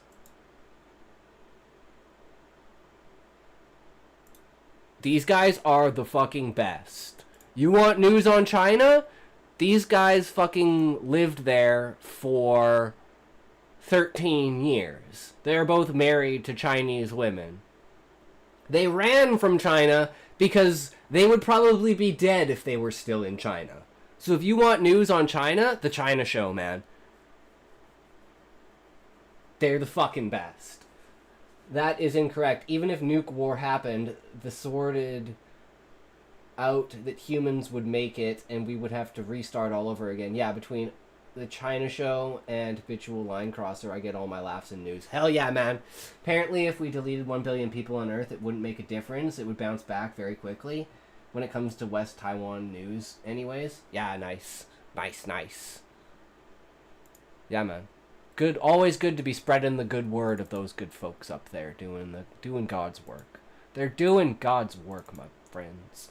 'Cause I'm too scared to do it myself. Did we finish it? Okay, yeah. So we're ready to go with this one. Azariah Kelsey is now following.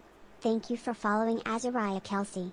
I hope you are enjoying the stream less than 3 Hi, plus sweetie. Hatred was just telling me you used to Arch Commander Consummate and thinks he'd be a perfect match for us. I'm not that interested. Are you smoking? Who? You. Why? What, why? Are you I smoking? didn't smoke my bowl. Maybe. What? When did you start smoking? My friend got a white monkey job in China. He's on the side of dentist in some random town. I mean, as long as he's getting paid, right?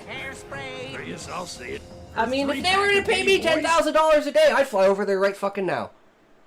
I ain't shitting you. I'd spread all the propaganda. As long as I don't believe it myself, and I'm making a fuck ton of money, I wouldn't give a fuck. I'd just make them think that I did. You know? You gotta play smart. He also got paid to stand by a DJ booth just because he's white. Yeah, true. Did you see the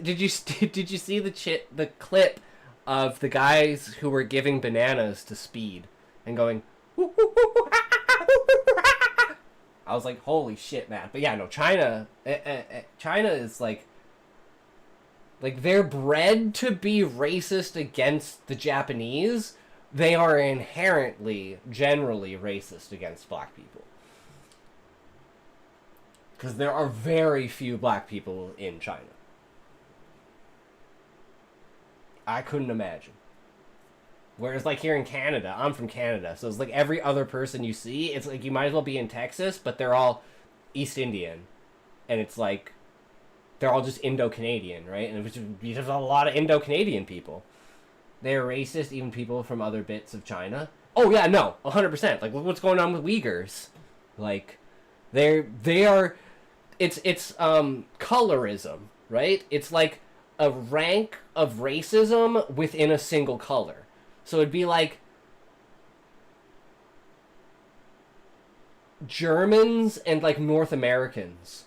Because like, you know, like a tan North American versus like a pale white German.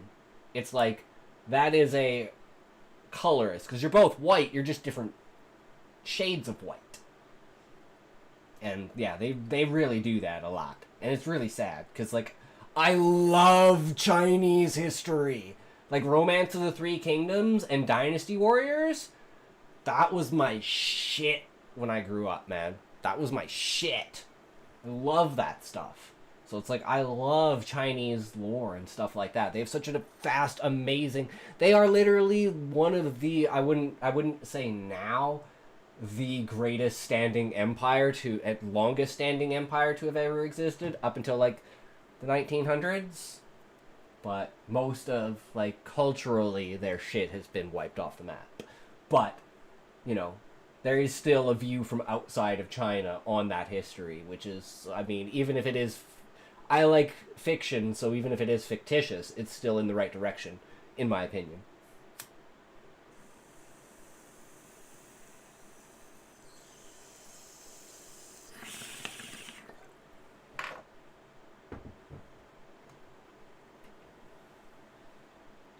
Because unless you know someone who lived it, and you trust that person to not lie to you, it's a story, not necessarily fact.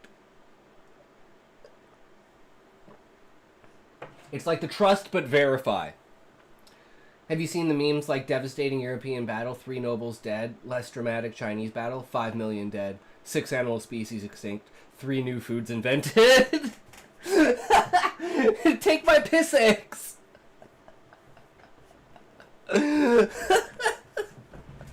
True. True, Eggy. Okay, let's see how well this AI wrote this story.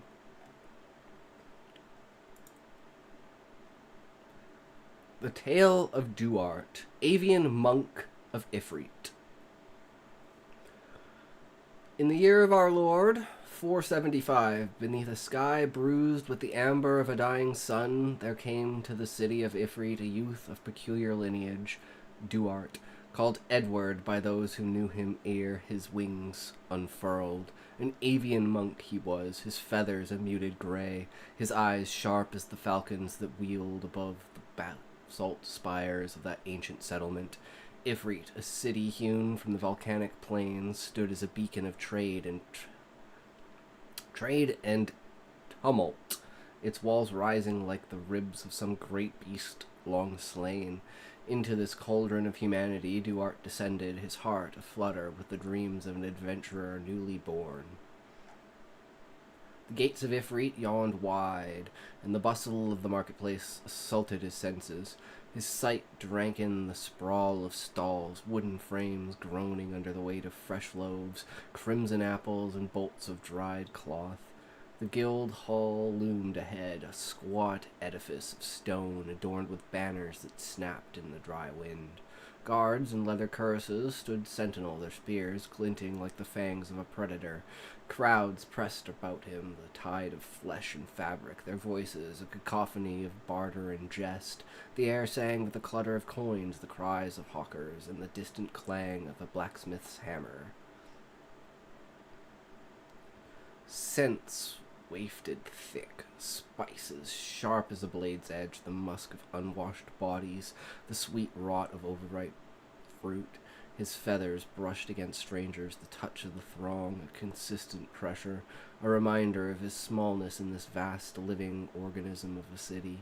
Duart, with his purse light but his spirit buoyant, sought the guild's favor.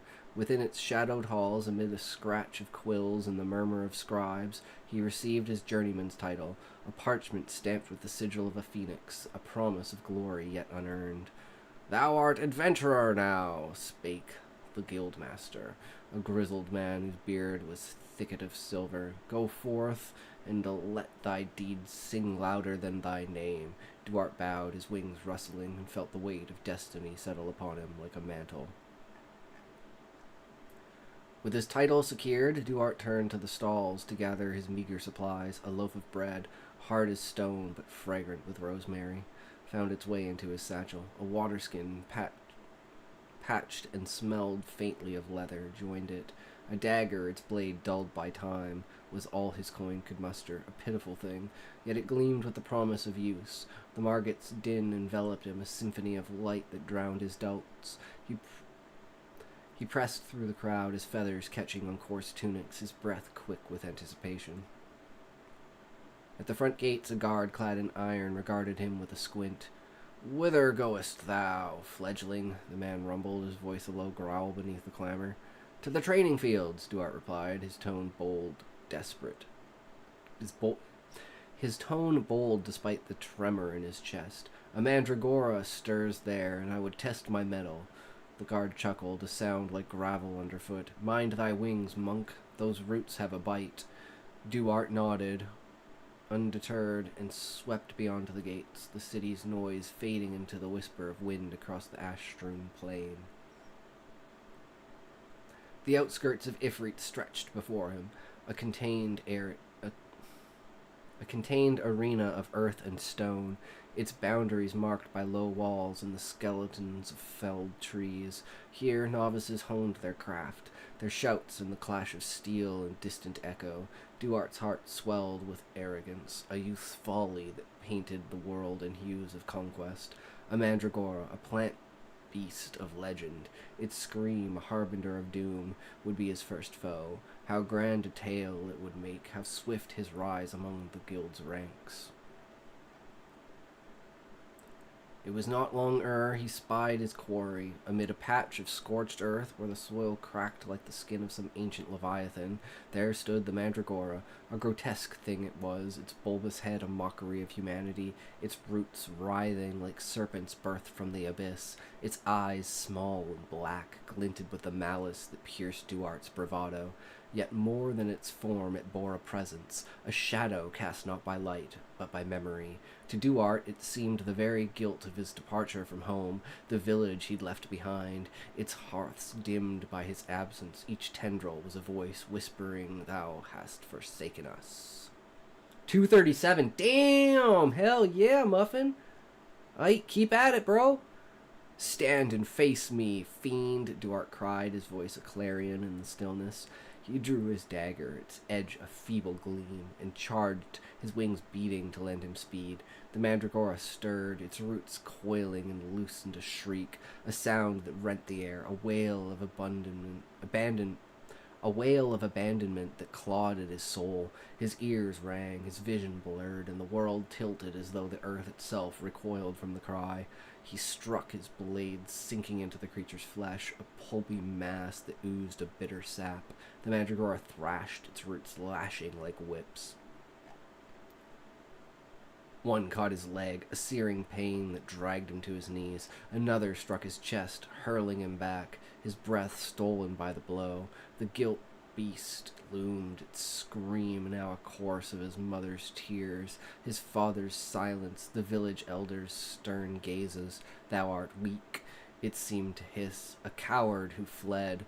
Duarte flailed, his dagger lost in the dirt, his wings beating feebly against the onslaught. Life as an adventurer, he learned in that dire moment, was no ballad of triumph, but a brutal dance with death. His arrogance shattered, replaced by the cold grip of fear. He was no match for this foe, this embodiment of his own remorse. The realization struck harder than the mandragora's roots. He was in peril, his life a thread frayed by his own hubris. With a cry, half prayer, half plea, he scrambled back, his hands clawing at the earth. The beast pursued, its tendrils snapping, its wail a relentless tide. "Help!" he shouted, his voice cracking, a fledgling's call to the winds. "Guards! Anyone!" His wings, battered and torn, lifted him just beyond a root's grasp. As he stumbled toward the gates, the mandragora's shrieks fading into a mocking echo. He ran, his breath a rigid sob, his body a tapestry of bruises and shame. The training field blurred past, its walls a cruel witness to his defeat. At last he glimpsed the guard, that same grizzled figure now sprinting toward him with spear in hand.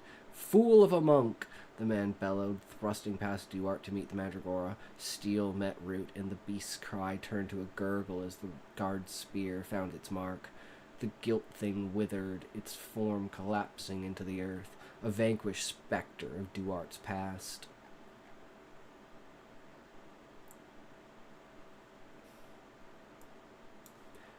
Panting, Duarte sank to his knees, the guard's shadow falling over him. Next time, bring more than a butter knife, the man grunted, turning back to his post. Duarte stared at the Mandragora's remains, its sap pooling like tears unshed. He was alive, but the taste of victory was ashes in his mouth. Untasted, for his lips knew only the salt of sweat and fear. In the shadow of his near demise, Duarte sat upon the ashen ground, his wings folded about him like a shroud. The Mandragora's death had not purged the guilt it embodied. It lingered, a quiet ache in his breast. He pondered his path, rethought the grand tapestry of adventure he'd woven in his mind. Was he to abandon this life, to slink back to the village with tail feathers drooping, or was there yet a spark within a will to rise stronger? The dilemma gnawed at him, a beast subtler than the Mandragora. To cease adventuring was to admit defeat, to let guilt triumph, yet to press on as he was, unarmed, untrained, was to court death anew. At length a decision crystallized, born not of pride, but of resolve. He would get good, as the crude parlance of the guild might have. He would get good, as the crude parlance of the guild might have it. Equipment must be forged, skills honed, his body tempered by practice, ere he faced another foe. The Mandragora had been a mirror reflecting his weakness. He would shatter that image with preparation. Rising, Duarte cast a final glance at the training field, its silence now a balm. The city of Ifrit awaited, its gates a promise of renewal. He would return, not as a brash fledgling, but as a monk tempered by trial. The guilt of leaving home would not fade, but he would bear it, not as a foe, but as a spur to greatness. I honestly think this one ends better than mine. My ending is terrible.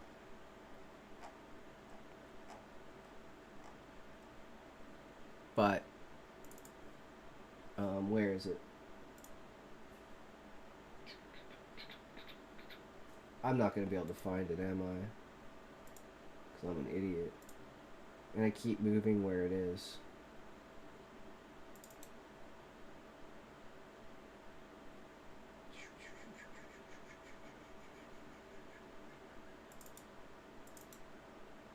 My first adventure. Was that the Melville story? Yes, that was the Melville story. Was it true to its author? I don't know who that is, by the way. What book?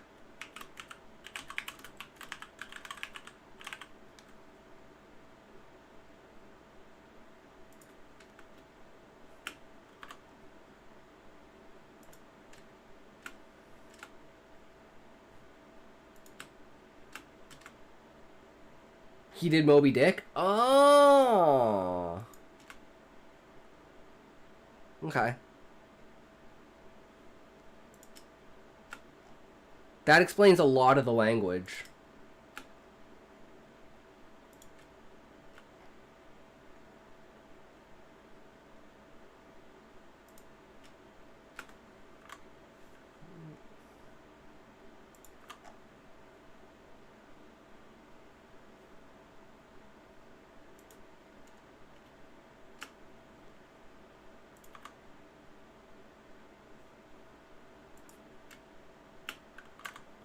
Book about a man chasing a white whale, which is what I call Friday night.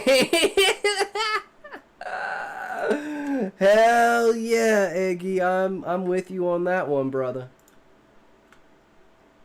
More cushion for the pushing, am I right?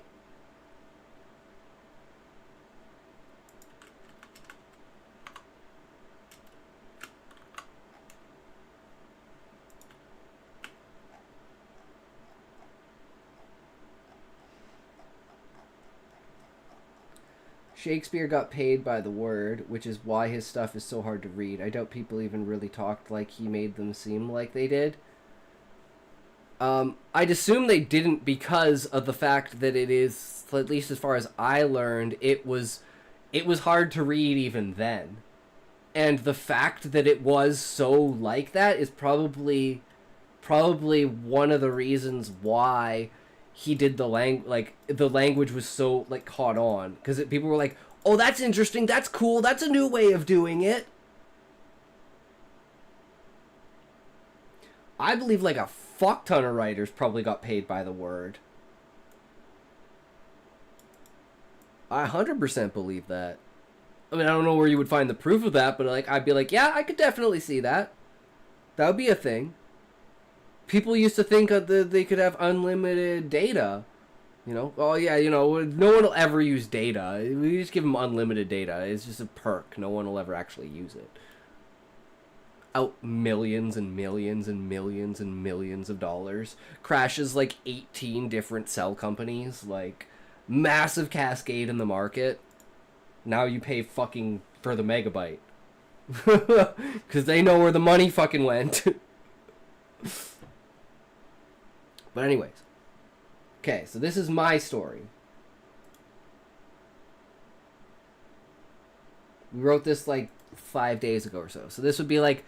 Actually, I think this is the most recent story I've written. But anyways.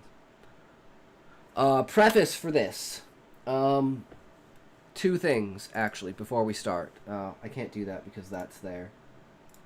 Damn you, Wilds. Messing with my shit. Here. Here. Here. Here. Okay. Oh, no, not that one. This one. Okay, so this is the crystalline tree, right? Tree made out of crystal, which is crystallized consciousness. It's inside of a volcano. Ifrit's on the very outside of the volcano. Inside of the tree, because of how light works, there are no shadows. Because all light is omnidirectional because of how the crystal reflects light. So that makes the opening line very important for this. Because this character has never been outside of the tree before. So this character has never seen a shadow.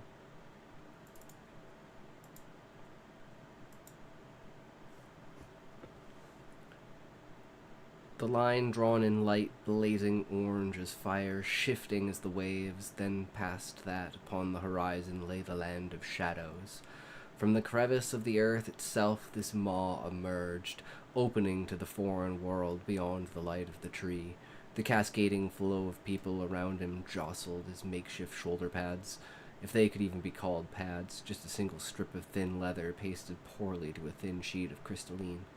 The crystal surface smooth and reflective with a shading of blue and mirrored the twisted shapes and forms it drew. The passer-bys, paying no notice to this small fry. None around noticed this line cast on the ground, a fickle thought once crossed, but before, it was the world. Pressing his chest out, he took a deep breath, steadying himself mentally and physically. With all the effort of his past gains, he had finally come to this moment, crossing into the territory of an adventurer. True, Eggy. I would like a more talented author to take over one of my stories. It's a great concept, but I just don't have the writing chops to make it a reality. It's called The Aberrant Core. It's about a guy who is told he's being reincarnated as a dungeon core. He flat out refuses, but once he knows how important cores are, he asks to become the first ever city core to protect a sentient race rather than challenge them. Ooh, I like that. Huge fucking anime isekai feel to it. Absolutely fucking love it. Can I steal that? I'm gonna re-immortal you in the chat shit at the bottom. So you are once again on this list, good sir. You now have 2 submissions within 1 day. That's impressive. I don't think you really need to explain what a dungeon core is. I could, you know, you could make up kind of anything. Like, it could be like a power source, like a ZPM. It could be, like,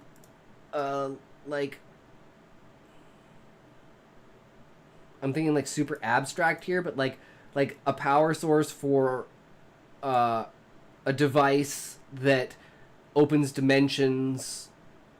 Like, opens to different dimensions. Inside of those dimensions, they've categorized dungeons. So it's like you need the dungeon core to open up the dungeon, and that takes you to the specific dungeon plate. I'm thinking of like a dot hack word selection. Like the name of the zone is like a combination of words, and then, you know, like you combine certain words together to get certain special zones.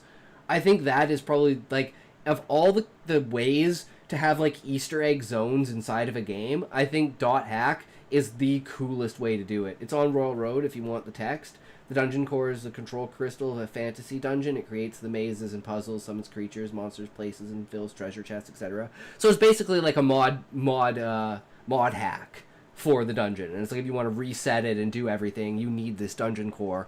And that's like how the economy works and everything works. It's like, oh, we've relied on the dungeon for so long that people don't know how to hunt. And there's like we've hunted everything outside of the dungeon. The world's a barren place, and the only place to get food is from the dungeon. If we don't reset the monsters, we won't have anything to eat. I don't know. You could take it in so many different directions.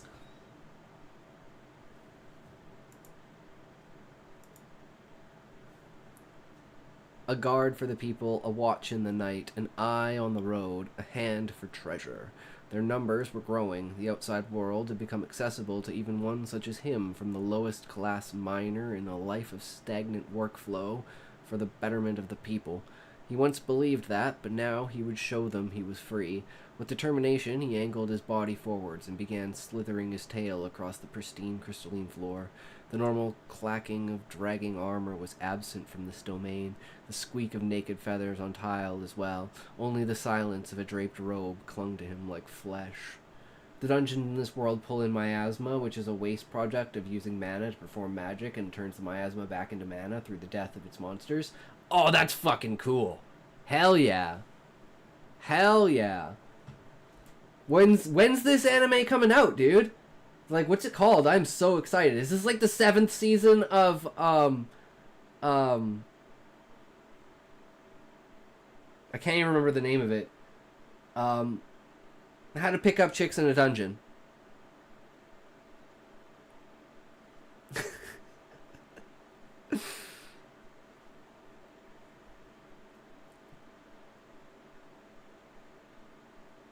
The light was different, darker somehow, faded as if material. The light was different, darker somehow, faded as if a material was placed between them, obscuring slightly the view from beyond. These dancing, moving forms of darkness beckoned to every direction. The mirrors, positioned through the hallway entrance to the city of Ifrit, attempted to mimic the glory of the light within the tree, but it fell short in direct contrast. The shadows now cast upon the ground proved that. Duarte felt exhilarating as he had accomplished a daring task of will. He could face himself and his doubts and fears. The answer would soon come to him in a form not so expected. "Young one, by the look on your face, this seems to be a dazzle for you." A man in grey-tinted crystalline armor, the symbol of the royal house on his left shoulder. "But please, do not block the traffic flow of people. A lot are generous, but we do not need this situation." The man reached into his armor and withdrew a piece of paper that appeared to be a pamphlet. Danmachi is totally different. In that one, the dungeon is actively trying to destroy life, but the most powerful god puts everything he has to contain it. I'd love their writers to take my project on, though. Hell yeah, dude. Well, my ultimate goal for my Final Fantasy story is for Square Enix to be like basically give it the royal seal of approval and say this is the first official Final Fantasy book and it's fan-made. That's the dream. That's the goal. Realistic? No, but it's a dream. I can dream, can't I? Always aim the highest you possibly can, because as soon as you pass that, you'll realize you weren't dreaming like far enough.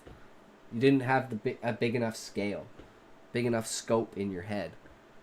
Always think greater and grander. It's like hope for the best, expect the worst. Doesn't mean you don't hope.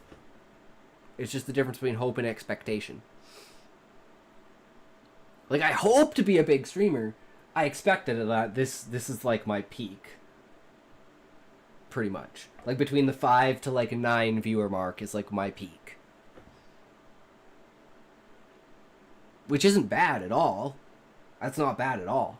I mean, hell, I'm glad even one person showed up to fucking watch the show, you know? It's like, I just do this as, like, keeping, what's the word? Accountability for writing. Because I spent so much time just ignoring it and stopping and not doing it that I'm like, no, I need something to, like, force me to turn it into a job. So that's what I think of it as.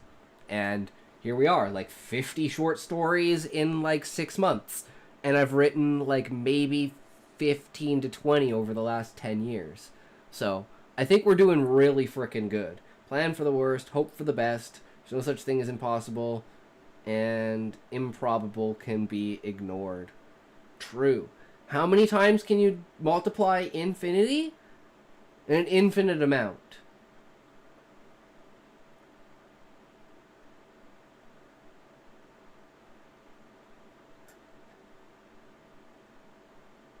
I will also remind you there's no flying inside a Ifrit without a permit. Here, just so you know, I will give you this. Duarte nodded and clasped onto the pamphlet, pressing the upper and lower palms of his left hand together, the finger curling down around it and propping it between them as he looked up the page. And occasionally we get to goon over your bikini. True!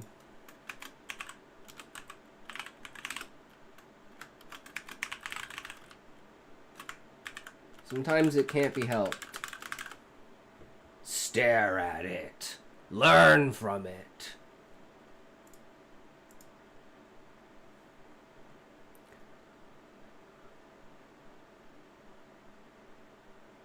Adventurer's pamphlet. Start your adventure today! It held directions and a few names and something to do with registration at the bottom. Thank you. May I have your name for the future? For when I become a grand adventurer, I would love to be able to tell the name of the man who set me on my way. He proffered his hand. The man placed his arm between Duarte's palms, extending his sucker fingers to meet in a clasp. Call me Boogent, 3rd Guard Post of Western Ifrit's 5th Battalion of Adventurer Recruits. Cross-species physical encounters, like handshakes, were always a point of intrigue for Duarte, feeling superior to octopi in the sense of freedom to fly as an avian could. He wondered to himself if that really had anything to do with the no-flying-in-town rule, knowing if he was to be disbarred it would be through flight. He deferred to his tail for the time being. The pamphlet pointed him towards the main guild hall, a looming building at the end of the market.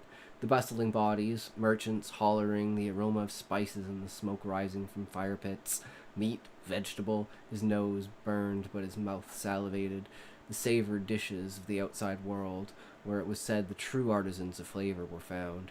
This would have to wait, however, for he was bereft of coin. Perhaps there was a starter sum he could conjure from the guild. Just once in a hero summoning story, I want the hero to kill the summoner and announce one traitor dead. Who's next? That would be so good. Oh, hell yeah, dude.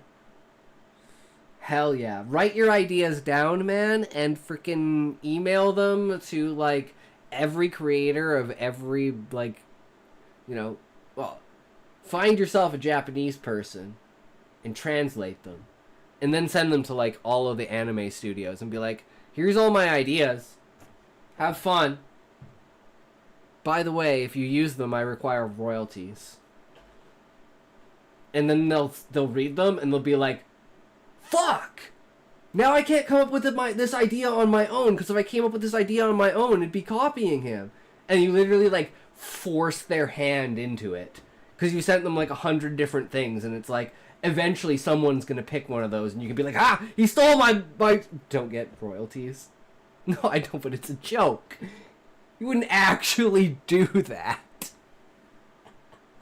I mean, I'd commend your, like, initiative if you were to straight up get your thing translated to Japanese and just send it to random Japanese studios. But I think that would be pretty fucking bad if you actually... And, like, that would probably be really bad for your reputation, too. It's like this annoying fucktard thinks he could just get in because his ideas are good.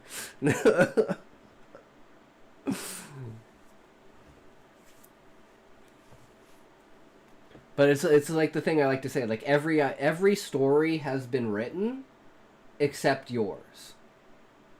So it's like, don't ever worry about someone stealing your idea or something like that, because even if they individually, without you, came up with the exact same idea, I bet if you went inside of their head, their perspective towards that idea is completely different than your perspective towards that idea. So your story is going to be different. So, always just write. Oh, something I want in a zombie movie is the genius who thinks it's a good idea to capture a female Z for adult fun times, and that's how he dies, because you know that person exists. Have you ever watched Dead Girl?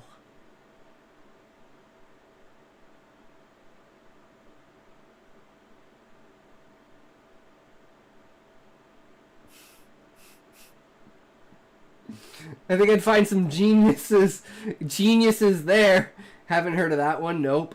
These bunch of teenagers find this, like, zombie chick, like, tied up in, like, an abandoned, like, I don't even know if it was, like, it's been so long since I watched it, like, science, like, you know, lab or something, or just, like, underground somewhere, and first they're fucking her, and then they're, like, randomly shooting her, because, you know, they're fucked up, and then they're, like, fucking her bullet holes, and then all of them basically turn into zombies.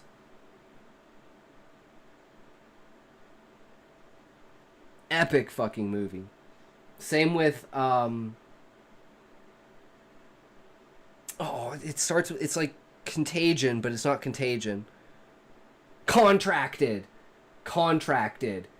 It's like this dude who works at a morgue who fucks dead people, and then he date rapes this chick, and then she is like, the entire movie is her being in denial that basically she's like dying from this disease. Like, her eyes are like falling out, like worms are falling out of her vagina, like she's literally dying, and she just absolutely refuses to acknowledge that she's sick. It is a fucking crazy movie. Best part about it is my dad was like, you should watch this movie called Contracted. It's fucked up. And I'm like, alright. And I was like, damn, that's fucked up. Sometimes you just gotta cross that line and you never know what the fuck's gonna happen. Every time I get into a new anime, that's what I fucking think. The skittering and buzzing of insectoid wings drew him from his thoughts. They whispered on the wind, a drum, then a low hum into an abrupt clap, then repeated. A beat kept gaining tempo as a voice loomed above the crowd. Proud seer, why do you forsake this humble life? With shadows cast and light savored, the path becomes light. Shores far and cast where the Mughals reign, fear is abated, for proven of valor those with will steadfast, and bearing torch of past unknown forbade future told. Seek the goddess, for she is in us all. The voice trailed off as Duarte hummed the tune. He knew it well, however, he had only ever heard it sung by one woman, his mother. With naught but his fists, he stared down the receptionist at the guild hall table. Registry fee? The octopi leaned over the desk to inspect Duarte. There's a fee? The pamphlet said it was free. The octopi squinted his eyes and popped them slightly out of his head as he inspected Duarte's hand. Yes, if you have an adventurer's pamphlet, you are waived the fee. It is part of the Recruit an Adventurer campaign run by the current guildmaster. The name of the patron you acquired this from? I believe it was Bunge something? Bungent? I think that was it. He responded exacerbated by his memory fading at such a crucial time to express his aptitude for the tasks ahead. I've a boogent from the Ifrit's 5th Battalion, Duarte cut her off, trying to reassure her of his worth. That is correct. I will add you to his tally. I will need to see your crystalline identification card. Duarte reached into his inner armor's makeshift pocket and retrieved his so vital ID card. Thank you for applying to the Adventurers Guild. Here's the paperwork. Please feel free to ask any questions. The man slid a single piece of paper across the counter to Duarte. Staring at the single line on the piece of paper, Duarte was confused. Why would anyone ask any questions about this? He looked down at the page. Sign here to ensure burden of death does not fall on the Adventurer Guild. Simple and straightforward, Duarte thought to himself as he signed his life away. I will return with your tags. Please wait here. I'm a fully fledged adventurer, he thought to himself as he stared at the twin ID cards in his hand, one blue for the tree, the other yellow for the sun, an object he longed to set his true gaze upon, the mythical ball of fire in the sky. At least such was the myth. He looked up to the sky, the trunk of the tree looming above the cliffs of the volcano that held it grasped and steady in the earth. The canopy of the tree extending to the horizon on all sides, the mountains obscuring the border between land and sky. Halt! Adventurer identification card, please. The guards held their halberds of dark green glass, crossing each other to block the path outside of the inner wall. Only adventurers were permitted beyond here. Duarte raised his AIC to the guards, his lips from the base of the beak pulled tight as a smile. The fates are cruel, young one. Seek help if need be. The trail is thick with mandragora and giant bees. If you see an area where the monsters are scattering from, do not attempt to go near that area. Is that understood? Duarte nodded. He had prepared for multiple years, passing the exam to leave the tree had been a grind, but he was finally here. He thought for sure there would have been more obstacles testing his ire to prove its worth before venturing amidst the unknown. The hope and vigil in his eyes as the path was cleared propelled him to seek not the path, but that adjacent to it. The battle music began to play in his head as he zoomed in on his target, a pitiful thing, a stocky sprout, a yellowish tint to its leaf, one single leaf. The creature was merely a foot tall, the tiny roots extending from the base of his bud. They probed the ground, seeking sturdy earth, and digging into it, steadying itself as it trampled across the plain that lay before Duarte. I'm always confused when a female gets reincarnated as a noble's daughter, or worse yet, a princess, that they never attempt to escape. Being a glorified prostitute isn't the life a modern woman could withstand, even as a male. I'd run away at first chance. Oh, I can be a sex slave? Oh, okay, I'm in. Sold? No, you didn't... I already said I'm sold.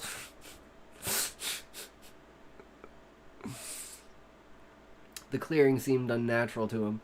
Thinking this odd, since it was his first time outside the tree, he pondered. It was not the atmosphere or the grass that lay before him. It was the unevenness of the ground in this one spot of several fields' length, as if a being had cut the earth on a single plane, leaving elevation for other affairs. This was a contrast to the uneven and hilly terrain leading towards the massing mountains in the distance. The thought was banished as the mandragora hopped another spot and dug itself in. People generally don't leave security, no matter how uncomfortable it may be. Me reading the dead girl plot wishing I was her. True, Eggy. True. Why can't life be so simple? You just take all the decisions out of your hands. You don't have to worry about it. You can't do anything. Sign me up. The target set as the beast landed, lunging forward, rolling his dual palms together and clasping fingers outwards, talons exposed, thrusting them at the creature. 0 damage inflicted. The sides of the mandragora bore the same roots from its bottom, only they were leaner, being able to amply navigate the path of Duarte's talons. The pain shot through his hand as the tiny tendrils of root began to pierce into his skin, clawing their way in, digging and setting. He jumped back, spreading his wings, preparing to launch himself out of the clasp from this monstrosity. He managed to get just off the ground, but as the roots of the mandragora began to leave the ground, more sprouted and dug in. Duarte jerked hard and his vision blurred as the ground met him with a crunch. Strapped to the goon table. Hell yeah. That's the only reason we miss high school. It was the last time we knew what was expected of us to succeed. Even if we chose not to comply, we knew. True. And now it's like, oh, go fend for yourselves. Wait, what? Now, with pain from both sides, he grunted and raised himself from the ground. The mandragora was stuck The Mandragora had stuck itself all the way up to his elbow, the skin bulging as the roots sought the core. With his swift slash, he used his main 3 finger talons to cut the roots from their base. He leapt back, taking to the air as the Mandragora's roots began to withdraw back into the body. Duarte was panting and clutching at his arm. Blood stained his feathers as he winced, lowering himself back down to the ground, far from the clearing. As he turned around, he saw the guards standing with their halberds ready, looking in his direction. He slithered over to them, holding his arm. Yeah, that's why I joined the military. Thanks for your service. If you're Canadian, thanks for your service. If not, thanks for your service, because, you know, militaries are good to have. #1 security. We were not sure if you were in need of saving, but if you need medical attention, just inside the tree husk entrance is the hospital. You can seek treatment there if the injury is not healed in a reasonable time. A smile pressed the left side of Duarte's face, a typical symbol among the avian of the lessons learned through hardship. I've learned a valuable lesson today, friends. I'm not ready yet. Because I want to be told what to do? I mean, that's why I like my job, and they're like, you want to be a manager? And I'm like, fuck no, you couldn't pay me $100, then I'd have to tell people what to do.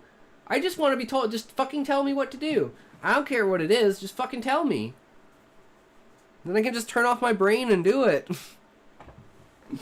No, nothing else expected. That's why it's like, people are like, you like being a cashier? I'm like, I can bounce ideas off of people. I could be like, hey, psst, psst, hey, what do you think of this idea?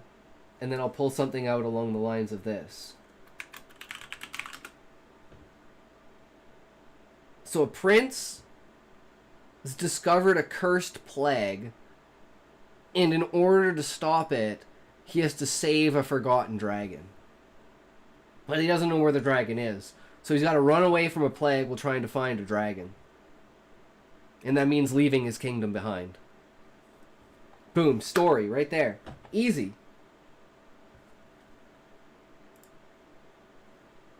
Bro was pitching at the cashier. Respect the hustle. No, Eggy Mayo. I'm the cashier. I'm the cashier pitching to my customer.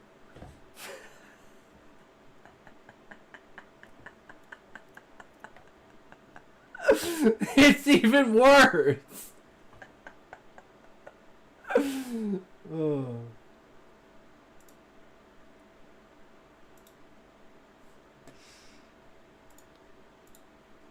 Oh, you need me to go grab this item for you? You want to come and have a walk with me while I tell you about my cool story that I have?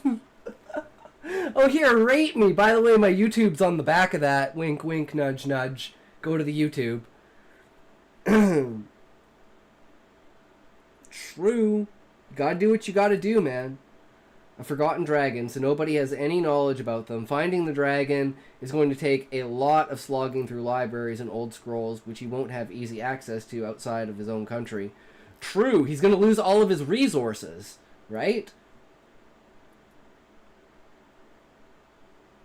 So it's like... And for short stories, you don't really need anything. Like that's the basis you need, and then you can come up with like a small scene that's like, you know, most of my stories are between 2 minutes and 7 minutes. And then there's like the ones that are like between 15 minutes and like 40 minutes. But it's like those are like the fully edited, kind of edited ones. But yeah, so that's the difference between like an AI written story and my story using the exact same plot structure.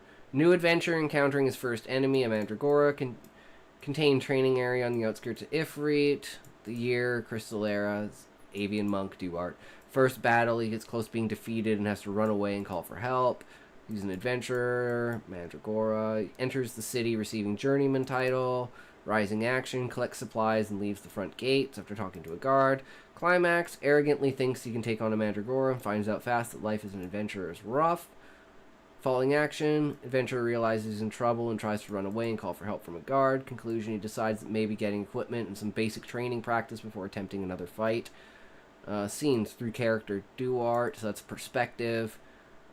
City of Ifrit, stalls of food and supplies, guild hall guards crowds, bustle of the busy marketplace, smell fresh food and spices, people around him, touch crowded and pressed in, and then the scene progression, goal, conflict, disaster, reaction, dilemma, decision. Stealth invasions of said libraries, risking death if caught. So it's not like you're in the forbidden section of the library. You're just in the library when you're not supposed to be in the library. So it's like it's a forbidden library. I like that. That is really good. Feed me more ideas. Now imagine this. So that was just one from fantasy, and the fact that you forgot the smell of sewage. There is actually a really good reason why there is no smell of sewage. The one technology that they have, well, not the one, but like probably the most common. Oh, what were they called? I'm thinking pedestal. It's not pedestal.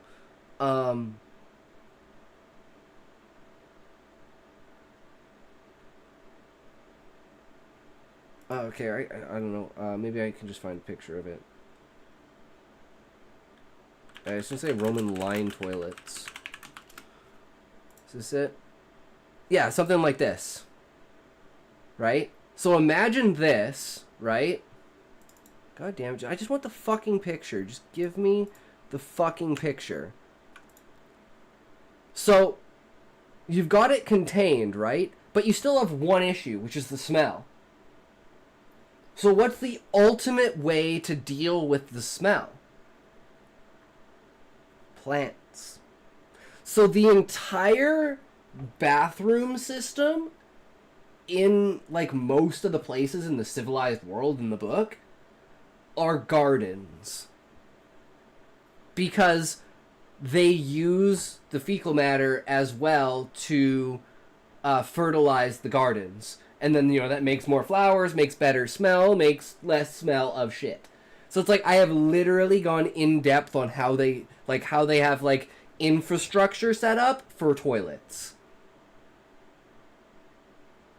And it's like they have like really, you know, like the fancier the bathroom essentially, the like fancier smell flowers around it. And that's kind of the idea. But I've got 18 years of lore in my head, so I'm like, you can ask me a question and I bet you I have a fucking answer to it somewhere in my head. But it's like, I'm always asking these questions. I thought it would be scavenger slimes that create fertilizer for the plants. That's kind of like one of the things that we don't really have that I was thinking about. The closest thing that come to slimes are like puddings.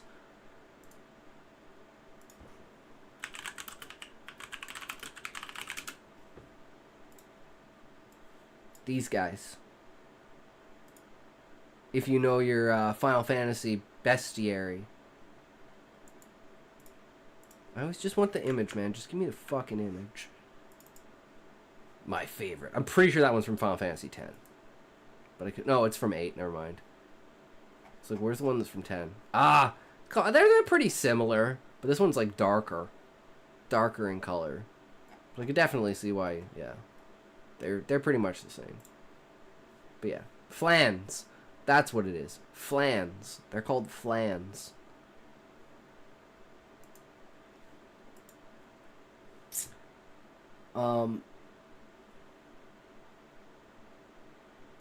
Yeah, as far as, like, there's a lot of things that are, like, job-wise that, like, for one, you have to understand that one of the things that people leave the tree to become outsiders because they're bored.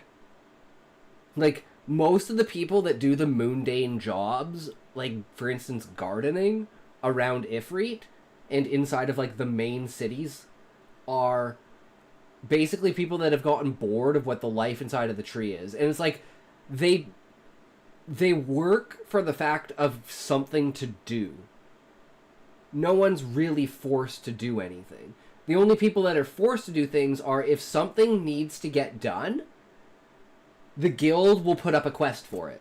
It's like, oh, you know, enough of our citizens decided they didn't want to flower the plants or water the plants today. Okay, well, let's put up a quest for it. And like most of the beginning of this series, because this story is going to work into a series that's a prequel. I stayed up past 24 hours to buy FF8 on release day. As beautiful as that game is, I found it to be a letdown, especially the different rules for the card game. Side games shouldn't take that much investment to accomplish. True, my problem was when we got to CD2, it wouldn't let us put in CD2. It just kept saying the game crashed. And then we look at the thing and it's 5 fucking CDs and we're like, we played for like 3 hours!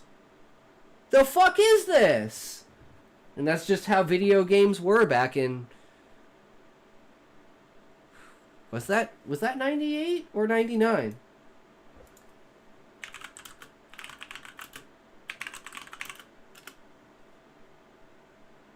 No, I forgot the number. 99. Yeah, 1999. February. So like the very beginning of 99. No, that was PC.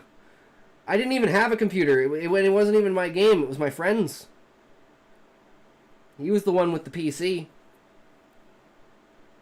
I had a trampoline, a tire tree, a swing set, a fort, a bunch of trees to climb, and a sandbox.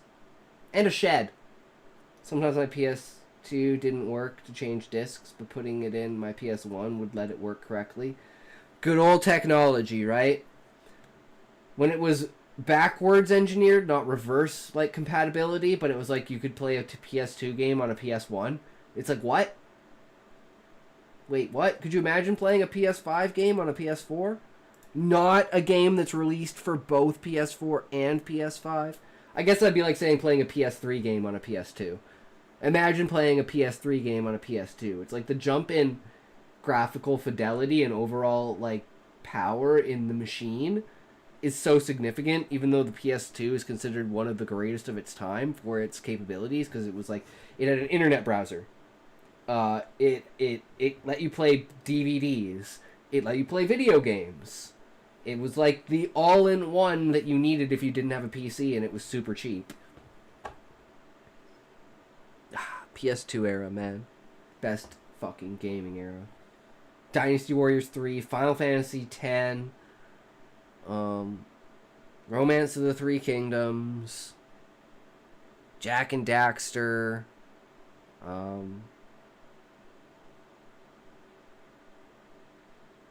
what's the other one? Ratchet and Clank, Tomb Raider. Final Fantasy VIII was a PlayStation 1 title, but I think PlayStation 2 came out around that time. FF, though. 9 was also a PS1 title. And most of the original Final Fantasies were also remade for PS1. I believe there was a collection release for like 1 to 5 on the PS1. Because those were Game Boy games, I believe, originally.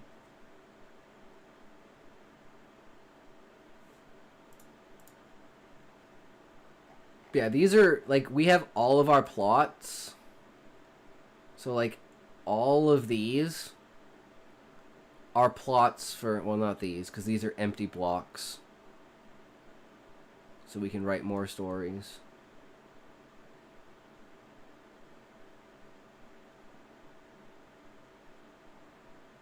Yeah, these are all of our stories.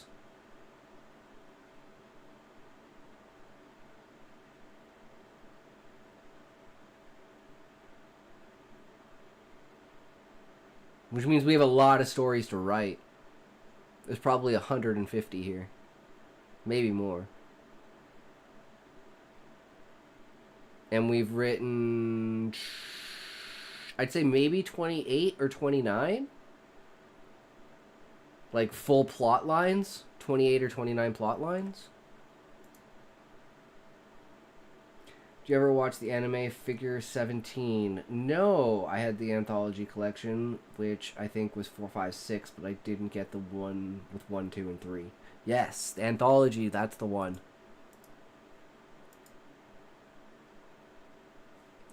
Stories, and then we have these AI stories still. My First Adventure.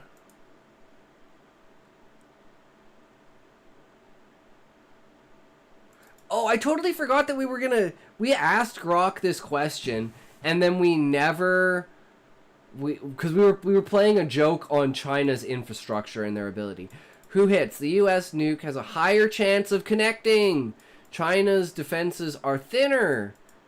Xi's could still strike if it beats the GMD odds or catches the U.S. flat-footed. Both missiles are reliable, but it's a coin toss with extra steps. Want me to break down the tech more? He really likes talking about nuclear weapons. When the AI starts talking about nuclear weapons, should we be running for the hills? I knocked out a quick ballad on that prompt if you want to hear it. Yes, Eggy Mayo. Yes, I do want to hear it. Bring it on, good sir.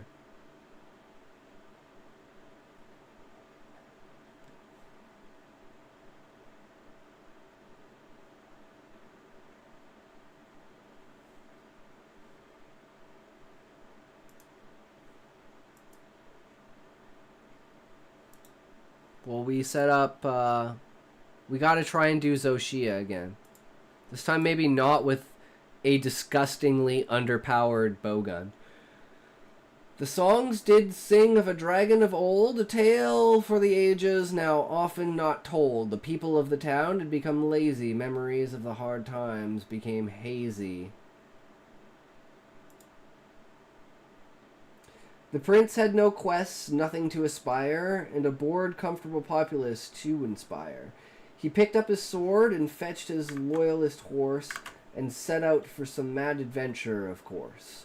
One night, looking for shelter from the shivering cold, he stumbled on a cave mentioned in those stories of old.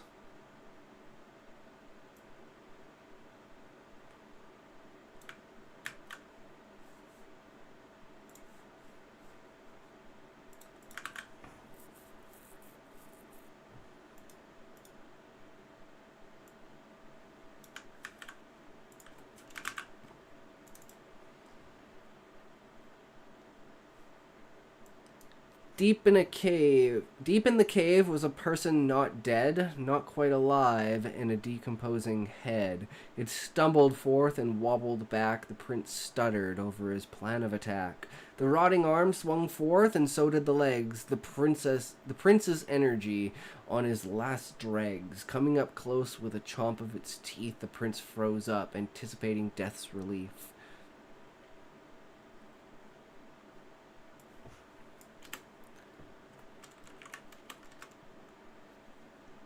Instead, what he got was a terrible bite. Returning to the village, it gave him a fright. Oozing and weeping, it bubbled away. With each bursting bubble, it gave a plague spray. That's why the village is a ghost town. If you go near there today... Damn, man. That's legit. That's legit, bro. I'm just going to eliminate this and just put this all into one saying. And we are immortalizing... I want to find out how long this list goes. Like, how big can I make this panel?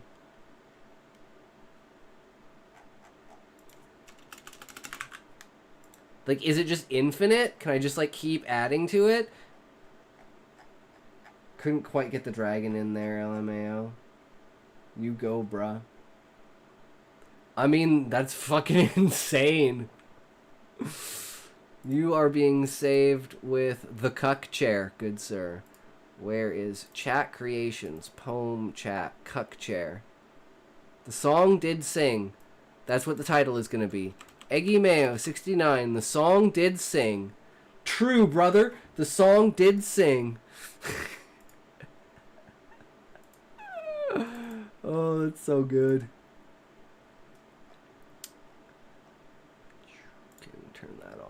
But yeah, look at all of these, man. Eggy Mayo, Sean, Cute Muffin, Valium, Eggy, Eggy, Levi, Eggy, Cuck. Hell yeah, man. We got some names on the list now, boys. We got some names on the list.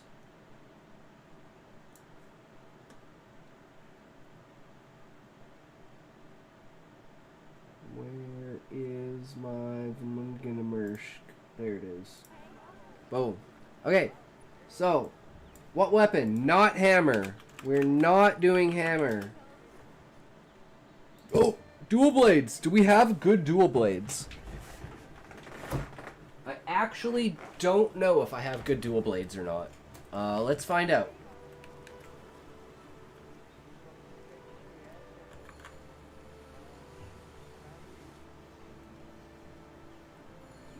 Oh, I didn't read this. Figure 17 is a sci-fi, the magical girl trope. Girl is woken by her dog barking and followed him to a crashed spaceship, finds the pilot, then gets attacked by a creature while hiding in and scared in wreckage of the ship. One of the alien defense items breaks and fuses with the girl, transforming her into a rebirth warrior. Cool. He said it's called Section 17?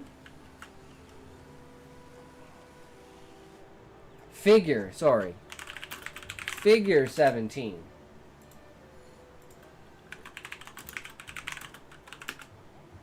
Figure 17. True.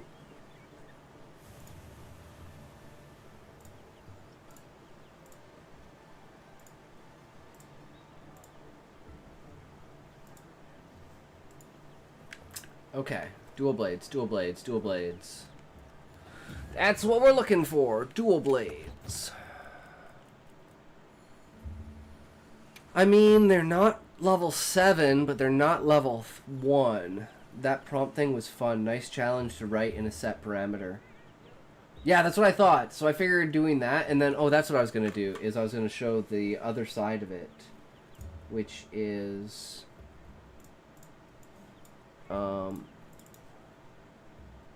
So imagine all of those for all of these. Literary, historical, science, fantasy, mystery, thriller, horror, romance, adventure, western, dystopian. And I'm going to have the AI basically create all of the plots and then take each of those words in the segmented bits of the plots just to grab and keep them, like, concentric. And then you'll have genre, so you'll be able to do exclamation point genre, and it'll give you either literary, historical, science, and then you can do that one, which will give you the plot. And then based upon what subject that plot is, you can do a third round, which is, let's say it was the prince, right? Then you do prince, and prince will give you the event. And it'll give you, like, a description of, like, a location, a time period, and, like, a backstory to a world. Like, is this, you know, like your thing, like a poem, some grand poem to be outstruck? Is it, like, is this world about adventuring? Is it the modern world? Is it a fantasy world, right? And it's, like, even in, like, historical, thriller, horror, romance, adventure, all of that, you can have the different aspects, right? When the transformation ends, the girl is back to normal, but essentially an identical twin appears naked beside her. The twin knows everything she knows, and the pilot was a police officer transporting illegal experimental creatures for disposal when one hatched and caused the crash. So it's like there's going to be like an evil version of herself that she has to... A knight, unite, magic realm, unleash, enchant, magic. So a knight is trying to unite a magical realm, and he accidentally unleashes enchanting magic that causes everyone to fall in love with the same gender. And then the whole kingdom falls apart within 100 years because there are no babies born. Woke!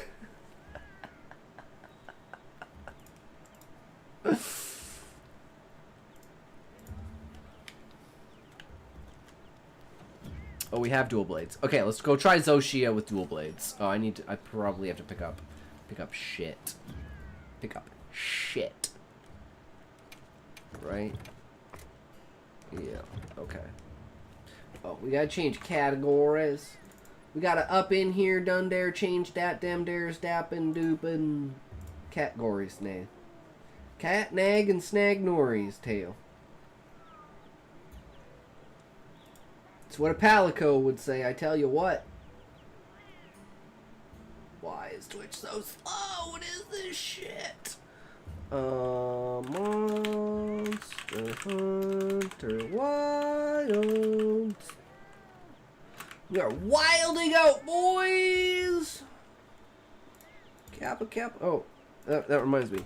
Kappa Jen! Damn it, I fucking tried so hard to make that work.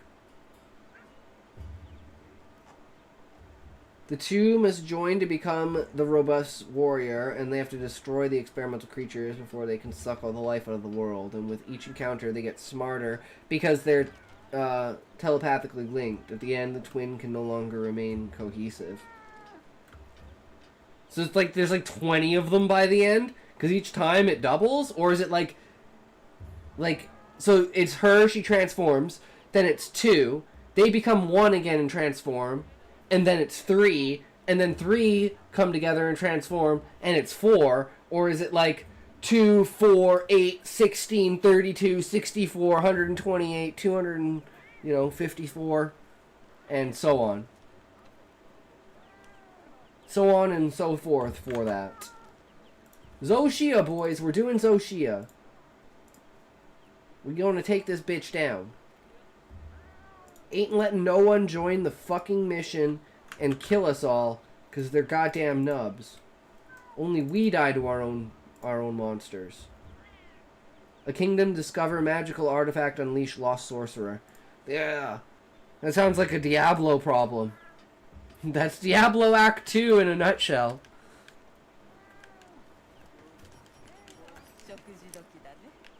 What the fuck?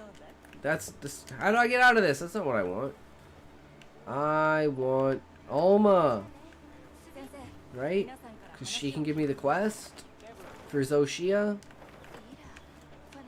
Or do I have to run all the way up here? Now it's the only original and the twin fighting the experimental creatures. The twin is what the defense item turned into because it physically broke. It didn't return to its original mechanical form. Oh, so there's only one twin. Okay, I see. How many episodes of this anime? I mean, I don't ever have time to do anything, but if I do, I would definitely enjoy that. Solo leveling is over, so I mean, that opens up a new slot, even though that was supposed to be where I'm supposed to continue watching Fairy Tail 100 Year Quest. 10 or 12, and it's older, so it's pretty short. I like short because they didn't drag on. They were like, we told our story and we went on to the next story. I'm like, I would prefer to get 10 different stories than 10 seasons of the same story. Like, even only having 1 season of solo leveling would have still been good. Like, only having 1 season of Sword Art Online would have been really good. That would have been something else. Only 1 season of Sword Art Online. You mean it would have been good? It would have been left to our imaginations to finish it off, so it would have been grand. Or Kirito would have said, I'm not dueling you, let's meet at the 100th tower, like any reasonable player would.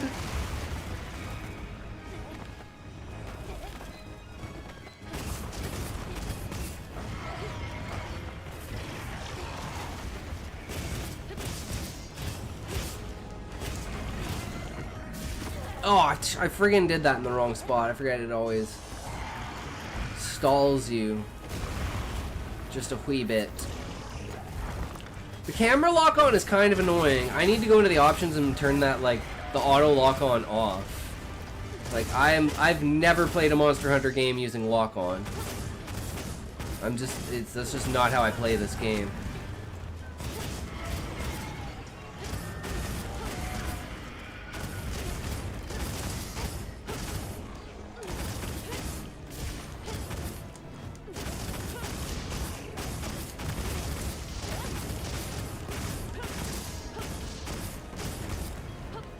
Get back here.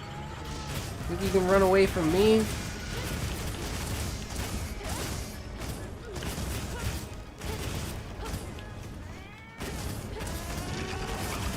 I have a single chapter of a fanfic explaining how the twin could return, that she was dormant for self-repair inside of the original girl. When she's in college, another space cop crashes. Oh shit, I'm dead.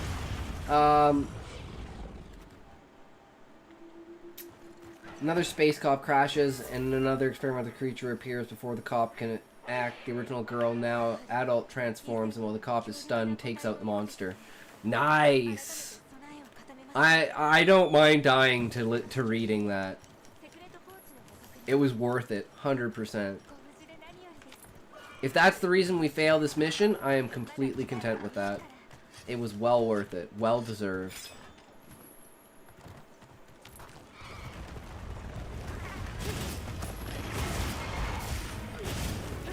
Not a fan though of the ground attack. I'm like, I was just playing PoE. I am not a fan of ground effects, and you have to be all about fucking ground effects.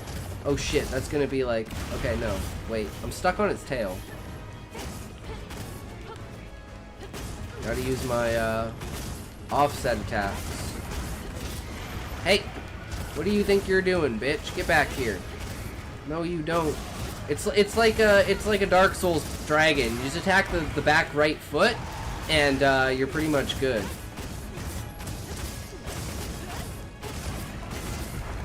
Only 2,000 more attacks, guys. Only 2,000 more attacks. It's actually probably more than 2,000. I did a short one off that prompt. Nice. I'm farming chat engagement with this shit. I knew it was good. I knew this was a good idea. The end goal in my head was that she, now without any family, decides to join space police and as an Earth expert. And since she's permanently joined with their tech, they agree. Maybe the new space cop could fall for her later, but I don't know. Ooh, get some spiciness. You never know. It's always good to have that. Shit. Woo! That was fucking close. Some fan service. Nothing wrong with some fan service, especially now that she's all grown up. Nothing wrong with that. In the vaults, Eggy discovered a magical tome embossed in all gold with the scripture of Rome. Despite being no mage, he opened a page and accidentally summoned a wise Albertan sage. Okay, I gotta deal with my health. I'm gonna die again. The sage wore a blue hat enchanted with magical leaf, giving him the power of story make-believe. The wise sage Scotty would chatter for hours, consuming all knowledge and enhancing his powers. True, Eggy. True.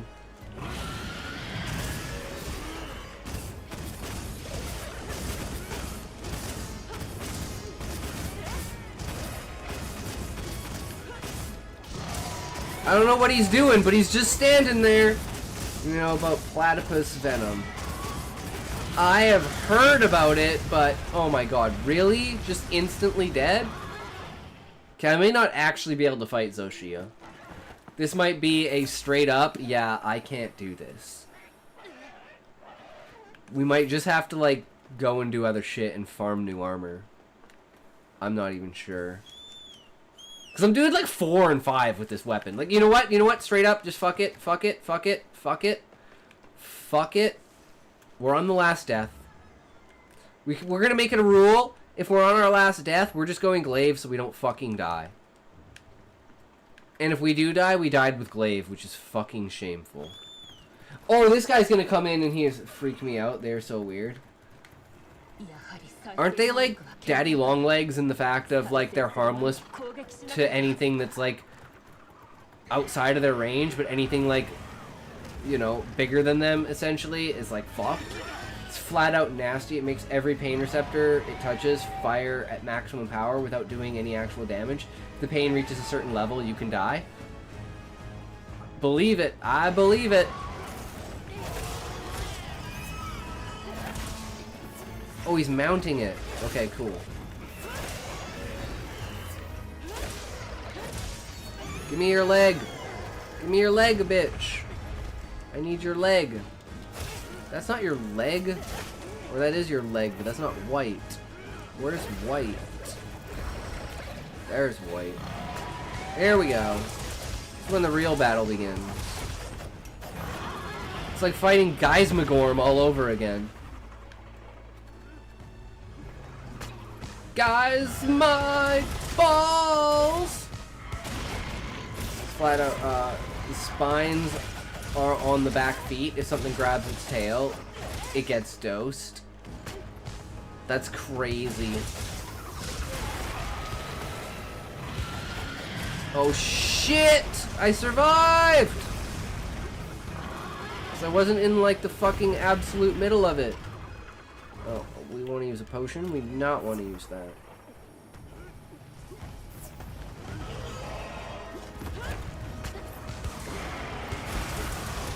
Not exactly sure how high that attack goes, so I don't know if that'll hit me or not. My turn to mount, bitch.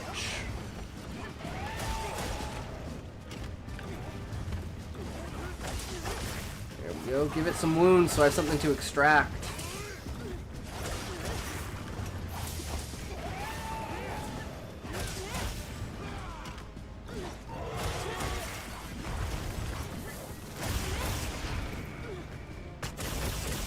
And down he goes! Wait, was that 855 damage? What the fuck? Or was that like 285s? Or like an 85 and a 55 or something? I don't fucking know. It looked like 855, and that was just way too much damage.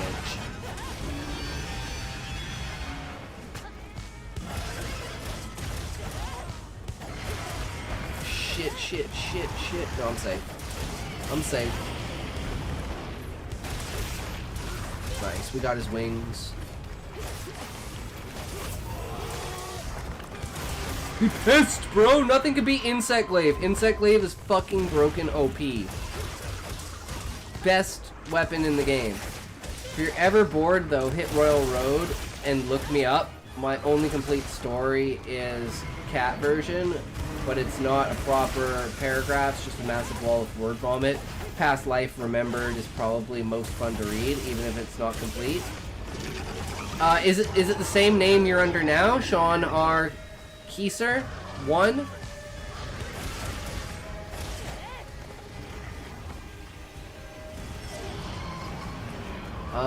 What do we do against this? Oh, shit. Oh, shit. Oh, shit. Hide! I'm dead. I fucking have no idea what I'm supposed to do there. Well, we just got completely destroyed. Feels bad, man. Even with the Insect Glaive. It fucking destroyed us.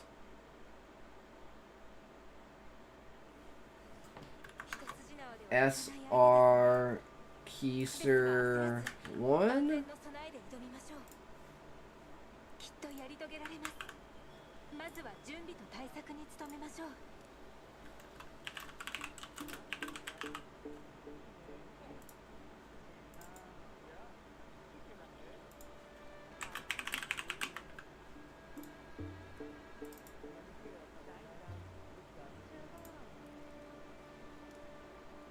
There, you are saved, sir. We will check it out. But unfortunately, I've gone way past what I should have because of Hellish Mist and that raid and having you guys in here. I really shouldn't have, and it's 5 o'clock in the morning. So I really need to go to bed. Yeah, but thanks for hanging out. Thanks for coming by, guys. Again, shout out to Hellish Mist for the raid. Huge, huge, huge, as always. But remember, if you can't say fuck you to your friends, who can you say fuck you to? Fuck you! And because I remembered again, and we're going to do it after the fuck you, so I know where it is on for the VODs. Alright. The Wit and Wisdom of Tyrion Lannister on being a dwarf. I have been called many things, but giant is seldom one of them.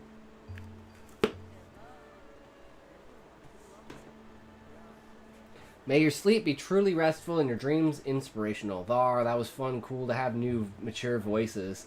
Yeah! Hashtag Valium boy! Oh, anyways, let's find someone to raid, guys. And as always, we will be on tomorrow, exact same time. Every day, all times we can get. We go hard, no stopping, no, you know, no shenanigans. Don't give them time to forget about you. Famous words.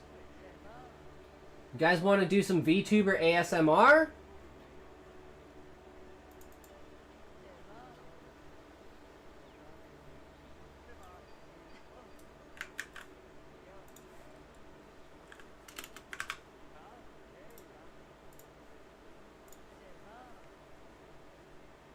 I'm doing this one for you, Eggy.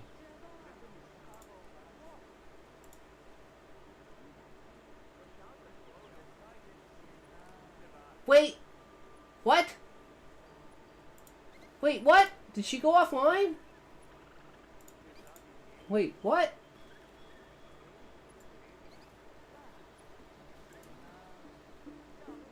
I've never had that happen before.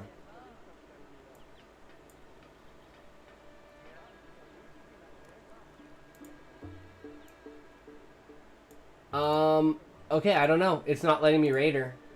I don't know why. It just says we're not able to raid. Maybe she has raids turned off?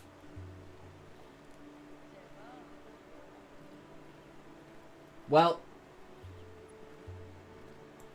there's only one person to go to then.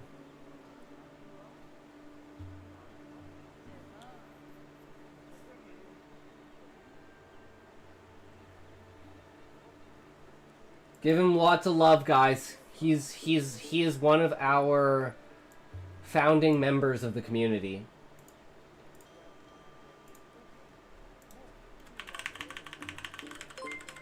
Oh, hey, we've got a raid coming in. Speaking of raids, these guys are gonna be wiping my cheeks.